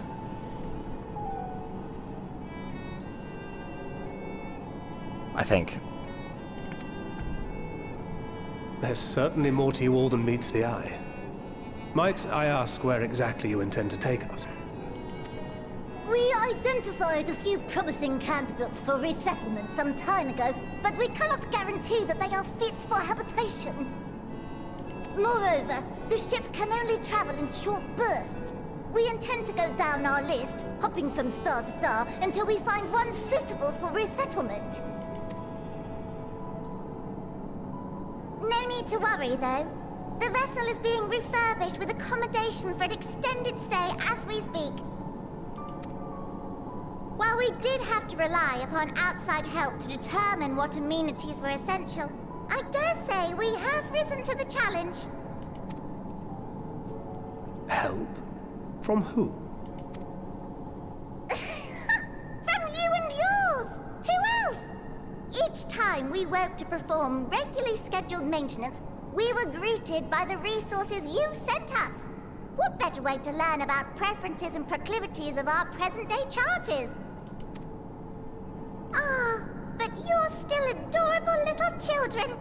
Perhaps your elders were responsible for the deliveries. Yeah, we should probably confront that. I'm not sure what led you to conclude otherwise, but I can assure you that we are all grown men and women. And I very much doubt my elders know this place exists, much less how to send you so much as a starlight missive. Yeah. What? Then who in blazes let you on my moon?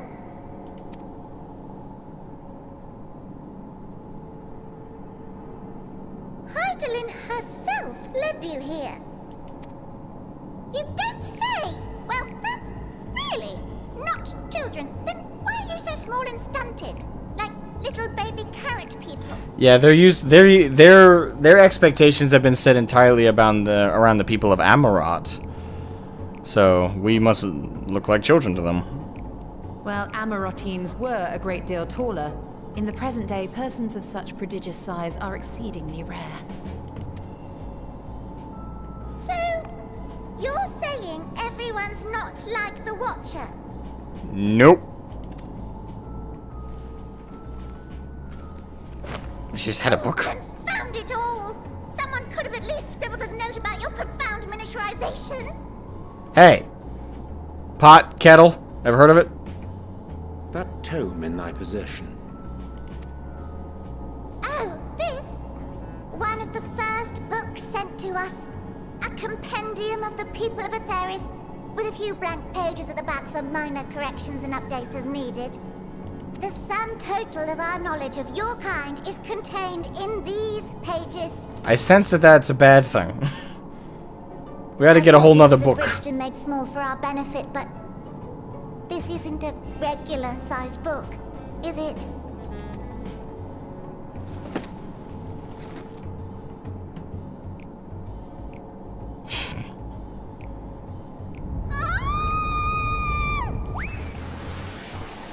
God, they're adorable. She's lost her mind. Building way, can you hear me? Oh, the little icon. Yes, we're all very busy. Like I said, we've gone full sci-fi. This is final sci-fi. This is not Final Fantasy. Change of plans. I need you to rebuild the domiciles at 1/3 the scale. Hey, I don't mind a bigger room. All of them. Yes, all of them, and but me no buts. See to it with all speed. Wait, how fast can you do that? Perhaps you could tell us a bit more about your terrestrial collaborators. Yes, in due time. But first, I'd like to hear more about you, if it's all the same. I'd rather not risk any other complications due to outdated knowledge of our passengers-to-be. I love her enthusiasm.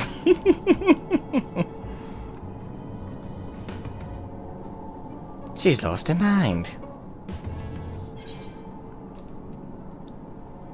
Phrygian.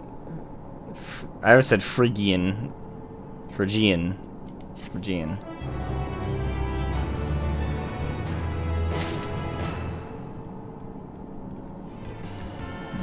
Okay. Ooh, that music. Is that from an older Final Fantasy? Right then. Now that you're here, we need you to teach us all you can about your people, and quickly. It won't be long before the final days are upon us in all their terrible grandeur. So it is imperative that we be prepared to receive our passengers-to-be. If there is anything at all that may displease them, it must be addressed post-haste.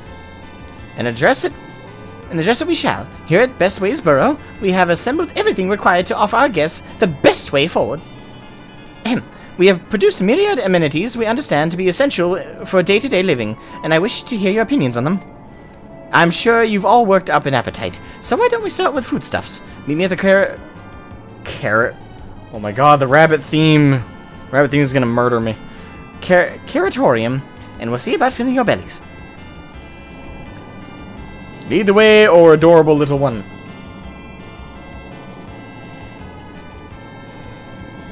FF4? Okay, yeah. She does not want for enthusiasm. The notion of Aetheris rotting to its core, being a matter of course, is rather concerning, though. Nevertheless, let us take this opportunity to learn more of the Loporrits and this vessel.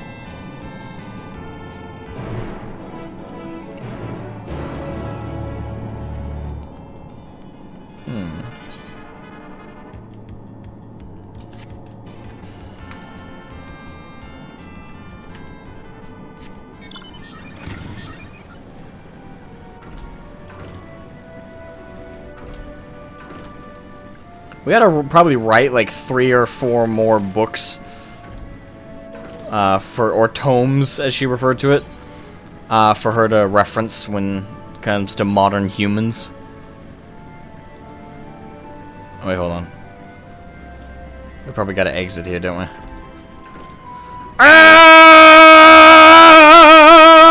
Ugh.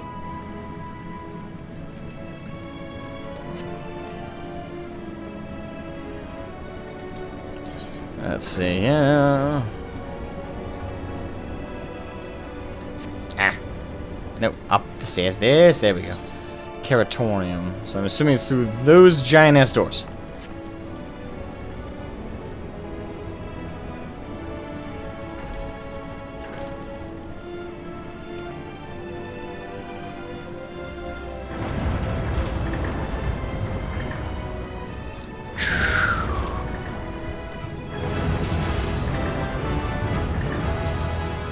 Level 85, boys. 5 more to go to our max level. Ooh. I'm liking it. Those ether crystals kind of remind me of the one we saw at Eden when it was finished. Kind of that rainbowy color. Oh, shit, there's enemies in here. What the fuck? Wait, if it's a supporter, why is it attacking me?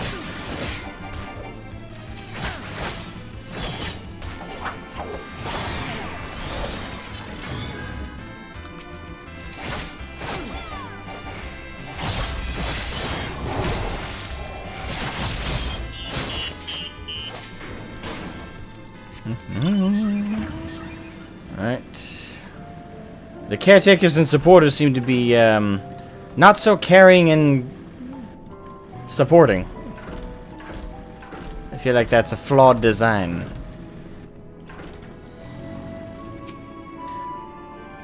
Welcome to the Curatorium. Here we create prototypes of the various sundries required by our soon-to-be passengers. Allow me to introduce the head of the foodstuff production. Cooking Way, pleasure to meet you all. Our work here is involved in no small amount of trial and error, but after many, many cycles of painstaking labor, I dare say we have created the finest cuisine our guests could ask for. I've learned all about the essential nutrients for a healthy and balanced diet from the reference materials we received. Why, I practically won the words from these invaluable pages. Uh-oh. Naturally, we've also considered ease of growth and production. We will not want for ingredients. I must insist you try some. We have some fresh stock recently prepared on account of well, because we just woke up, and we're all quite famished. Hop along in the platforms here, and you'll find a storage unit full to bursting with delectable delights. Help yourself with anything you like. This is going to be very rank and disgusting, isn't it? When you try Studios, what's up?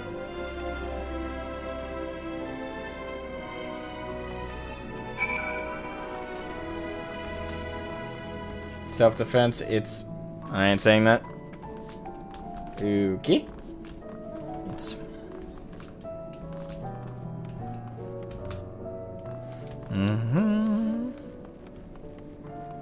Storage crate. They look like giant carrots. Of different colors. You open the storage unit to find rainbow-colored assortment of carrots. Okay, so... which carrot? Vibrant yellow, ominous crimson... Peculiar blue, okay. Crimson. The soft texture and reddened aroma of this crimson creation belie its staggering weight. The excessive length and girth only compound the mystery, leaving you perplexed as to the nature of this carrot. I'm not certain, but fuck it. On second thought, you would like to simply take an obscenely large carrot for now, due to its bizarre qualities. It would be prudent to ask Cooking Way whether it's safe to eat first.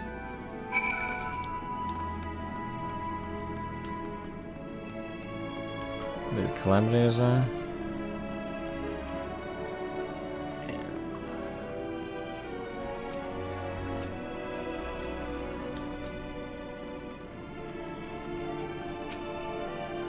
So did any of our selections set your mouth to watering?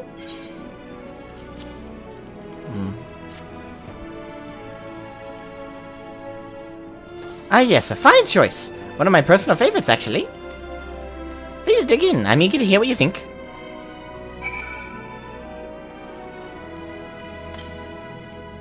With great trepidation, you take a bite of the carrot. The carrot is oddly tender, but as you begin to chew, a rich aroma fills your nostrils. A newfound vigor begins welling within you. The rumbling of your stomach, however, suggests it may simply be indigestion.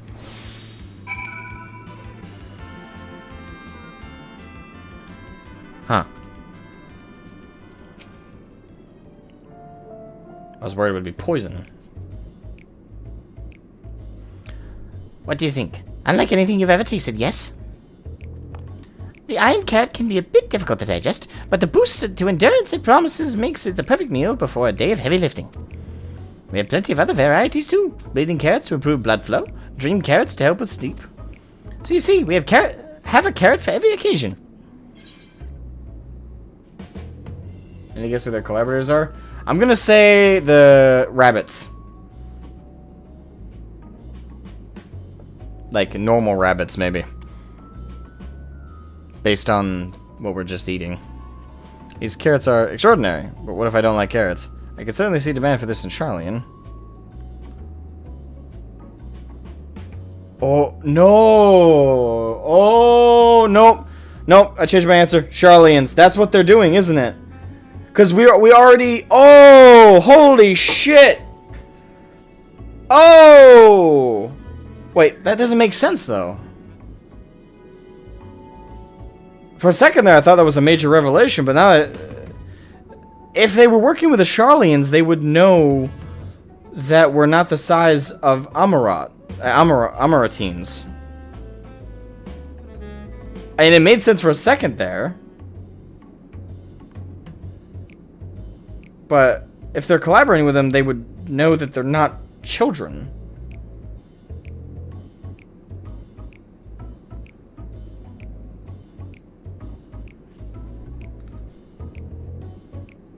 Unless the... Wait. It depends on the manner at which they're... Oh, no. Wait, hold on. They did say that when they woke up, the stuff was just there. Wait, how did the Charlians get to the moon?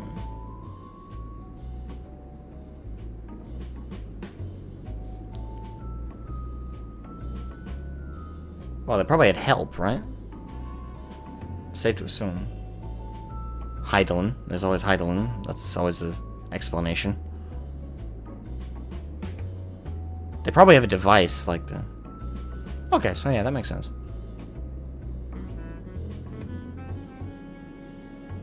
Okay, so yeah, that plugs some of the holes.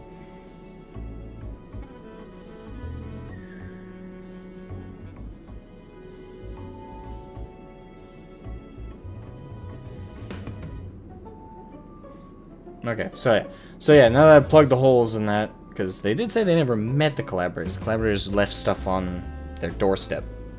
Alright, so yeah. And we can safely assume that the Charlians probably have a device of some kind that, you know, yeets them up to the moon. Okay, and now that explains a lot. That's a big one. That's a big reveal. Yeah, right. Teleportation magics are one of their things. We do have that established. Just didn't realize to what degree. So yeah, that explains a lot. But why would they not introduce themselves? I suppose that can be explained by the Loporrits are in stasis for a long period of time. So it probably is just coincidence that they would go up there and they would not be awake, so they just left it there for them. But wait, how did they get put on that cause? When did they learn about all that? They could have learned it from the Watcher, like they discovered the teleportations. Charlians went up to the moon, and then met the Watcher, and then the Watcher explained the stuff to them. And then they made it their sacred charge to help with the Plan B. And that would explain why they're doing kind of preparatory prepper behavior. Okay, so that completely nukes my original theory that the Charlians were cordoning themselves off from the rest of the Doomsday stuff. No, the reason they're collecting all that stuff is still Doomsday prepping. Like I was right in that regard, but what I was wrong was that they thought Charlian was going to be exempt from like the destruction going on around the world. No, okay, so with the Charlians, they were collecting that stuff to send it up to Loporrits.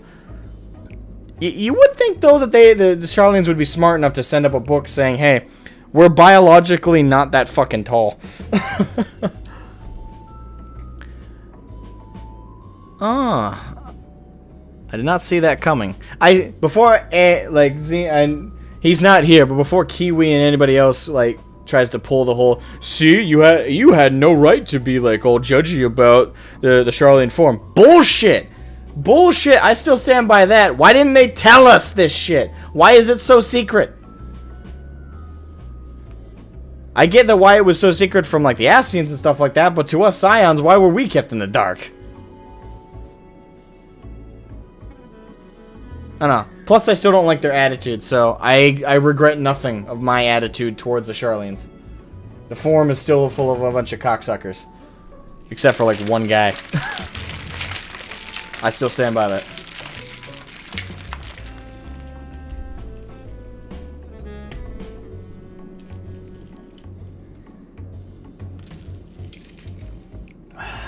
They're still very punchable? Yes. This may explain their actions, but in my opinion, it doesn't excuse their attitude whatsoever. And in no way does it justify fucking abandoning your kids. Fortunal's still a cunt. This undoes none of that. Okay? This undoes none of it. Not a goddamn thing. But this is an explanation. I still want to choke that guy out. The day is still young. Charlian, what in blazes is that? Okay, so they don't know. Okay. I take it you too had a wide assortment of carrots to choose from and not else? So it's only carrots? If I may ask, what exactly did these collaborators share with you about cuisine? And also, yeah, Charlians don't really give a shit about cuisine, so yeah, that connection's also there as well. Surely you are aware we have an abundance of dishes and... Oh, that's a show, so yeah. Surely you are aware we have an abundance of dishes and foods you could emulate. Of course we are, but well, it was only quite recently that we established contact. Even holding a conversation was a struggle at first, so I imagine our surprise when they sent a mountain of books and documents with no clear instructions. The sheer amount of information was overwhelming. If it wasn't for the encyclopedia I found, we would have been at a loss where to begin. And so we decided, rather than divide our resources to prepare a variety of middling and potentially unsatisfying meals, it would be more efficient to devote our efforts to the production of a single perfect food. And of course, the rabbits chose carrots. That's all well and good, but man cannot live on raw carrots alone. Have you considered cooking them? You mean steaming, boiling, roasting, and the like? I suppose we could prepare the carrots in other ways. But our primary concern was efficiency. And what's more efficient than sinking your teeth into a carrot fresh from the production? A rather strange approach to take for one named Cooking Way, isn't it? Well, technically speaking, Cooking Way isn't my given name.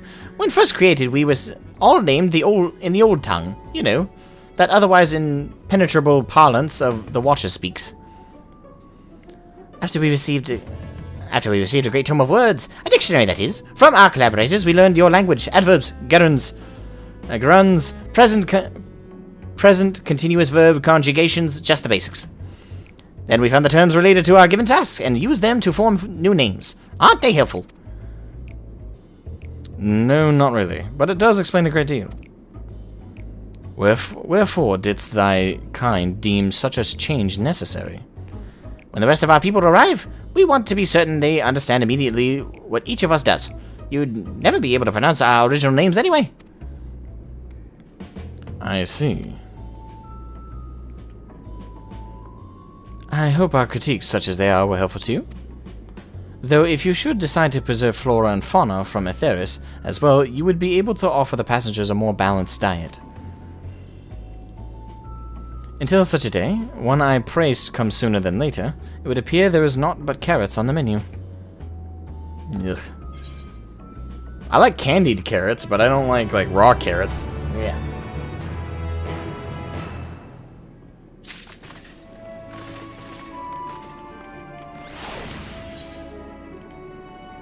Styled a hero.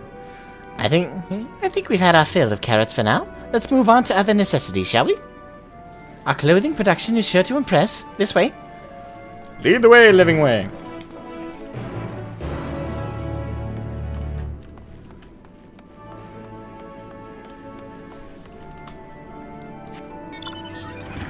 I would have liked a verbal explanation of why the hell these robots are trying to attack me. Yeah. But that explains what the Charlians are up to.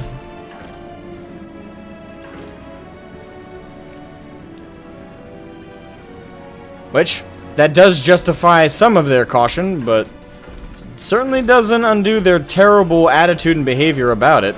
And it in no way justifies disowning your children. Yep, in no way.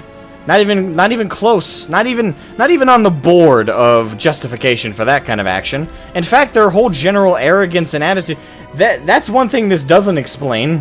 The overarching attitude is completely off from what they're doing.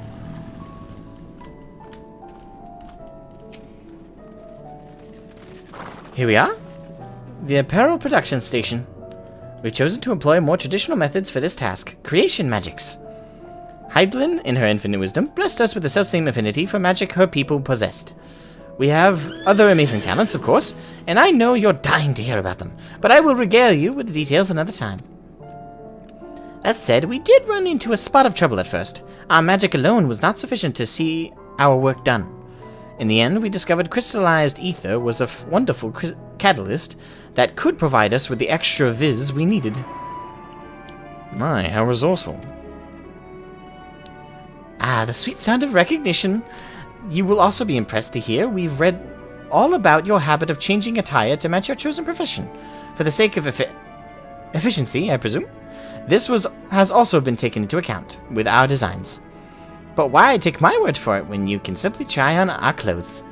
Make yourselves known to the workers and they will see the rest. See to the rest, yeah.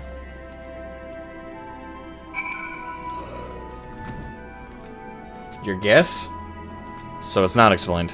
Okay. I keep jumping up here expecting more stuff, but... So... Yeah, you're probably right. I don't know, I would like a confirmation, though. It would be a good idea to... You know... If the robots are broken, it'd be a good idea to fix them. Say like, hey, don't attack the passengers while we travel world to world. That would be a bad idea.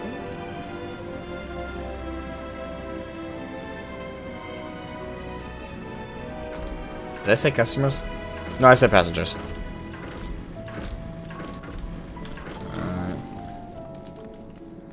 Rest is Loporrit. Loporrit. Ah, it's you, one of the visitors from Aetheris. Goodness me, Mapping Way wasn't kidding. You really are smaller than the Watcher. Alright, you're here to try on a set of clothes, yes? What would you have me fashion for you today? Outfit that embodies my bloodlust. Something simple yet functional. A fashionable and refined ensemble. You know, I've toned down the edginess, but let's bring it back. An outfit that embodies my bloodlust.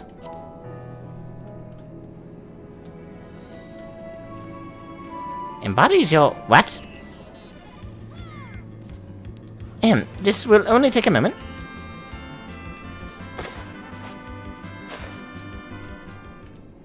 Then I put me in some...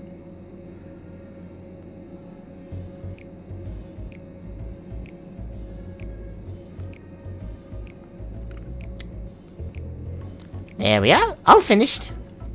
A perfect fit, if I do say so myself. I'd be lying if I said I understand what bloodlust is, but I assume it's something you enjoy. I mean, certain the clothes are flexible yet sturdy enough to endure, whatever it is you plan to do while wearing them. Would you look at that? Speechless! And here I thought you might not like it. If you've a mind to try something else, why not speak to my fellow artisans? I'm sure they'd be happy to oblige. You must continue wearing these garments in order you will change back to your normal garments if you move too far away. Look to your map. The garment change area is effect. Speak to the restless Loporrit to restore or prolong the garment change.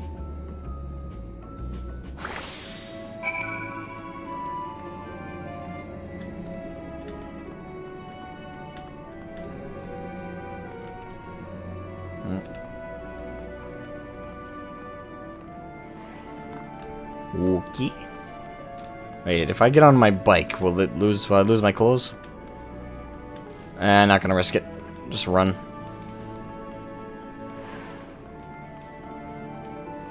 Wait, do I have red pants on?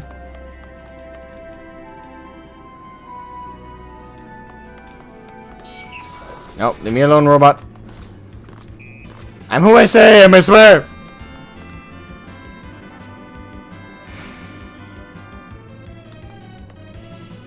No, Lauren's killing it for me.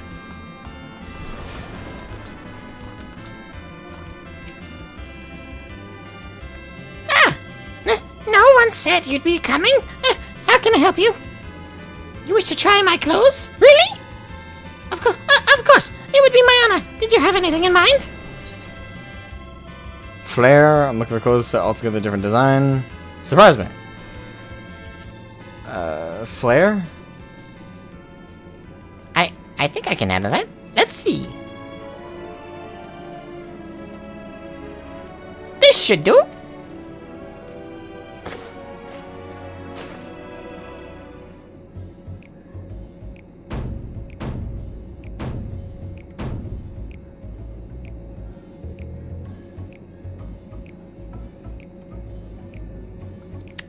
Some of my best work yet.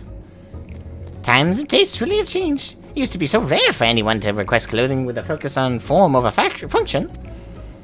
Thankfully, I had a spare concept of robes made using a different fabric. I think it looks rather fetching. I was worried how the concept would turn out when put to the proof. Oh, whoops. Won't you go and show Living Way? I'm sure she's eager to see what we've come up with. Alright, so far we need to heavily correct in regards to their terrible sense of fashion, their juvenile attempts at food production. Yeah, there's plenty of room for improvement so far. But, at least they're in good spirits. You know, they're giving it their all.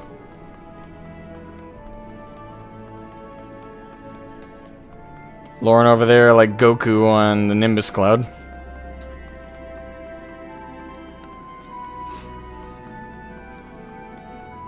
There's Living Way.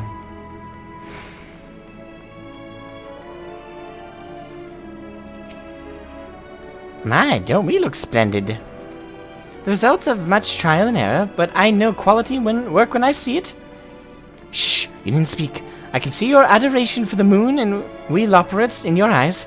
No doubt your friends feel the same having sampled our creations.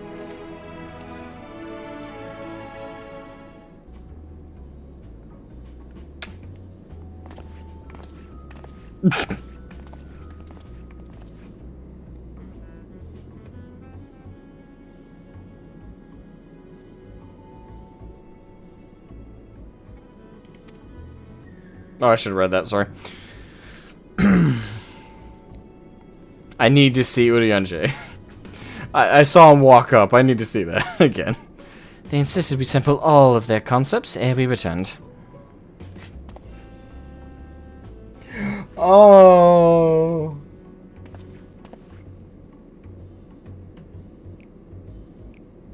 I love the poses he just did. It's so fitting he loves it. Oh my god. Oh. Work it, Urianjay. Work it. Verily, 'tis an ensemble most becoming. I would agree. For you, not for the rest of us.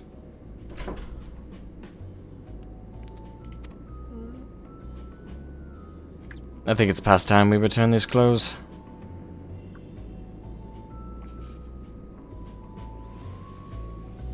Just so, like, let's return them. I was so confident our garments would meet with your approval. Whatever are we doing wrong? The Watcher taught us that in his time, everyone wore the same robes. To do otherwise was against social etiquette. We thought we could appeal to modern taste by tailoring the robes to specific professions, but... Please, you mustn't be so hard on yourself. Should we resort to evacuating the people of Aetheris, they will most certainly have need for your attire. 'Tis clear you spared no effort in addressing our needs, but you must understand that we are not quite so homogeneous. Speaking for myself, what I wear now better suits my tastes, even if it is of inferior make. But there are others whose choices may be influenced by traditions or personal experience. Rather than make assumptions for the whole, you must consider the individual and their potential preferences. I fear we've underestimated the complexity and diversity of your people. Even if we'd memorized every tome we received, I doubt we'd have fared much better. Maybe we're doing you a disservice trying to shower you with our baubles and frippery. Baubles and frippery. Thinking it was for your benefit when you'd be better off on your own. There are some who might agree, people who prefer to keep others at arm's length even when they know they shouldn't. As one such former fool, I'd like to ask you a question. This plan to evacuate and escape the final days, did it account for the reflections of the source as well? And that answers my earlier question. Not that I'm aware of. We were born of Hydaelyn's love for Aetheris, and the salvation of the people on that star, and that star alone, has ever been our aim. Surely it's better to devote ourselves to saving one world than to divide our efforts across 14 and risk failing them all. I suppose you're right. It's just from that interaction alone, it's probably going to be theory number 3. We're probably going to find a way to save the source. It'd be a really bold move if we still, based on that, even regardless of this interaction and explanation, we still, it'd be a bold move if they still had it blow up. But from that, I'm absorbing a little bit of, we're not going to be evacuating. Why do we have leave to explore best ways burrow unattended? You have given us much to think about. Why, certainly. Until later, then. Yeah, based on that interaction, I don't think it's going to go the route of blowing up Aetheris. If I may, I should like to accompany thee a while longer. Really? I mean, you're more than welcome to. There was actually something I wish to speak with you about. Let's be off then, shall we?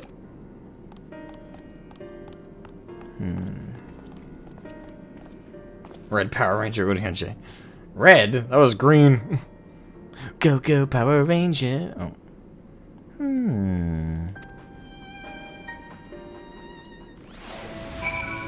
Oh, curious one.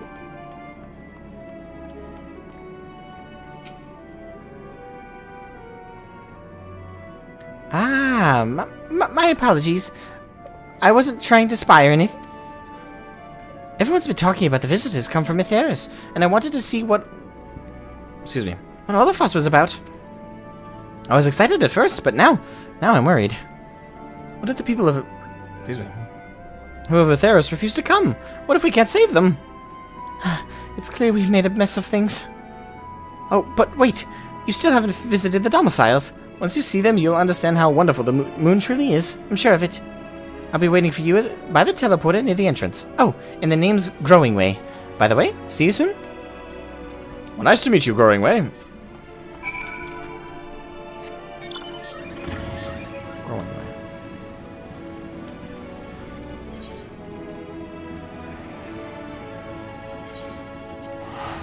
It's worth 100 gil. Co-team bunny? I know, right? That'd be interesting.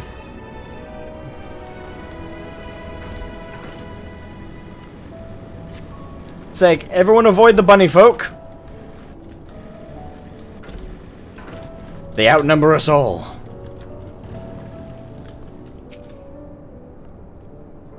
You're here. You're really here.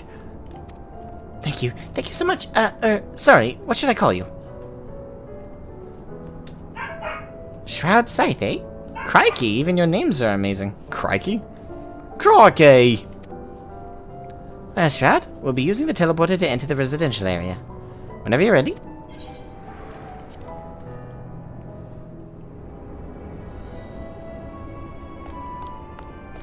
Ready in the teleporter.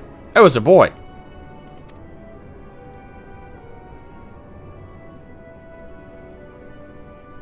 I can't tell. I get that's kind of the point, but still.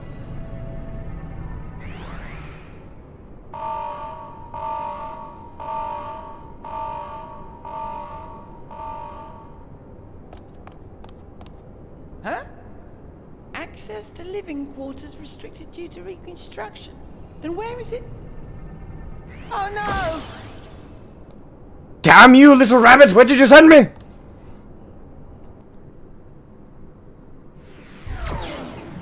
What the? A private audience, as thou didst request, for reasons I know not.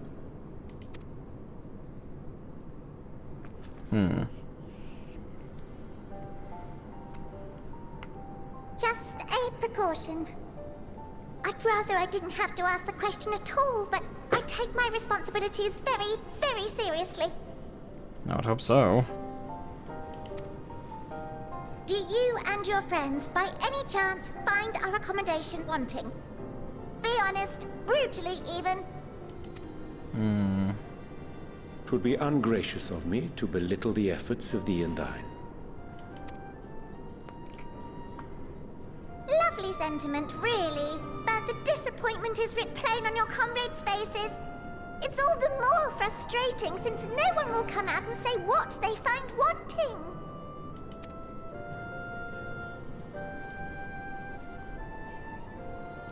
If there are faults in our work, we need to know. We will do better. But time is not on our side. The final days will wait for no one. If your people are to be saved, we must take quick and decisive action. And I would be brutally honest after they asked, For but... as many passengers as possible, for far longer than we may like. Which brings me to my request.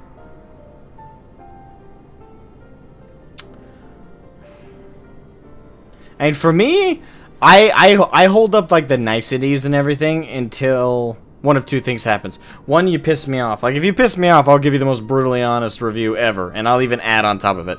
That, or you ask me to be honest. Brutally even. I will then be blunt as fuck.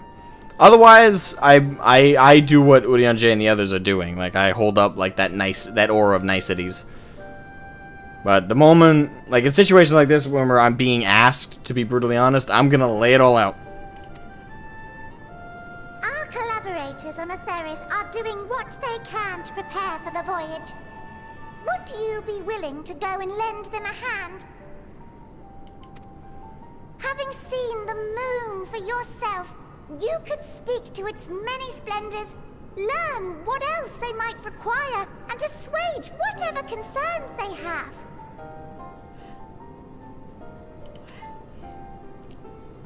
Wherefore wouldst thou entrust me with such a task? How to put it? You're the only one who appears not to be wholly unsatisfied with our work. Oh, quite good at pretending that's the case, at least. Calm, collected, tactful to a fault. Very particular with your words, too. You understand that, in the face of great danger, one cannot pursue perfection at the expense of practicality. The difficult choices must often be made for the greater good.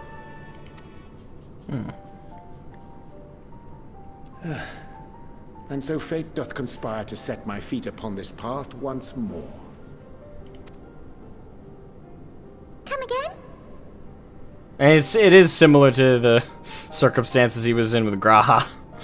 He's usually the one everyone goes to for being like the agent in the field, if you will. Ah, idle musings.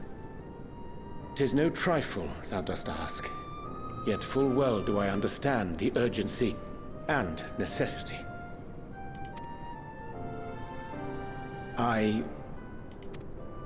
Oh, dear me! Dear me! I was terribly sorry for the mix-up. So cartoony. Oh, fuck. But you're still in one piece. So, all's well that ends well, yes? Won't happen again. I promise.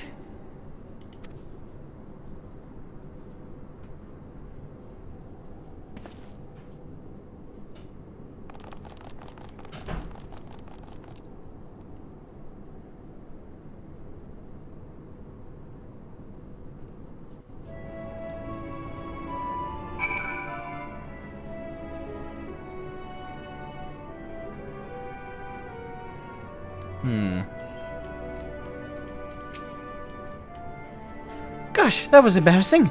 I promise to be more careful from now on. Since the residential quarters are closed for now, I've rerouted the teleporter to allow travel between floors instead. Hopefully it proves useful in the meantime.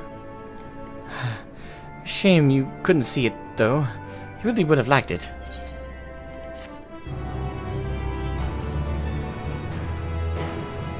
You can now travel between the upper and lower floors, but... okay. It may not seem like it, but we've been planning for this far longer than I'd care to admit.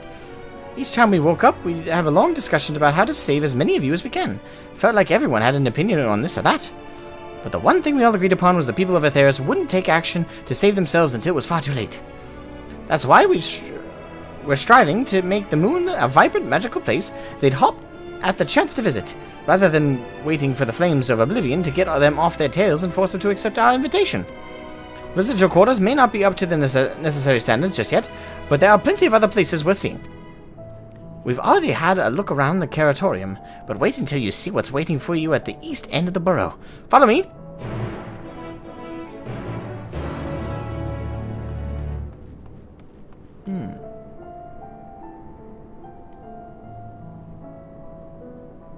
And the 18 Words of Darkness. I suppose that's also on the list.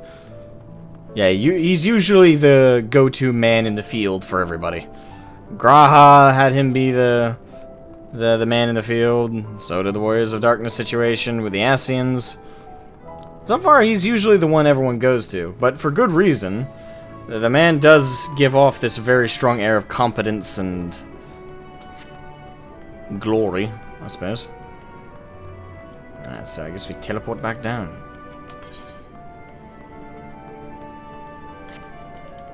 I think.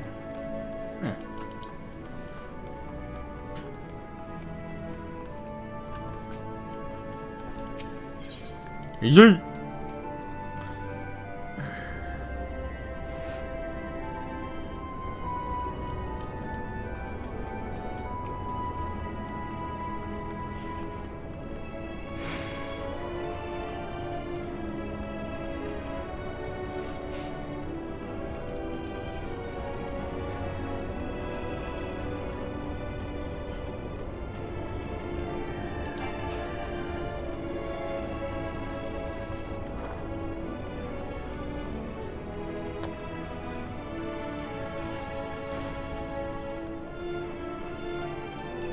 Wrong way?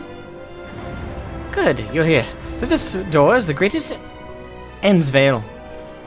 It was named as such because it's the veil that end all veils. The most beautiful forest you'll ever see.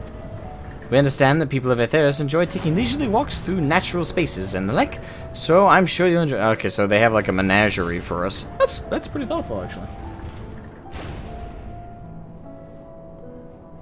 How about we start with a nice stroll to the fountain? This way. Lead the way. Hey. Stay open.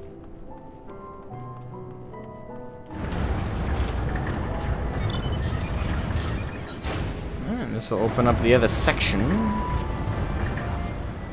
Reading way.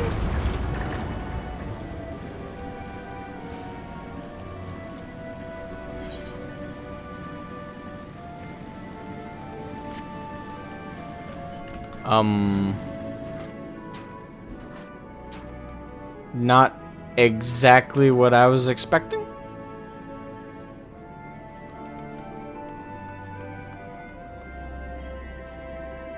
I don't know why. I was expecting like actual like this like straight out of Gridania looking place.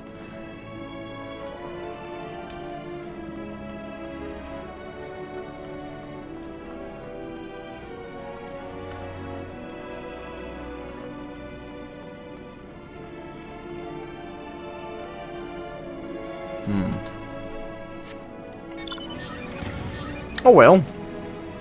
I mean, there's only so much I guess they can do to recreate what we know.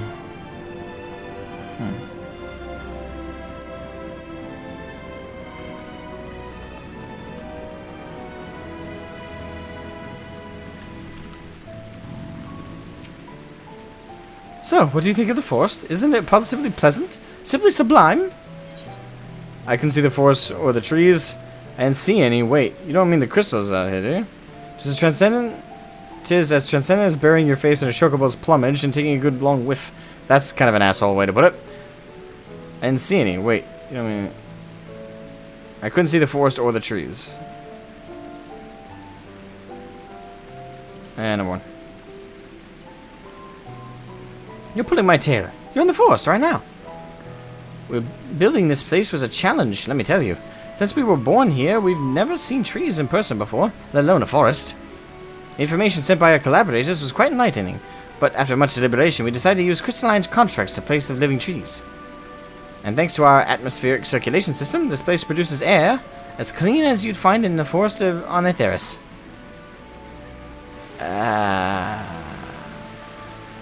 It's kind of hard to explain to someone who's never seen something what it's like. The fountain here behind us, powered by the rather large crystal adorning its top, plays a vital role in supplying us with fresh water. Much time and effort was spent making it the most spherical of spheres, and I dare say the unparalleled roundness speaks for itself. I enjoy nothing more than a nice long stretch and a spot of relaxation whenever I come up here. You look like you could do with a stretch yourself.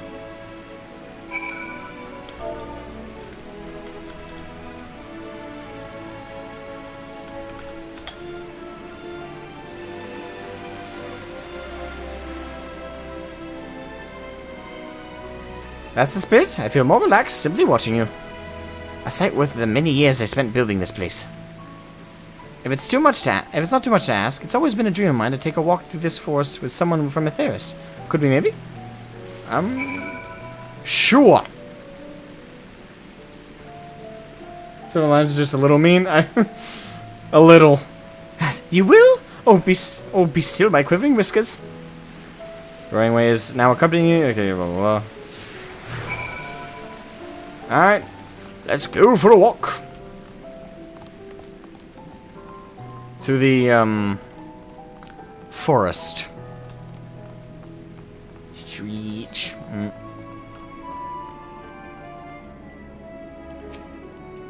I was thinking, Shroud, that I could be more helpful to you by teaching you a little about the moon and what it is we do. When we were first created, the moon's sole purpose was to hold Zodiark, and there was absolutely nothing to be found here. Eventually, Hydaelyn gave us our first task, furnish the moon with propulsion systems, capable of facilitating travel to other stars. It sounds impressive, and I suppose in some respects it is, but it was only possible thanks to all the knowledge Hydaelyn shared with us. We also had a lot of time to get it done. 6,000 years, give or take. Damn, they've been working at this a long time. But anyway, let's keep going.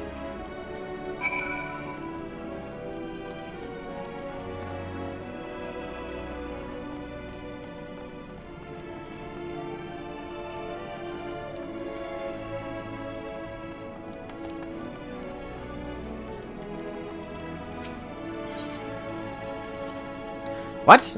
No, I'm not sure what it is you do with crystals on Aetheris, but we don't eat them, and certainly not this one. It's possessed of all 6 elements: wind, lightning, fire, earth, ice, and water. So it is just like the ones we saw in Eden. We use crystals like these to maintain the moon's elemental equilibrium. It's worth mentioning, though, that because of Hydaelyn's influence, being the embodiment of tranquility and stasis and all, manipulating the elements here is different than it might be on Aetheris. A conjuring of fire would sooner dry your clothes than singe them. For example, put simple, the Aetheric conditions are all ill-suited to growth, which is why the surface is mostly barren. Of course, this is all necessary to keep the raging energies of Zodiark in check. Okay. Interesting little tidbit.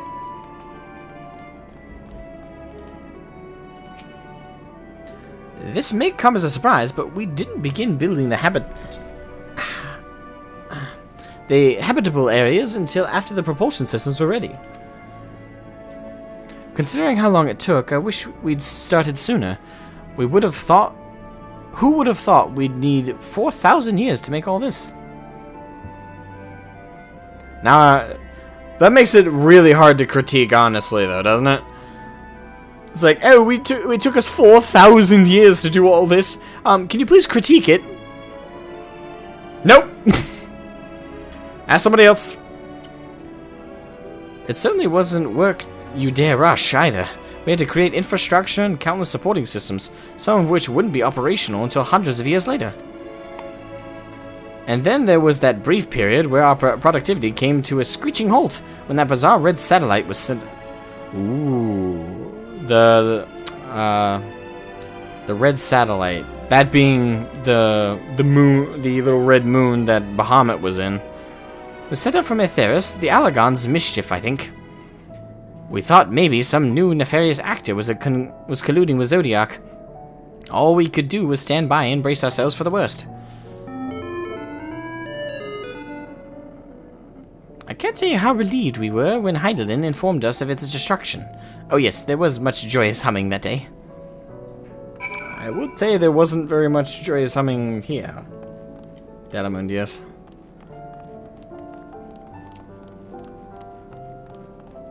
Yeah, Bahamut's little jail cell. Say, do you notice anything peculiar about the treetops? I mean, apart from the fact they're massive crystals and not trees. I'll give you a hint. It's the golden rings emanating from the glowing spheres. Along with a device fixed near the ceiling, they fulfill a role similar to our sun, and do so better even. The sun and similar celestial objects in the great expanse radiate energy that is harmful to your bodies.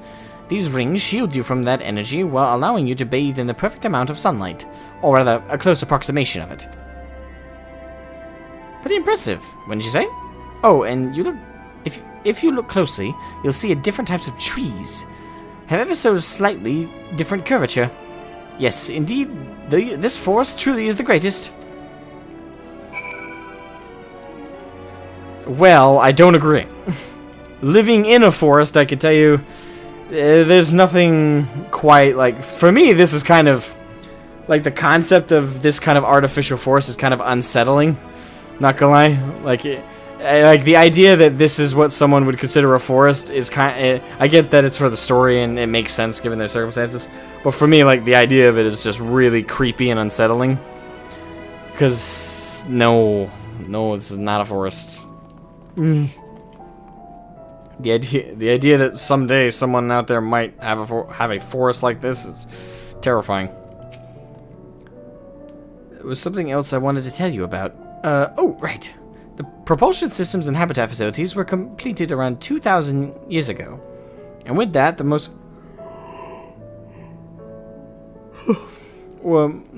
important features were fit to purpose.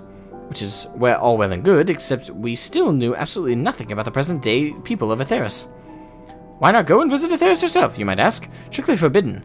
Were our technology or knowledge of the moon's true purpose exploited for evil ends, the result could be disastrous. Then there were a few more rejoinings, and it became increasingly difficult to converse with Hydaelyn. Fearful we might lose the ability to communicate with her altogether, we beseeched her to find people on Aetheris we could trust. And she found the Sharlayans. We were quite fortunate. Everything worked out as it did. So that puzzle piece is coming together even more, how they got connected. Hydaelyn did a reach-out program.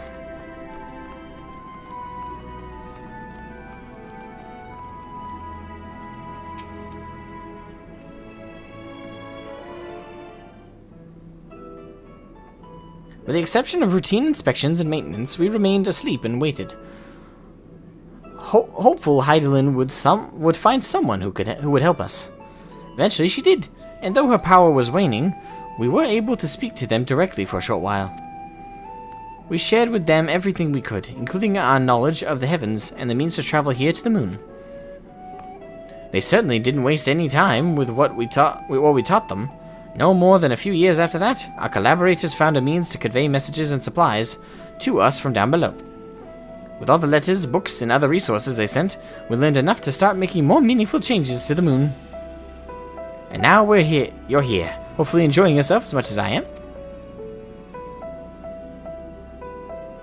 I knew you would like Greatest Endwalker. I knew it! Thank you again for coming here, by the way. I know it was just a walk through the forest, but it meant a lot to me. you are. I take it you've already received a grand tour. Shame we missed it. Growing Way! I've been looking all over for you. Living Way?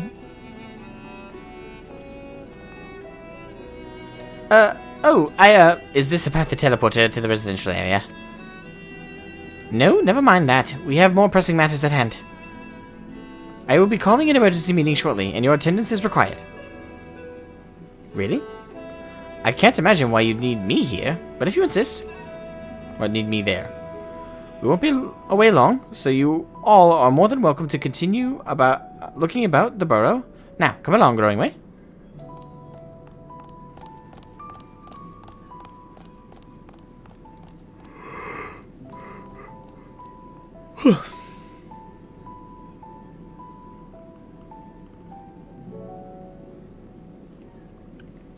Before we arrived, you seemed to be in the midst of rousing conversation with your guide.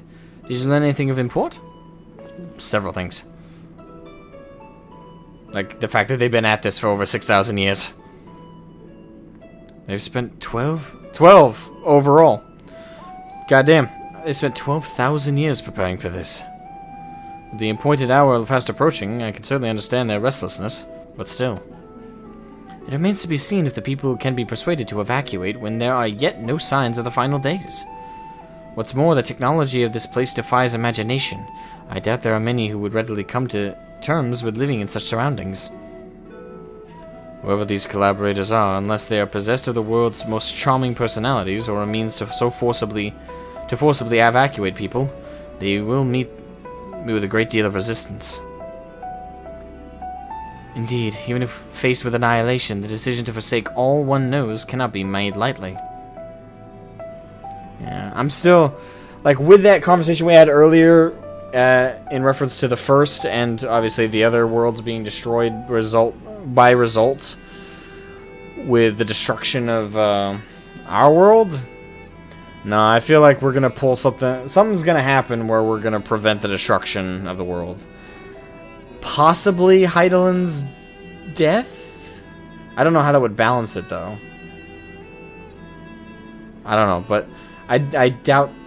If that conversation had not happened, I'd be more confident in theory number 2, where, you know, we are leaving it and it's going to be blown up, but with reference to the first and the potential of Reen and everyone we know there being blown up, as well as the other worlds, yeah, I don't see them doing that.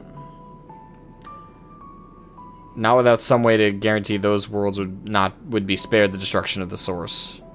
So I think something's gonna happen where we're gonna save it. Forgive me, my friends, but I must beg your leave. There's another matter which yet begs for mine attention. Of course, we can accompany you if you like. Nay, that will not be necessary, if you will excuse me. I don't know why he doesn't tell us. Like, you don't have to tell us all the secret bits, but just simply say, yo, I've been asked to act as a mediator between the Loporrits and their collaborators. I can't have you guys following me around and stuff. I gotta handle this by myself. Keep it to yourselves. I'm off. It doesn't need to be entirely secretive. That just creates curiosity, and we're going to chase you down. 'Tis clear now that difficult decision lie ahead of us. Preparation for the evacuation of Aetheris is indeed crucial, but I am not yet willing to forsake our world and its reflections, and I trust I am not alone in my reticence. No, you are not alone, that's for sure. Back to old tricks.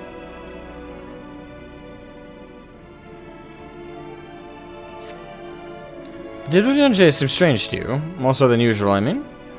I know he has a penchant for keeping his own counsel, but I'd be lying if I said I wasn't worried. Would you go and see if he's alright? Ishol and I will remain here and see what else we can learn from the final days. If you hurry, perhaps you can catch up to him. Let's go harass Zodiark.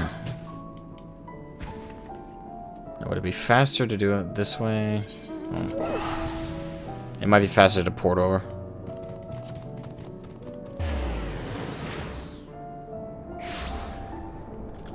Grungy habit. That's one way to put it.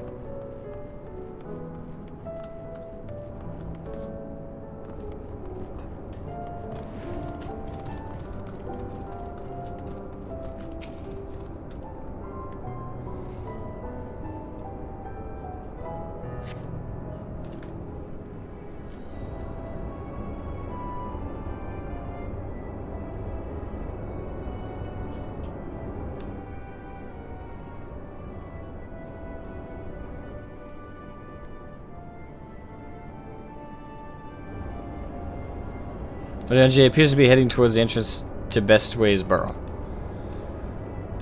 Alright. Let's track him down.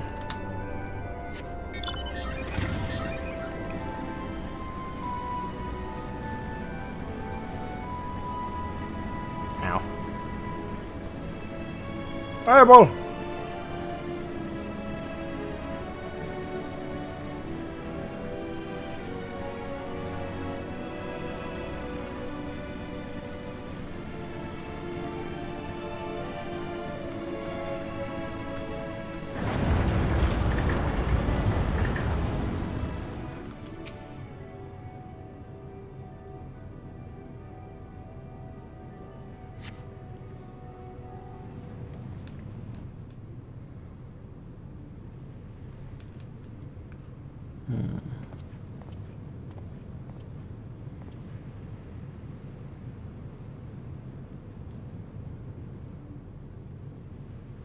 Energy ventures off into Mare Lamentorum for reasons unknown. You must tread carefully, else he might sense your presence. Oh, we're doing another chase thing.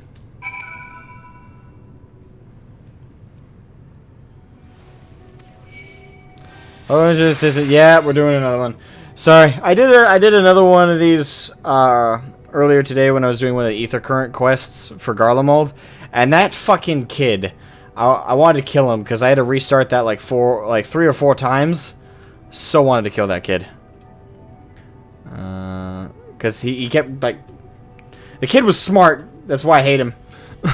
The kid would turn around and be like, "Ha! Stop following me!" And I had to start over again. It's like, fuck. Damn this kid being smart. Failure if you notice, okay. Same rules as always.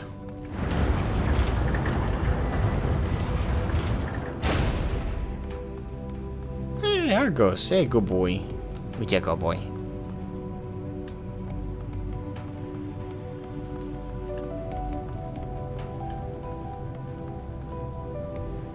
Let him stay ahead of me.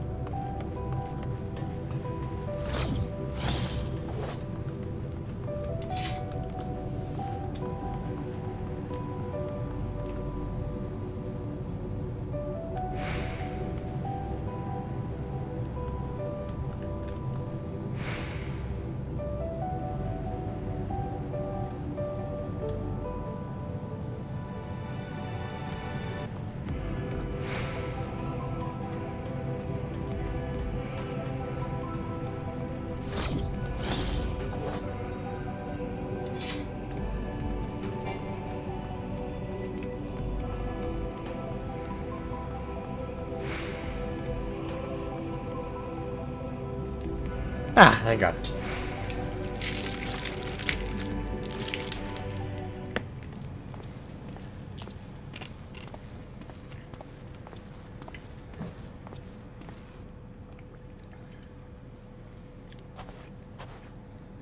Thine arrival is timely as ever. Why were we hiding behind him? He knew we were there. Come on.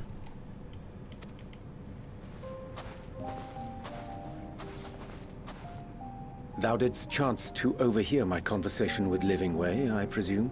Yep. What's the point of skulking behind him? 'Twas not mine intent to move in shadow.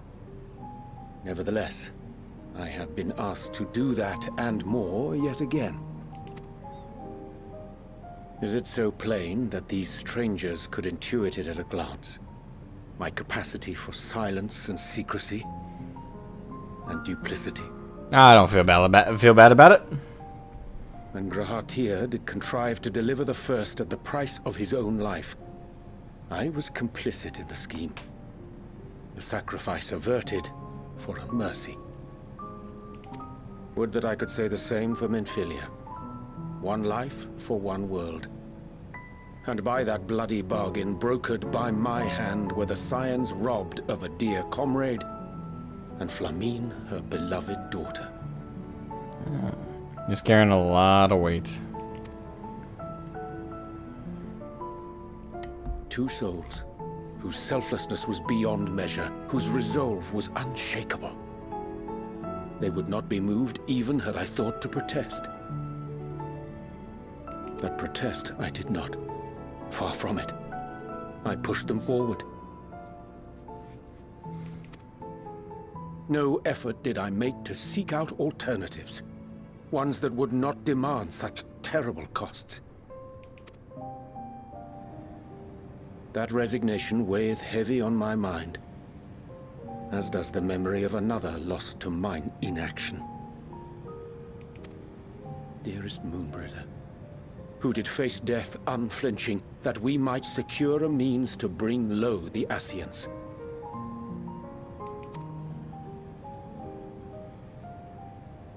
In her hour of need, I did naught.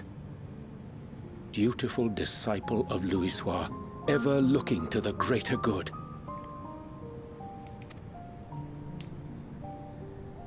Had I shut mine eyes and bid her live instead, mayhap she would be with us today.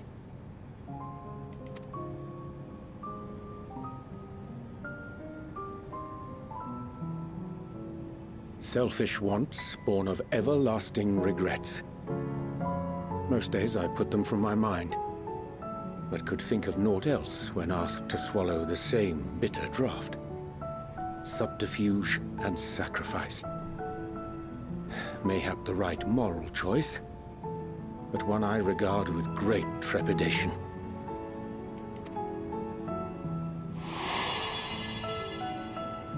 The calamity of Amarot was a tragedy beyond reckoning.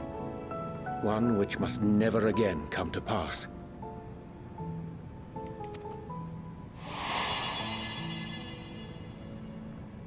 Thus must we struggle, haunted by ghosts of those we have lost, clinging to those we pray we can yet save.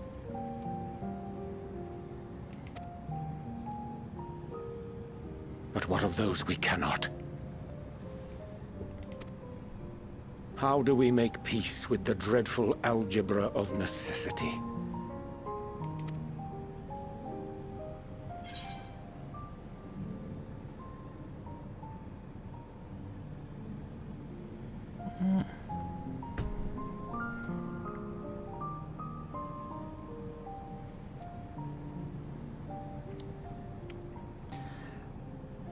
As true as it is, sometimes there's no right answer. I feel like that's less than helpful.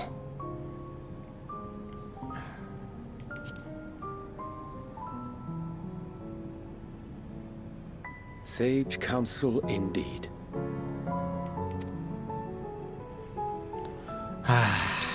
There's so much weight on his shoulders. I see. Wisdom as befits a great worm. Curious that he should think thee in need of such encouragement. Strange. Scarcely can I remember when last we spoke alone, and so candidly. Been a while.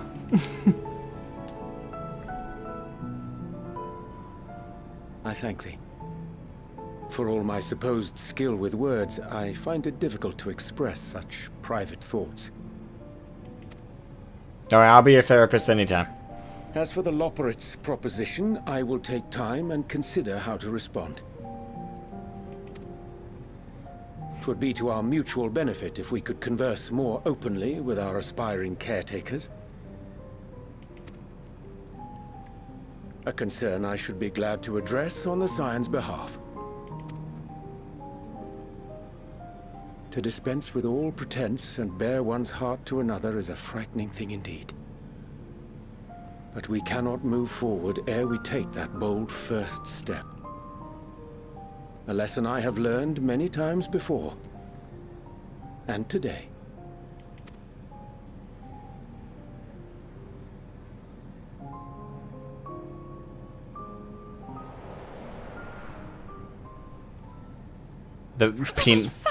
The peanut gallery. Curse these ears! I've had bugger all! How? They're giant fucking radars. How do you not hear us? No matter. We've got our plans.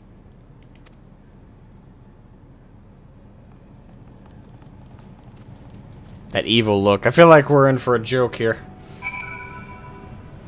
We have our plans. Evil smile. Runs off. Later on, it's like a birthday party or something. In truth, my reasons for traveling hither was to effect a plan of mine own. A plan which may pave a way forward for us all. May, I say, for there is no guarantee of success. 'Tis the reason I set out alone. That failure, should it come, would be mine to bear alone. Yet thou standest before me with proffered hand and open heart. 'Twould be remiss of me to refuse thy enmity, and so I ask, wouldst thou join in my endeavor? Mine endeavor. But of course! Grandje is quite glad of your company. I thank thee for accompanying me. 'Tis a simple plan, in truth. We shall not be long away from the Bestways Burrow. Difficult decisions must needs be made in the coming days, but I nevertheless believe we are all of one mind in our desire to save the people of Aetheris. To make clear our resolve to the Loporrits, I would offer them a gift, but its making doth require a most singular ingredient.